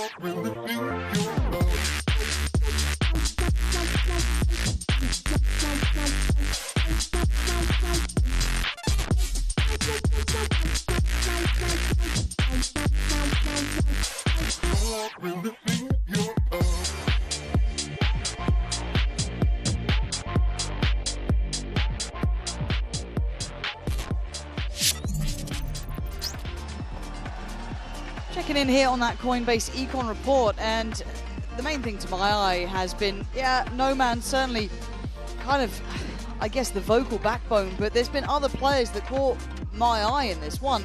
Happyway's been absolutely outstanding. Yeah, not even reflected numerically for Happyway as well. It's, yeah, it is really a treat to watch a team like XLG come into their own and really find themselves here in Paris. Like I said, previously taking down Sentinels, which was, I mean, already the upset. Yeah, very true. Comfortably saying that. Again, all rides down now to potentially one more half for them. 7-5, a slight advantage here over Giant X. Again, if you're Giant X, though, you've got to be thinking back. Well, I believe it was 7-5 first half loss to Paper X, and they did flip that, so a confident 8-4 for Giant X. Again, usually sitting around 60% in terms of defensive win rate here on Ascent. It's been one of their stronger maps, and certainly the better looking maps for them. I think Ara as well, something like 20-5 on that second half versus Paper X. Went absolutely huge for them. Yeah, big player in that series. Scanning ahead. Should I say that map, maybe? A safe floor dodge to clear through A main. Making sure XLG can at least get a couple of steps. They will be on the attacking side now, of course, meaning that Giant X on the defense. Trade out of info, but a very cautious beginning from XLG. Yeah. No overcommitments here. No. Yeah, we saw this on Bine, almost getting a feel for where Giant X want to prioritize. We saw it in the first half as this as well. Yeah. In terms of the adjustments for XLG on their defense. Seen someone there. Yeah. That's at least one player noted, potentially more, but the smoke is going to deny vision and allow Raga to slip deeper, but he's taking some liberties with that line of sight, and you're right. It's put Flickless right in the crosshairs. He's got to be ready for this 3 HP. He's barely breathing. How is this man alive? I do not know. How is Flickless still standing and doing damage? But the cavalry is here. Cloud swings in. They're down to just 2. They've capitulated on short, falling to pieces. Giant X, what a reaction. I mean, rough map 1, but Flickless here delivering a pistol round. Again, the fact that he survives then gets a kill with the nade as well. I mean, did the paranoia come through at the same time here? It looks a little high almost, but there's a flash connection onto No Man here as well, but I think the paranoia did connect. Well, not even just slowed them down for a second, forced to reposition, but playing his life so well up on the switch.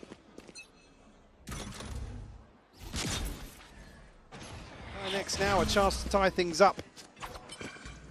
High priority on mid control as well, putting a lot of emphasis behind this 2-up cap, and they've really gone far. I mean, yeah, they've walked all the way up. Ooh, hello. Players, to do this against Classics is a little dangerous, but I mean... I think now get the hell out of dodge. Whoa, Ara just gave up the sight line. Oh man, this feels sketchy. Yeah, I mean, very well prepared for potentially finding a couple of kills, but split second either way. Means we're still sitting at a 5v5 here. How many lines of sight just get given up a second away? XLG looking to potentially regroup. They're going to maybe play off a knife from outside B here. Try and sell some sort of fake. I mean, it's drawing potentially Flickless, but problem being Ara's got an early sight line here. Yeah. Still got dash as well. Can come in. Confidence to commit to 2. Raga and Coconut left in tatters, but his support does fall. That's Grabinho gone, so you have to go wait on those rotations. So will give up the plant. Just catching a glimpse of Happyway. Able to find this kill though. Ara still trying to get something done, but tagged up now. Going to be revealed. Ara straight in though. Finds his third. Cloud to follow up. It's just No Man. God, this is tied all even fast. Yeah, very, very quickly. XLG putting out some probes, some feelers here in the first 2 rounds of Ascent. Second half. Again, it's fortunate. Again, No Man's the one that's disconnected, so no flash to really force Ara into a position where he has to respect any pressure coming through main. Same. That's got to be an emote. Okay, bonus. How's it looking? All right, so Vandal with Cloud, the rest Bulldogs and the Outlaw still in play. On the other side, how many light shields we got? None. Hard work now. Yeah. Not the fun gun. Let's see what he does with it. Looks direct to imply there's going to be this A-site hit. And you've been, as I said, singing those praises to Westside. I want to see it here. Kind of classic map for a Cypher to kind of have impact on. We saw what Happy was able to do. Even as I said, not reflected necessarily numerically, but the impact is certainly to be noted. Yeah, I mean, we have such a ratty player that can still string together headshots the way Westside does. Can cause problems for any team. And XLG just so cautious in approach. Very slow, isn't it?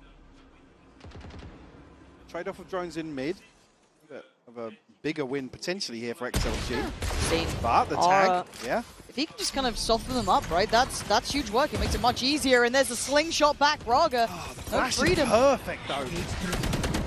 Westside now going to be struggling, and there's Aragon. Westside is back to the wall, but a lovely reveal. Just tease him up.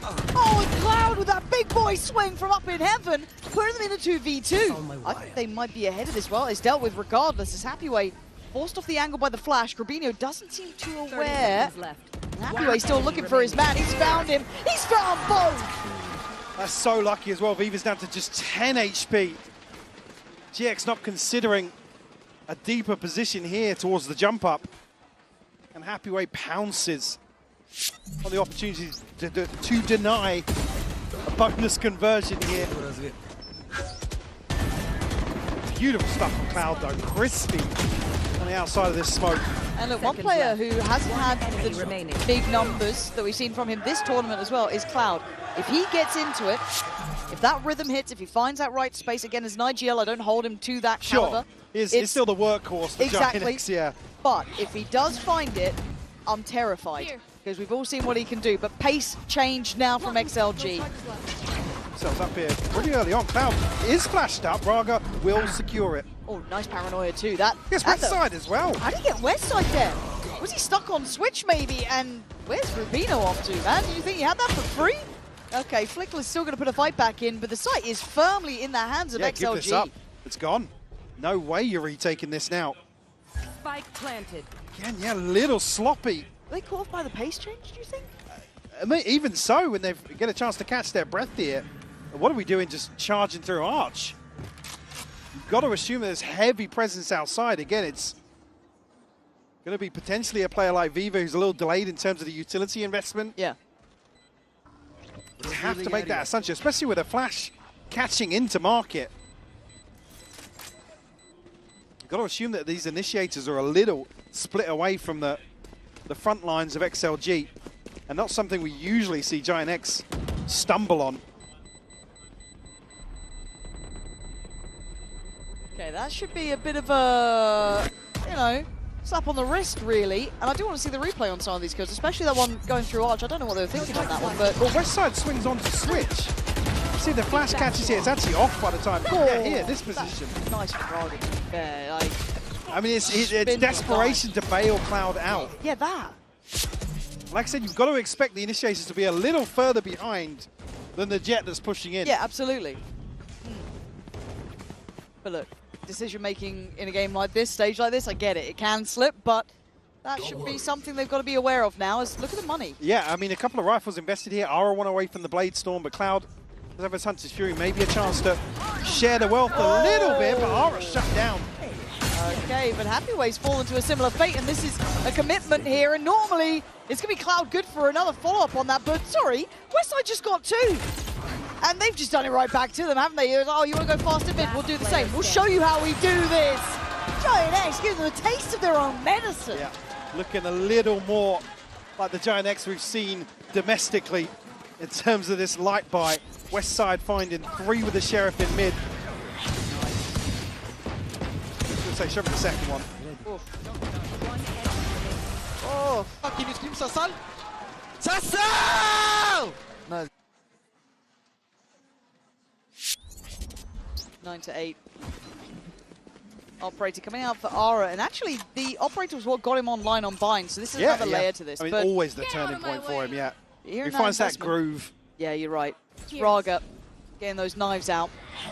what the plan is to try and handle this. They've got to be aware there's a high chance it's coming in. What the knife connect, or was it just Raga? I don't know how many. It looked like it could have been more than that, but Trevino. Feast or famine, Mike? What are we thinking here?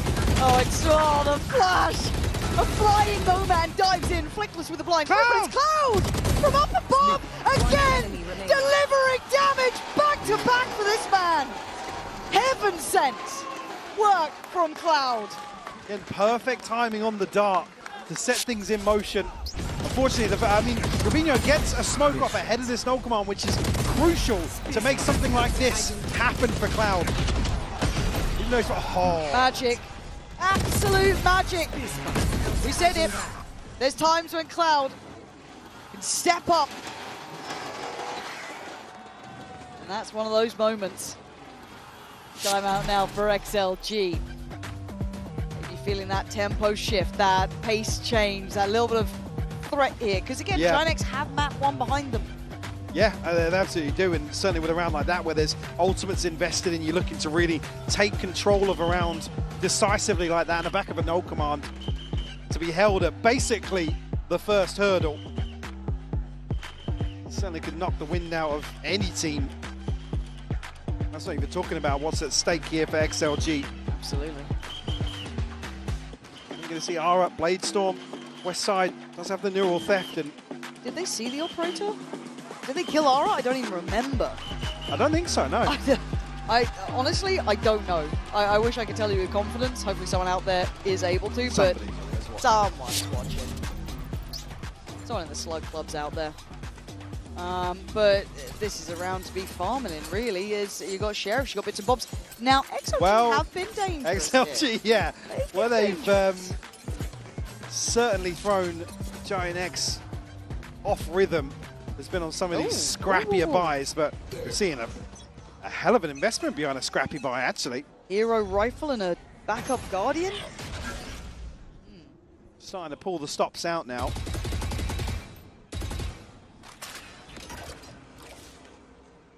See if they can replicate some of that success they found previously. Knife going to shut down the drone.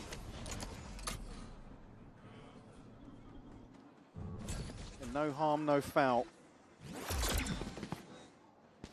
But again, still information in terms of the steps here and the flash over the top. Quite a lot invested just to get even a look towards A, mate. Yeah, and it's showing a lot of intention on the side of XLG as well. Nothing else going on across the map other than this mid dart that's not going to draw too much. That's nice. That could, though. Here. Need something else behind it, maybe a body shown, a bit more. Cloud going to tuck his head down. This has been his site, his domain. This time, no suppressed and handled. Raga with a quick, I guess, death more than anything. And where's the spacing on this? There's now the layering. What is going on this round, Mike? And now it's all gone topsy-turvy! Flickless! Apparently that's why he's called this. Spins around and gets him down, but is Viva still alive? Light shield, recovered Vandal. Did Ara pop the knives there? Not sure. Yeah, yes. He has, yeah. Yeah, he wants this one dead. He wants there's both ults. Both ults coming in. They didn't want to give him a second to breathe. But there was that threat, right? There's that danger that XLG can have. I was worried about the spacing on that. Yeah, absolutely. Yeah, I mean, Raga dies so early that Gravino actually holds the angle, then turns anti-flash and gets punished by Viva. But Flickless talks about comfort here on the KO. This flash out of the smoke was beautiful. Stand up, please. I'm not that guy, bro. I'm not that guy. Oh, you are now. Yeah, apparently so, man. Gotta look back at these ults as well. Flickless has his. Gravino's has it for a minute, but again, it's Happyway on the other side. Nothing else to really bank on here. So XLG starting to really feel the pressure. They're not a mile away, though. It's 9-10, and Westside finding Happyway. Again, early casualty to take in terms of late round pressure here, but XLG might be able to offset that slightly by dealing with a strip in mid. It's going to certainly draw Flickless for his curiosity this direction. XLG look to potentially follow through on this. Doesn't imply the third man on A, right? If you're getting spammed from that right side on CT, do they explore for Raga's going on this one, but they've been implying presence here. I didn't like that. But I don't like the plan. It's like you're pressuring middle. You're kind of trying to imply that there's presence here.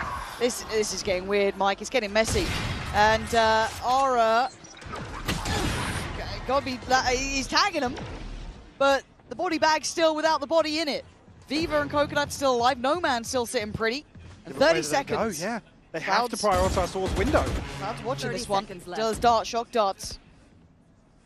They look like they're cornered here. They've got to go for the burst and try to send forth the sacrificial lamb. This time he's putting them in the grave. And Aura makes up for a couple of stray shots. Now puts him up to 11. Edging closer and closer to closing out map 2.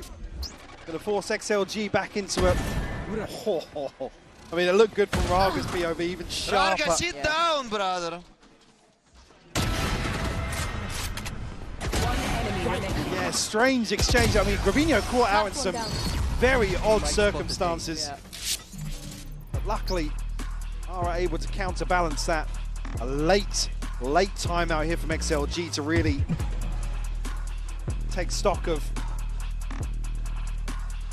the situation here on the brink of dropping the second Giant X. Like I said, not going to be much of an investment, and no Blade Storm to kind of offset this. Well, the neural theft and the TP, which on a thrifty round, you're hoping for a miracle to find value from them. Aura still with that operator firmly in control of this defensive half for Giant X. Like I said, they've got the TP themselves, but again, a massive advantage in terms of the inventory here. And look, yeah, we've known that XLG can be threatening in these rounds, but it has been 4 back-to-back now for Giant X. This is when you start really feeling the game against you. Just quickly as well, Raga's almost still playing like he's on the waylay. That gap between first and second contact has been a little concerning in the ecos, where they did capitalize in map 1. Yeah, I think you're right in that, actually. The spacing is certainly in the forefront of my mind, but let's see what they have in store for us now, XLG. Not much of a criticism to Raga, it's just the overall approach here in terms of XLG. Floating dart to come through. Nice stall here, isolates one, the paranoia, fantastic. Rubinho, can he live? It looks like he can. Actually, no man going to find him in the end, but now Flickless on the chopping block. Stands his territory, but now flashed out. Aura again, up for the challenge. Forced into a deeper corner, but the sight becomes a slither. There's nothing to play with. Might just appear in front of him in a second's time. Coconut, he wants this fight! He just falls to his death. Another attempt made and another fall short. It's 12 for Giant X now. The window of opportunity just making XLG sweat so hard. They have to dig so deep to get to Aura and apply even just the slightest pressure. Again, Viva on a solo endeavor out of main. Brother, sit down, my friend. Giant X certainly feeling themselves now, and just 1 round away from closing this out. And this is the Aura and Flickless that we were so impressed by. Seeing them joining this team, the way they did as well, just magic. And the question mark of can they be big stage players is being answered every single round. As XLG have to face their fate now. Map point, match point. The Giant X. It looks like they want this one done. Grabinho on the swing, they're going hunting. Happy way falls. Raga takes a stand. Taking 2 down as well. Opening up the chance for short, but the final boss is still here. Aura back to the wall, but still thriving. A chance here to reset as well. XLG not in a position to continue with this progress. Now Cloud, where he's previously excelled, actually going to give that angle up. Viva will catch Aura on the drift away. It's Cloud again here. Not going to find what he wanted this time. No, 2 shock darts though, could be a problem. Coconut's got to be cautious. got a West recon as side well getting close. to potentially set West side up here. I think that just got in now. Not going to get it. Cloud again trying to evade the shock dart on the other side. Plant time comes in, 49 HP. Spots out Coconut. He knows exactly those lines of sight. Almost a follow-up. Spots another. He knows where both are now. Westside tries to play up, but he falls. Viva staying alive for XLG. The first time, actually, XLG able to punish some of this reclearance of space by Aura. A little over-aggression. Yeah, yeah. In small amounts. I don't think Aura had to go that far for it. This paranoia is beautiful, though. Lovely. Really lovely. And you can see here, Aura, because previously they have kind of fed into a couple of these deeper positions, so... Nice, Viva! Yes, bro. Come on. You can't blame him for going forwards. You're not necessarily going to throw them off balance in terms of the finances, but some ultimates now on the horizon. Spot on, spot on. And again, you want someone like Aura to have that killer instinct, right? Be willing to take a high-risk, high-reward play. Switch up, though. It's the first time he's really explored towards B main. Happyway might be the one to be on the receiving end of this. Knife doesn't catch either. But it did catch West side, I think. So it might encourage progression. And are they diligent? No, so they're going to be punished. Aura draws blood first and backs away. West side waiting. Swing from Cloud. It's control towards middle. And it's dominance from Giant X. Pop flash of desperation. No man tries to make a play and it's down to just 2. Oh, but Aura again still here. That operator rattled off the shot earlier. They know about it now. No man desperately trying to hold on, digging deep here. 6 bullets to still play with. You heard the knives come out. And they are turning tail and they are running out of there. Oh, he's just about to spot the rifle. The guillotine comes down here in Paris. So it's down on Viva in a 1v2. The one who did it last round, who stayed alive, who got them that round. He's got 25 seconds and a brutal choice to make. He's rolling the dice, yeah. Had access to both sides potentially here. He's got a recon, got the Hunter's Fury, but has to find a kill ahead of this plant. It's now uphill by every step. 10 seconds to go. Viva needs a plant. He needs to clear Aura. The list is growing. He wants that plant first. He needs it, but it might be a knife to the side of the head. He's dead! And Aura! He gets the other knife out just for good measure as Giant X are playoffs bound. What a way to close things out. Monstrous from Aura. Monstrous. Again, we said he was the deciding factor versus Paper X on this map in particular. 27 kills, Mike. Yeah, I mean, just remind yourself of who you have playing for this Giant X roster this year in terms of experience and what they're able to demonstrate here in Paris. Heartbreak for XLG, like I said, with secondary objectives here alongside what they were playing for. Absolutely poured their heart and soul into their performance here in France. Again, claiming a big scalp, big accolade to come to an event like this and eliminate Sentinels. Yep. And put up good numbers versus the flavor of the month in Giant X. Very true. Magnificent moment for them. And as I said, good to see that progression from XLG. But what a story for Giant X, a team that many wouldn't have seen coming, but now are very much firmly on the radar. A team to watch and a team to be scared of, because that potential is sky high. Yeah, if you didn't have your eye out for Giant X before, now they've certainly cemented their names as a true challenger here in Paris. I just think they keep getting better, Mike. I really do. They really do, yeah. And again, to hear them actually kind of feeling pretty comfortable, pretty confident in themselves, almost like, yeah, we've exceeded expectations now. We're just gonna, I hate to say it, play our own game, stick to, you know, the things we've been working on, chipping away at, and you can see the progress game by game. Now throw a dash of confidence and capability next time they face someone like Paper X, because they got close the first time. Yeah. They put up a good performance, and they can use that as their marker to go forward here, knowing they can take on anyone else. And that is the story now as we hand it over to the Verizon post-match interview. Down with Aura. Et l'IMEA aura bien 3 représentants en playoff. And I'm gonna have to borrow you for a second, Aura. I need to borrow you for a second just after the selfie for this interview. You're one of the best rookies of the year. Congratulations for making it to playoffs, first of all. And the first question I wanted to ask you is, you've adapted so fast to the team. Both you and Flickless brought, a bit of fresh air to the team. So looking back at it, what are you the proudest of? I'm really proud about how I improved since I joined Giants. I had especially my coach, Pipson, and the assistant coach, Wallander. They tried to make me the best player, like teaching me a lot of things that I didn't know. And I think without them, I wasn't in this place right now. Wow, beautiful words for your coaches. Donc première question, tu t'es adapté très vite à l'équipe. C'est quoi ta plus grande fierté sur cette année? Je remercie avant tout mes coachs. C'est eux qui m'ont aidé à prendre en confiance, à apprendre. J'ai appris énormément de choses sur plein d'agents et je ne serais pas à la place où je suis aujourd'hui sans eux. And we've seen a massive comeback from you guys on the first map. So I wanted to know, are you the one who's like suggesting, picks you could take, this kind of stuff when the team is struggling? How does it work for you in Giants when it's tough times?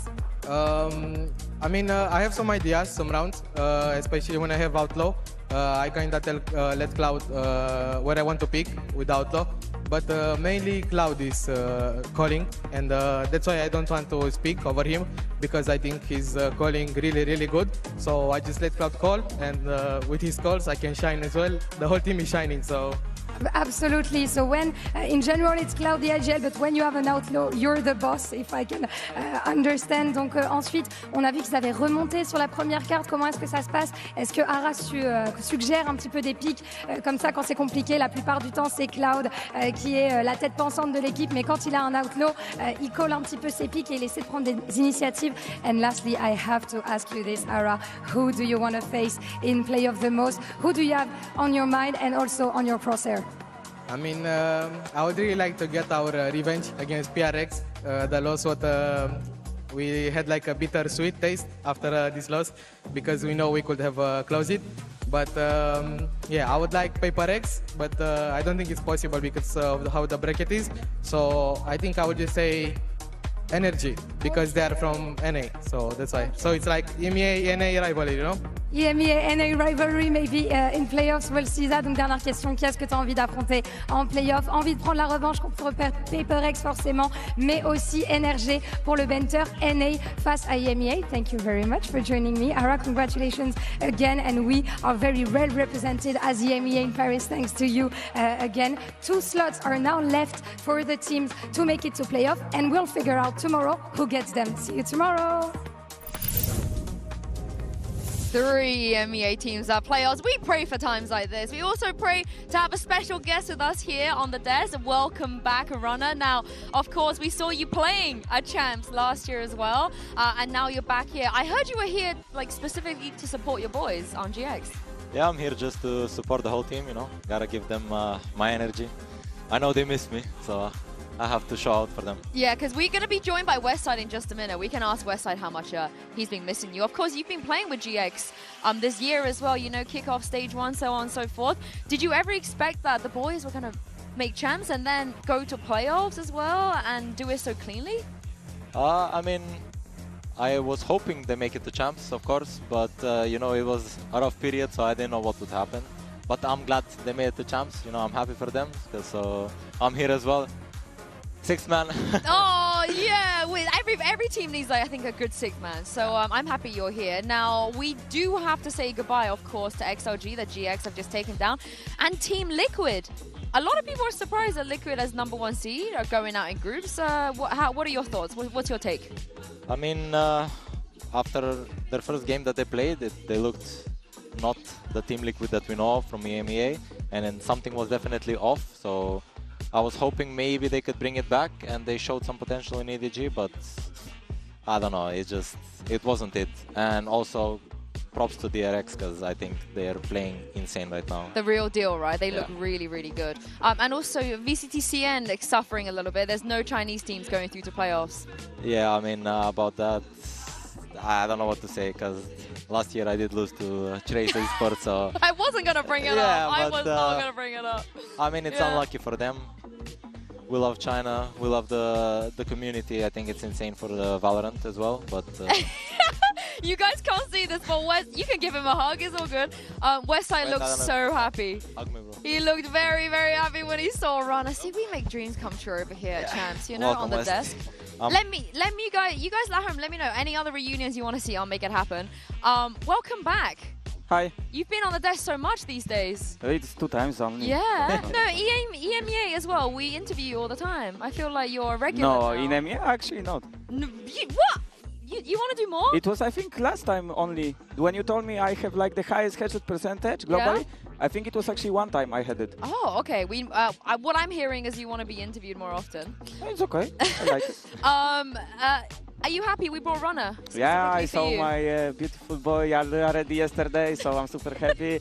You know, on the back, beautiful jersey. Wait, can you Yeah, you can turn around. Okay, there we go. Yeah, we can see it. We can see it. Yeah. He's repping the West Side. He's repping the West Side jersey. Yesterday he's coming, he's saying to me, bro, I need some jersey, you know. It's okay, I have it for you. How happy are you right now? You got your boy and you got playoffs. To be honest, I'm happy, but I know that we didn't play super good game from us. It was okay, but we could play it so much better, you know, and it's a little bit like, but yeah, we live, we learn. Okay, what did you think then, Runner, when you were watching? Do you feel the same as Westside here? I mean, yeah, they looked a bit off, but I saw that you guys never gave up and you were always like playing your full hearts out every single round, and you did a nice comeback on Bind as well. Yes. Insane rounds. I will say, when we were watching the game, Runner was saying he was getting a bit of FOMO, like he wants to play on stage. You know, can you describe maybe? I don't want to make your day worse, Runner, but can you maybe describe the feeling, Westside? What is it actually like playing on that stage? Why do you think players, when they don't get to come here, they want to come here so bad? Like, why is this so nice up there? I mean, I think it's so nice because you have like chance to try yourself against other teams from other regions, different play styles, stuff like this, you know. And you always, when you go in this tier 2, for example, and you want to reach like the top VCT, let's say, you always look up to these players from tier 1, right? Like, let's say, Tens before, or people like this, Aspas, right? And they are all here. That's why I think it's super exciting to be on the stage as well and play, you know? Yeah. And now they're going to be, oh, damn, Westside was on there as well. Going to look up to Westside. I don't want to say anything, but when we were in the backstage, when we were walking out, Rarga asked me, like, Westside, what is your sensitivity? Oh! Woohoo! It's okay. Damn! Has that ever happened to you, Runner? Yeah? Oh, no! A bit, you know, maybe on a Twitch stream. Yeah, but no, is there any players that you would go up and be like, yo, I need your setup? Like, yeah, I went up to Westside as well. I was like, what mouse are you rocking? Okay, I'm using that. we need to bring, we need to get as many players as possible to go up to Westside specifically for this question. Now, of course, both of you also played with Cloud too. He had a crazy clutch today, and he emoted. I've been sort of want to push like you guys maybe emoting a little bit more on stage, doing a little bit more, you know, physical things as well as the server things. I'm very surprised to see Cloud stand up like this. I'll start with you, Runner. Did you ever think that he was gonna throw some signs out? I mean, Cloud has always had this like trash talking inside of him, but I didn't expect him to do it, to be honest. But I love to see it out of him because I feel like it fits his like IGL playstyle, because he's an insane aimer as well, so he has a lot of displays. So I would like to see this more out of him. Okay, because I saw a video of like Ara being silly on socials today. Ooh, let's pray this video will never reach to 1K likes. Let's pray. Oh, because there's one of you as well. No, it's gonna be full team. Pips on as well. Pips? Waylander? I recorded. No, Waylander. I recorded the video. Because if we put Waylander in this like video, he covers everyone. Oh, the frame. Yeah. He's like, covering the frame. Yeah, so you recorded it. You were there. I was the. So you've seen it. I have seen it. Yes. Yeah. Whoever wants it. Will we enjoy it? Will we like it? Is it like a? I think it's a good video. Yeah. And what about you, Westside? What did you think when Cloud stood up and did that?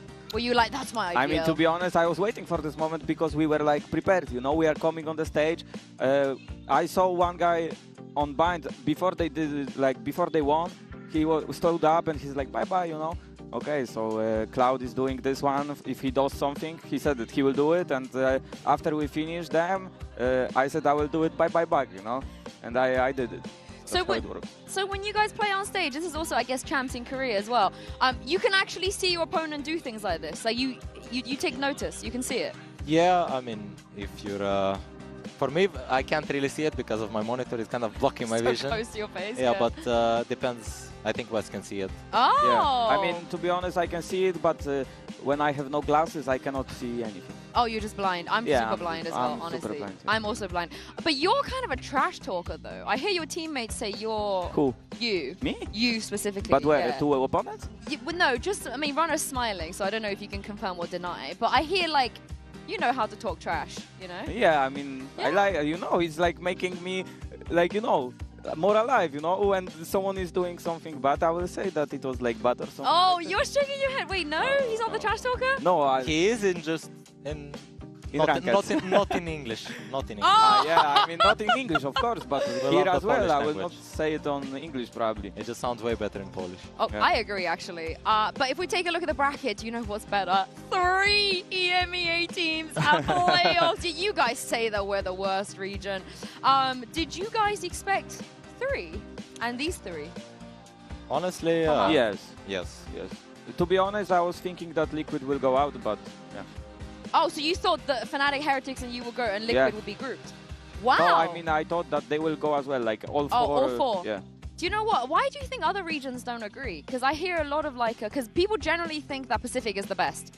And then the rest is sort of, you know, there's room for debate. So why do you think EMEA is not respected as much anymore? I don't know. I mean, we are here as the 3 teams now qualified, so we will prove it now. You know, next champions will come. They will say, "Oh no, we have this EMEA team in our group. It's over." You know, stuff like this. But I don't know. Yeah, I mean, Pacific is super strong because, like, on the global rating, I think they are top 1. We are top 2, top 3 NA, and top 4 is China, right? Yeah. I think you're proving it. You're definitely proving it. Now, before I let you guys go, Runner, anything you want to say to Westside heading into playoffs? You know, give him a boost of energy, maybe. I'll be cheering you on from home because I'm not gonna be here. But you know everything. I don't need to say anything. I'll be showing my love and support. Yes.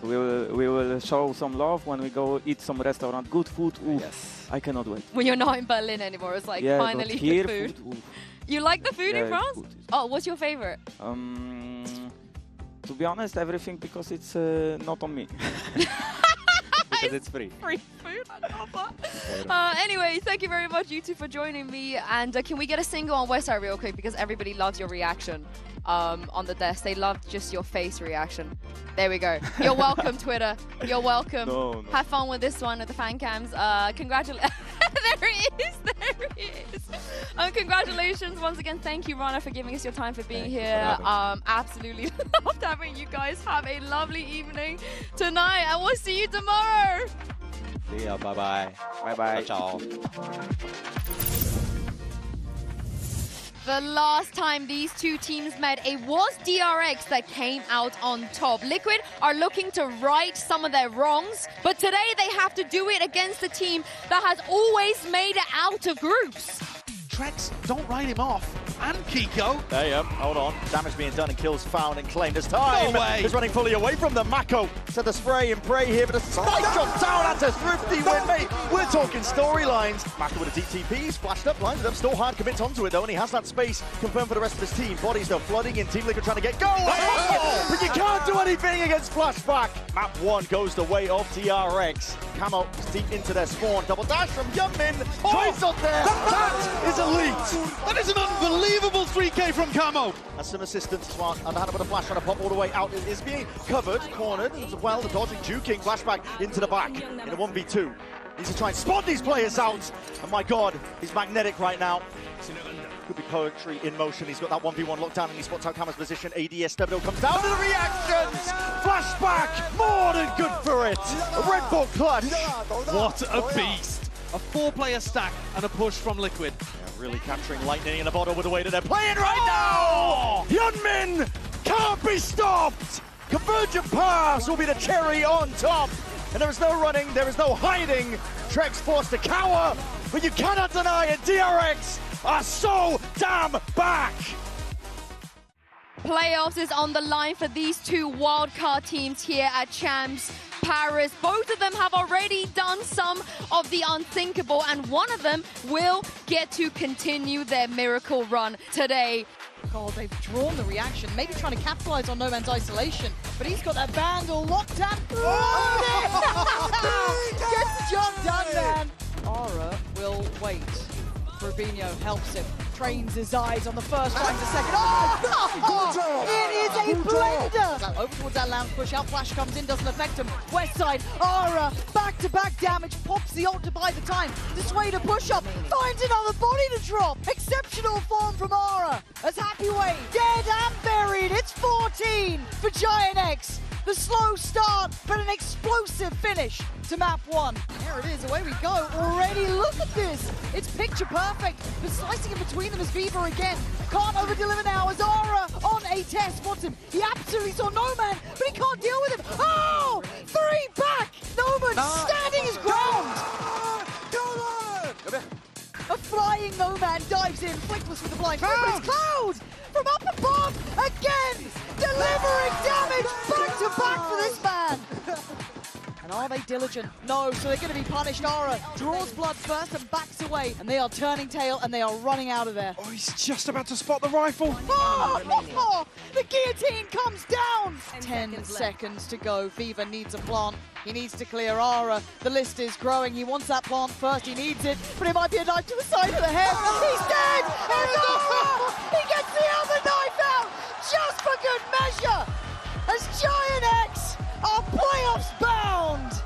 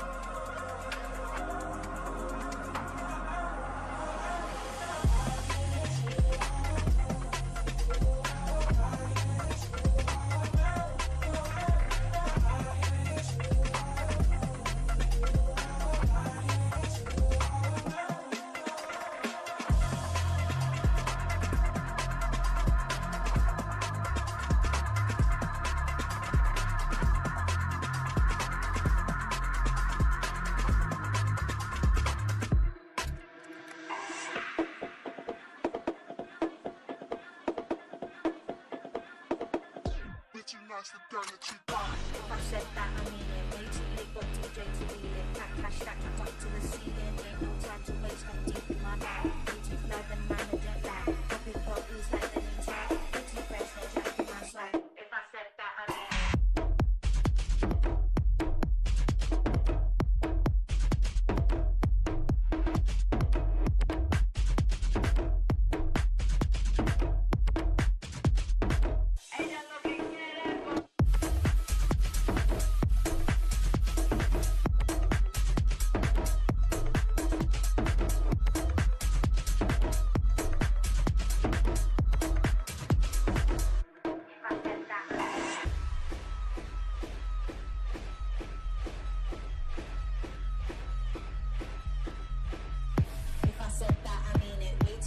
DJ to wheel it, fat cash stacked right up to the ceiling. Ain't no time to waste, I'm deep in my bag. Way too fly, the man a jet lag. Popping bottles like the new tag. Way too fresh, they're jacking my swag. Way too nice, the gang are too bad. If I said that, I mean it. Way too lick up DJ to wheel it, fat cash stacked right up to the ceiling. Ain't no time to waste, I'm deep in my bag. Way too fly, the man a jet lag. Popping bottles like the new tag. Way too fresh, they're jacking my swag. Way too nice, the gang are too bad. If I said that, I mean it.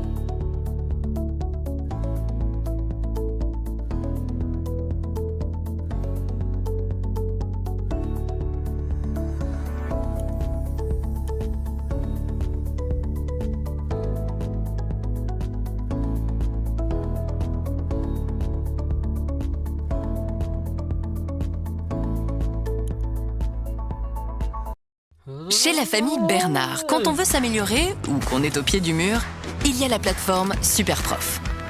Robin a trouvé facilement un prof de chant pour le soir même. Anaël a trouvé une prof avec des super avis pour dompter son devoir de physique. Et leur père, me regardez-le se prendre pour un super-héros depuis qu'il est super bien coaché par Maxime. Sur Superprof, il y a des milliers de profs pour tous les niveaux et pour tous les styles. Choisissez votre prof, consultez ses derniers avis et réservez vos cours facilement quand vous voulez. Vous aussi, choisissez le prof qui vous convient dans plus de 2000 matières sur Superprof, la plus grande communauté de professeurs au monde.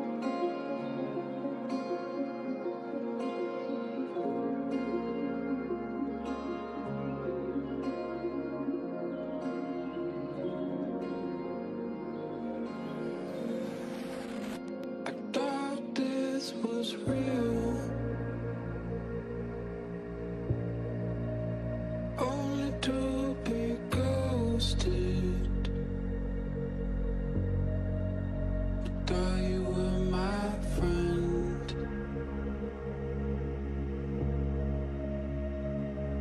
To the end.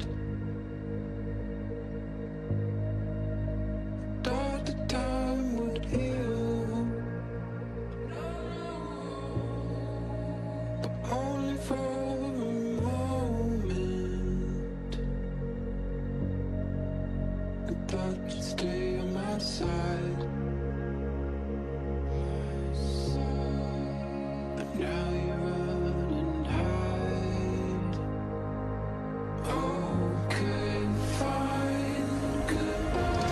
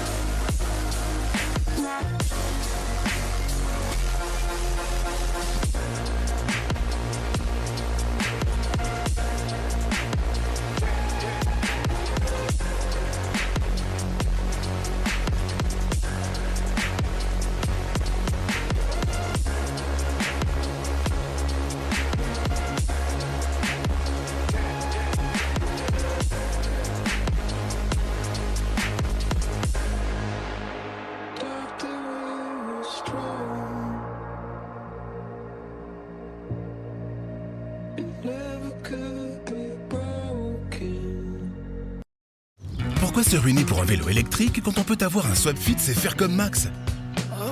Il n'a pas de problème avec son vélo. Car pour un petit montant mensuel, l'entretien et les réparations sont inclus. Max a fait quelques achats douteux, mais son SwapFits n'en fait pas partie. Faites comme Max, abonnez-vous à SwapFits et pédalez en toute tranquillité. Once upon a joyful time, we hear a song impactful, true. Detailed, unique, textures sing, so simply myself, so tenderly you. Telling stories, beauty's vision, sensual in sincerity.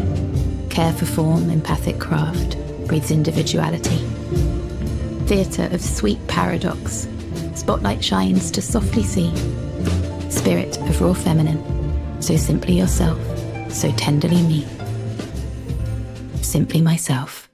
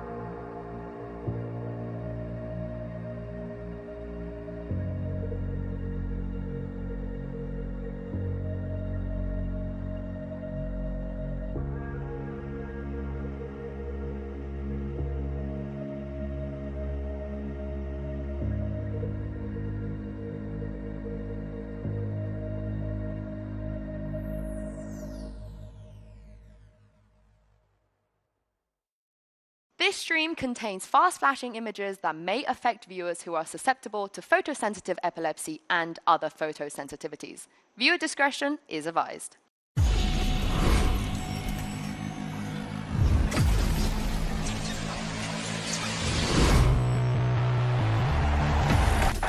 No, I won't. The group stage is drawing to a close here at VALORANT Champions, which means that today's winners will be locking in playoffs while the losers will be going home. Hello everyone and welcome back to Paris. I am your host Yingsu and I'm joined once again here on the desk by Mimi and Kakuka. I will never ask for this again, but I'm gonna need you guys to be extra nice to me today because yesterday was really rough. Aww, Say something nice. I need to hear it. EMEA is going to do great today. Thanks, Mimi. Sorry. Yeah, that's go on. Yeah, and they're looking great. Still in contention. They're going to make it I didn't hear yours. Either that or 3 EMEA teams.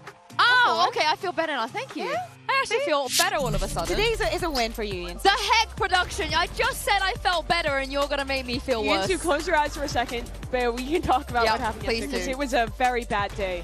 For China. BLG looked good at the start of the series, winning map 1 against RRQ, but I really feel like they stumbled towards the end. And you combine that with an RRQ who started going crazy. Jemkin was back in peak form. They take that series 2-1 and managed to stay alive. And it didn't get any better for CN after that. No, in the second match, G2 versus DRG, we were speaking about a DRG that actually came up with a lot of cool things, and we can only wonder what would have happened if Bukasha was here. But seeing G2 the way that we saw them, that round.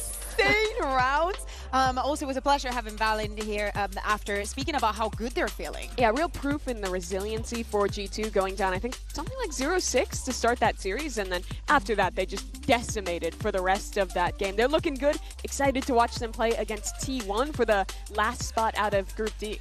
The only one, in Group D, we only had 2 O's. Is it safe yet? Can I look up now? You can look safe? up now. Yeah, you can. Oh, yeah. okay. It's scheduled for today. Thank goodness. Well, yesterday never happened, so today's gonna be fun, right? No upsets, no shenanigans, normal Valorant. The thing is, you say that, but I actually feel like what would you consider an upset, though? Yeah, that's what I was about to ask, because I think both games today, in my opinion, are really close. I think on paper, you'd probably favor GX over XLG, but I don't. Both games are really close. You can even see it in the GPR. Look at the numbers are within 15 for both games. That's not true for the second Starting one. Out with but rematch, yeah, anything it's like can close enough to 15. Okay, so we're gonna be happy today. And speaking of, I've got a cheeky little game for you guys. A couple of games actually. We're gonna start with one of my favorite, where we are going to discuss some of our rookies, and I want you guys to tell me where on the rookie meter they lie. 0 being, you know, a little bit left to be seen,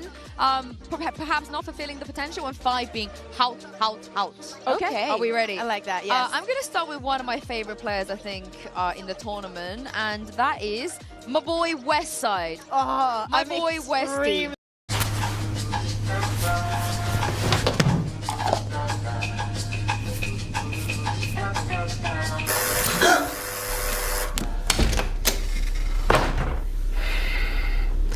Merci.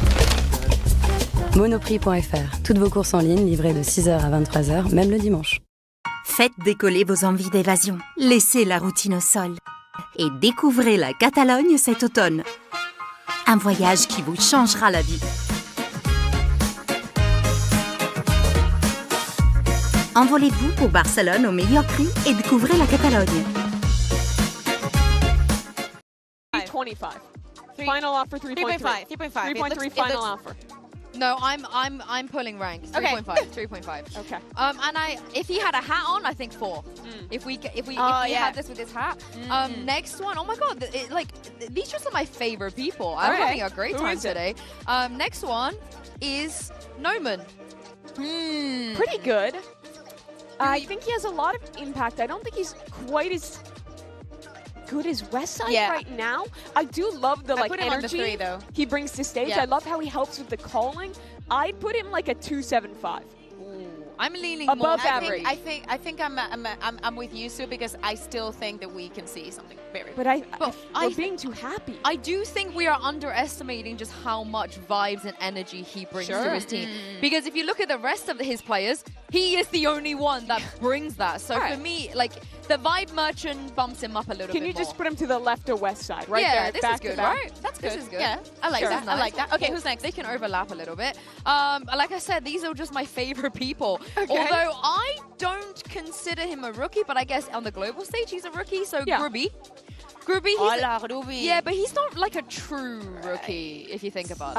I'm going to go like a 1-5-2, which sounds really harsh, but they're all rookies who are playing well at Champs. Like, he's been good. He's had a couple rounds. I don't think he's fully lived up to what he was doing in EMEA quite yet. I think that he did have his glow up now that he's in DRX. I agree. We did see it more regionally, but especially with the names that we're mentioning and the impact that we're seeing and the names that we still have to see, I put it more in, what did you say? I say between 1 and 5. 1-5? I almost just discard him because he's not really a rookie. But he's a global rookie, which I think is kind of what we're going for. Can I just here. put him on the meter? Can he just be the meter? Can you put him... Grubby is the rookie. He's the meter to the rookies. How about that? Okay. All right. Next one, more.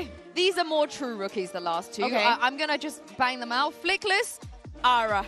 So we're doing the entirety of DRX? Yes. Ara 4-2. Ara, yeah, Ara, I would say I would put it, you said 4-2? I said 4-4. That's high. There's going to be more. There's going to be more. I don't want to... 4-4 because Ara is the kind of player that will win you the game but could also lose. Put his ear on the 4 line and then it's ambiguous. Okay, there we go. Are we happy There with we that? go. Cool. All right, Flickless?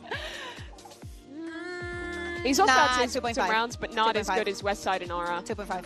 2.5. I think that's too high. Really? Yeah, I don't think he's bad. I mean, all of them are good Champs rookies, but I'd put him closer between 1 and 2. Whoa, I'm with Bae.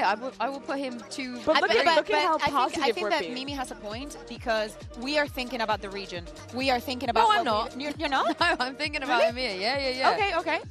All right, should we settle for 2? I settled for 2. Let's settle for 2. But we've created a clump. We need to widen our horizons. I think this is everyone, by the way. I don't see anyone else. Is that all the here. players we have? We're just Giant X. Yeah. This is the Giant X. Giant X and Nomad. Yes, I will put a couple more Nomans. Never mind. I was gonna put a couple more Nomans to balance out the fact that it's not just Giant X, but you guys are not gonna be able to see it. It is there. There we go. I don't know what we're talking about. There is no man there. Next one. Since that was so fun, are you guys ready for even more? Fun. Is this more fun or less fun? This is more fun. I don't get to be involved with this one. I just get to be. I just get to listen to your amazing casting and voices, of course. In wordplay, I'm going to give you guys 3 words, and I want you to work them into a round you're about to cast. Okay. This is a real treat. Okay. Who wants to start? I'll go first. Okay, you I'll can go start. first. I'm going to absolutely butcher this, but You got I do this. not care. Can I do this in Spanish? Please. Assessment, designation, design, but why don't you give me easy words? Please do it in Seriously. Spanish. I beg you to do this in Spanish. I love listening to you cast in Spanish. You cast in Spanish. Can we stop for a second? I really do not even know how I would use the first 2 sentences the first 2 words in a sentence. Okay, you got this. What is it in Spanish? What is it in Spanish? I wouldn't know, really. I wouldn't know. Like resignation as in... When you're resigned to something, like you give up.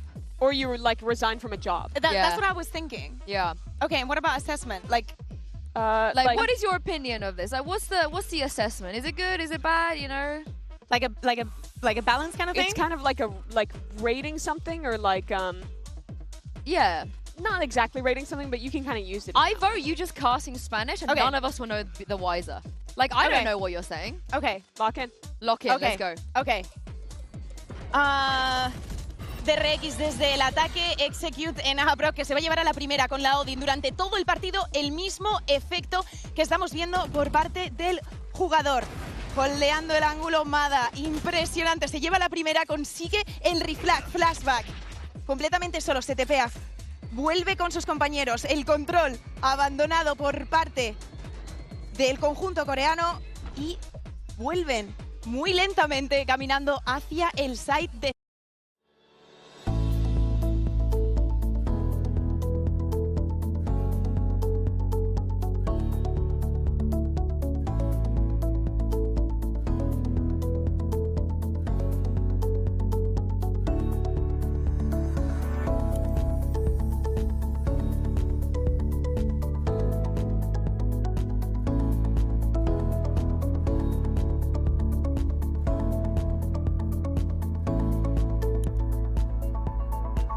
Découvrez l'alliance parfaite de Lénore. pour une fraîcheur qui dure 4 fois plus longtemps. Vamos a Ethan que está mirando, pero ya se han colado. Mako, otro smoke, TP hacia adentro. Con muchísimo cuidado, Scuba que abandona el site. Sigue la presión por parte de Flashback. La Spike que ya está plantada. Mako jugando dentro del humo, pero cae otra vez a manos de Brao, que está Odin, que además está siendo uno de los protagonistas en este Champions en ciertos mapas. Cuidado, Bane se lleva 2. 4K. I was thinking of Ulises. And he would have done the 4K way better than me. It's so good. I understood. I think I heard an el refract, which I think is refract. I heard refract and I heard flashback, and I understood everything you said. I had the best time. I had the best time. Sergio, you Mimi's going to do a much better job. Sergio, and you I'm need to do it in step your Spanish game as up, well. Sergio. You need to step your game up. All right, Mimi, is your time. Declare calorie apathy. Okay. It's actually declaration. Let's go. I'm hoping I get a... Wait, what? It's declaration, not declare. Oh, declaration. Okay, Jing, fast into middle on a set play here. A pinch into main, a possibility, as PaperX will declare their hold on this area. Patman, for the first kill, doubles up with Forsaken. Now GX trying to break out and find some kind of ground just to bite into the site, getting a calorie in their stomach as they lock in and need to find a fight. Fight will go down. But they're down by a man still. GX need to fight up, get some kind of space here, but PaperX apathetic to their ambitions. Get a kill onto Cloud, and now fight back together. Just Zara left remaining. Needs to go big, stuck in the corner, and gets another kill. Slide on the refresh. Two players holding together. Aura ready to go. The slide forward, guns! Switch to the shorty, and Aura somehow wins the round. That was an incredible attempt, but I don't think I can give you apathetic and declare, because it was but apathy and declaration. Of the word. Yeah. I didn't even use the words, to be fair. Yeah, I don't know. ignored this game. You guys let me know if I'm being too harsh with the rules. But for now, I want you guys to vote in our MasterCard fan poll. We like to know which of today's teams is most likely to make playoffs: DRX, Liquid, GX, or XLG. And while you're at it, tell us who you're backing with the hashtags VALORANT Champions or VCT, so we can feature you on the broadcast and see who is correct, because so far you guys actually have been doing much better than me in the fan polls. But it is going to be a very, very big game to kick things off here with DRX taking on Team Liquid. I personally love a rematch because I feel like we learn a lot from rematches. How are you guys feeling about this rematch ahead of us? I love rematches when they're in groups, you know, when it's like it happened in groups and now in playoffs. I feel like they're too far apart. When there's only a couple of days, just one opponent in between, this is when things get very dicey because everything's so recent. And this was really a super early game in this tournament and was a lot new for both teams, I think. For DRX, it was them showing their kind of new read with the Waylay double duelist for the first time, and that definitely took Liquid for a loop. They struggled to adapt to how strong that double dive was, and you also combine that with the Liquid who themselves, I think, quite underperformed in this game. You remember those Abyss rounds where they're paranoying themselves on the execute, falling off the map, Nats is going through TP. This was a rough one, and it was a outlier, I think, for a Liquid who has looked really good all year. So now given a second chance, they have an amazing opportunity to make good on those mistakes and prove that with VOD footage, they can find a read against this new DRX style. And as we remember, Liquid, they did have a bit of a rough time versus DRX's Waylay comps. So coming into today, Jen Lee checked in with Kiko to see if they're more prepared this time around. Hey guys, Jen Lee here with Kiko to ask some smart questions. Now Kiko, both Lohan and Bunker mentioned how difficult it was to play against the Waylay double duelist comp coming out from DRX because it's just so unfamiliar and it's very high tempo. So given that this is a rematch, do you feel like you guys have a good game plan against it? And if so, what is it? I can't share too much about the game plan, but we did get caught off guard a little bit last time. So, I mean, now we've got a little bit more VODs, and we played against it. So, I think this time we're going to be more prepared than last. Okay, thank you and good luck. The thing is, Mimi, they don't have a choice. They have to be more prepared this time around. Yeah, and let's talk about this composition. It is something that we haven't seen before. Obviously, other teams have tried the Waylay, but I think DRX figured it out. She's not a duelist that is particularly strong when played alone, in my opinion. Her biggest strength is when she's used almost as a flying skydog. Youngmin is always double dashing in with the refract prime, and he's never actually trying to get an opening kill. Instead, his job is strictly to get information, throw out his hinder, and then let Flashback dive in with the rest of the team to actually follow up off of that, which I think is such a great way to play this agent. That is what's catching most of the teams off guard, right? Like they're having the chance of being extremely explosive, having someone that is going to dash in to hinder you, which is way better than a stun apparently. Yep. And then you have that second wave, that Euro, that is going to be flashing you. So literally you have no chance. On paper, 7 francs, c'est pas pour toute la vie. Tu restes toujours la plus jolie. Prends donc une grande inspiration. Dans quelques semaines, tu seras canon. Dash 2 en 1, la douce odeur du réconfort. Bref, pour économiser, faut investir. Ouais, mais investir. Les fonds indiciels, l'or. Et vous savez qu'on peut économiser jusqu'à 10% avec l'appli EDF? Et ouais. EDF et moi, l'appli de vos économies. Have decided to abuse the Waylay. I mean, you've played her on every single map that you guys have played here in Paris so far. So is this a testament of how highly the team rates Waylay in this meta? I think it's more of we just use Waylay and to like our own strengths and our own meta. I think we just made like our own game style. So that's the reason why we play Waylay, and yeah. On that note, another question. What agent will you be playing today? Waylay? For today, I'll be playing Brimstone. I don't think Liquid will be prepared for that, but good luck! Players lie sometimes, so take that with a pinch of salt. But this is the thing. Last time they faced Liquid, Nats was, not really the Nats that we know and love. But ever since then, he has been on a tirade to try and carry his team to a victory. I think that this is also something that we see in EMEA a lot. BBL actually are experts in being in the receiving end of this. Oh, you think you're going to win? Never mind. We have Nats. They just go back to what has always worked for them. Him being on the outlaw, even from the attack. Him having this extremely impactful rounds that are always going to turn the game around. I do not care that this game started with an 11-1 to EDG, Team Liquid, and Nats himself. With those speeches, they proved to have everything it took to turn the game around. I still think there is more to prove for Liquid, because this game, in my opinion, really was all Nats. You have players who were insane originally, still not stepping up, but when you look at his performance at global events, Bea, he is in a league of his own. Yeah, absolutely. This is just his stats in the game versus EDG. Props to Overtime, because I catch this actually from Twitter, but his stats were off the roof. I think that is the fact that everything is super high and is second best because he holds the record for the best Cypher that we've had in Globals. Yeah, so he's the best, the second best, the third best, the fourth best. He's all of the best. You know when we do the top 5? Yeah, it's just Nats. It's just Nats. Variations of Nats. But it's kind of ironic because on the other side, the last time they faced each other, Mako also had some individual heroics.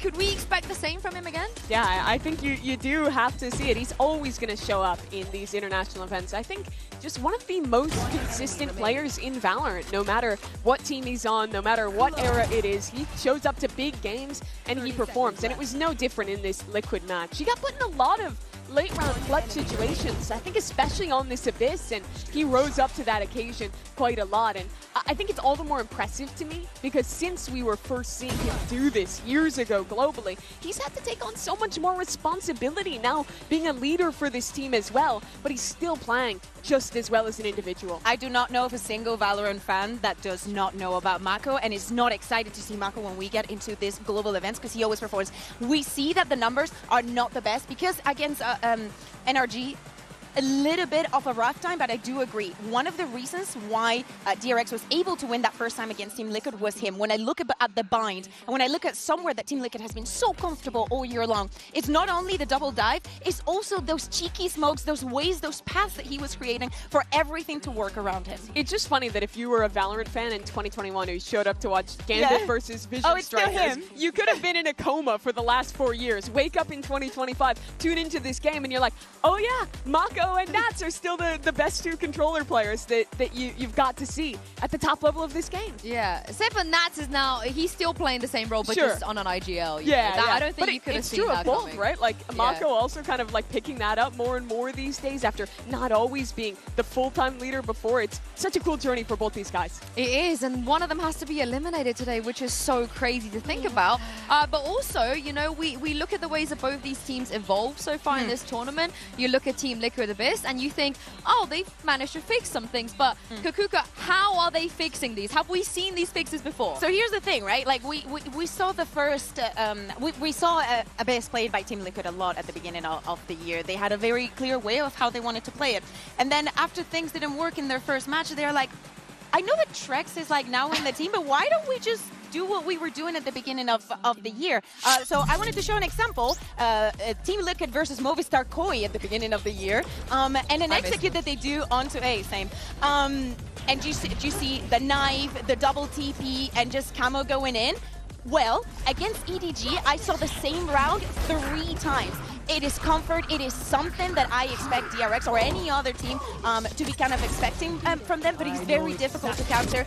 Everything falls in the right moment and at the right time, because they've been practicing for a year. It does inspire confidence that Liquid also managed to fix those maps so quickly. They also showed the bind, which they lost in the first DRX game. They moved away from the Sky, picked up the Yoru instead. I think that was also a great adjustment. So Liquid's proving that they're a team who can very quickly learn from their mistakes. Now is their real chance to prove it in an elimination game that is a rematch of the team that bested them last time. But we also have to give DRX credit too, right? It's not like they've been...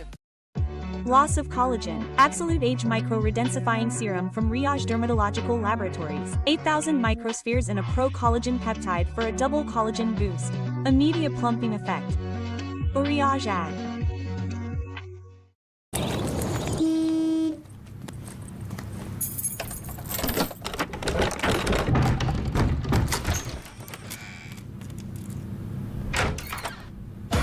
Seul Tropicana vous permet de rester frais, quoi qu'il arrive, à retrouver au rayon frais. Both those maps, they should be in playoffs already. DRX should have won 2-0 against NRG. They should have won map 3 against NRG, even after they choked map 2. So it's really disappointing to see a team that, for the majority of that match, played so well to let it slip and now be in a really tough elimination game here. Very super silly sidebar, but have you met Bonka yet? No, I'm still waiting. I want to have it recorded. We'll make sure it's on camera. But speaking of that game against NRG, let's see what Bane thinks they learned in this Omen player moment. 충분히 이길 수 있었던 매치였다고 생각하는데 뭔가 NRG가 조금 더 뒷심이 강해서 저희가 약간 후반에 힘든 경기를 했던 것 같고 이런 것들을 잘 보완해서 다음 경기를 해야 될 것 같습니다. 사실 NRG가 워낙 잘하는 팀이어서 엄청 자신감이 차이진 않았지만 어느 상대를 만나든 자신감은 있어야 게임을 이길 수 있다고 생각하기 때문에 막 오만할 정도의 자신감보다는 그냥 자신감 있게 게임을 하자. 사실 이번 매치도 뭔가 지식적으로 부족했다기보다는 그냥 대회여서 평소의 모습이 안 나왔던 장면들도 있었고 안 되었던 선수들도 있었을 거고 항상 하던 듯이 연습 때처럼 하는 게 제일 중요하다는 걸 한 번 더 깨달았던 매치였습니다. And Brock gets another one. Bane, a 1v4. Good luck. That's 2. 9 bullet. No! 힘든 상황이 많았지만 결국 이 한 해의 마무리를 하는 챔피언스 파리에 왔고 온 만큼 저는 저를 꼭 증명해내고 싶기 때문에 아니면 뭐 딱히 2승 0패로 갈 수 있는 팀은 단 4팀밖에 없기 때문에 목숨이 한 개라고 해도 그냥 저희 할 거에 집중해서 다음 경기를 꼭 이겨내고 또 이겨내면 플레이오프를 갈 수 있으니까 그냥 집중해서 할 것 같습니다.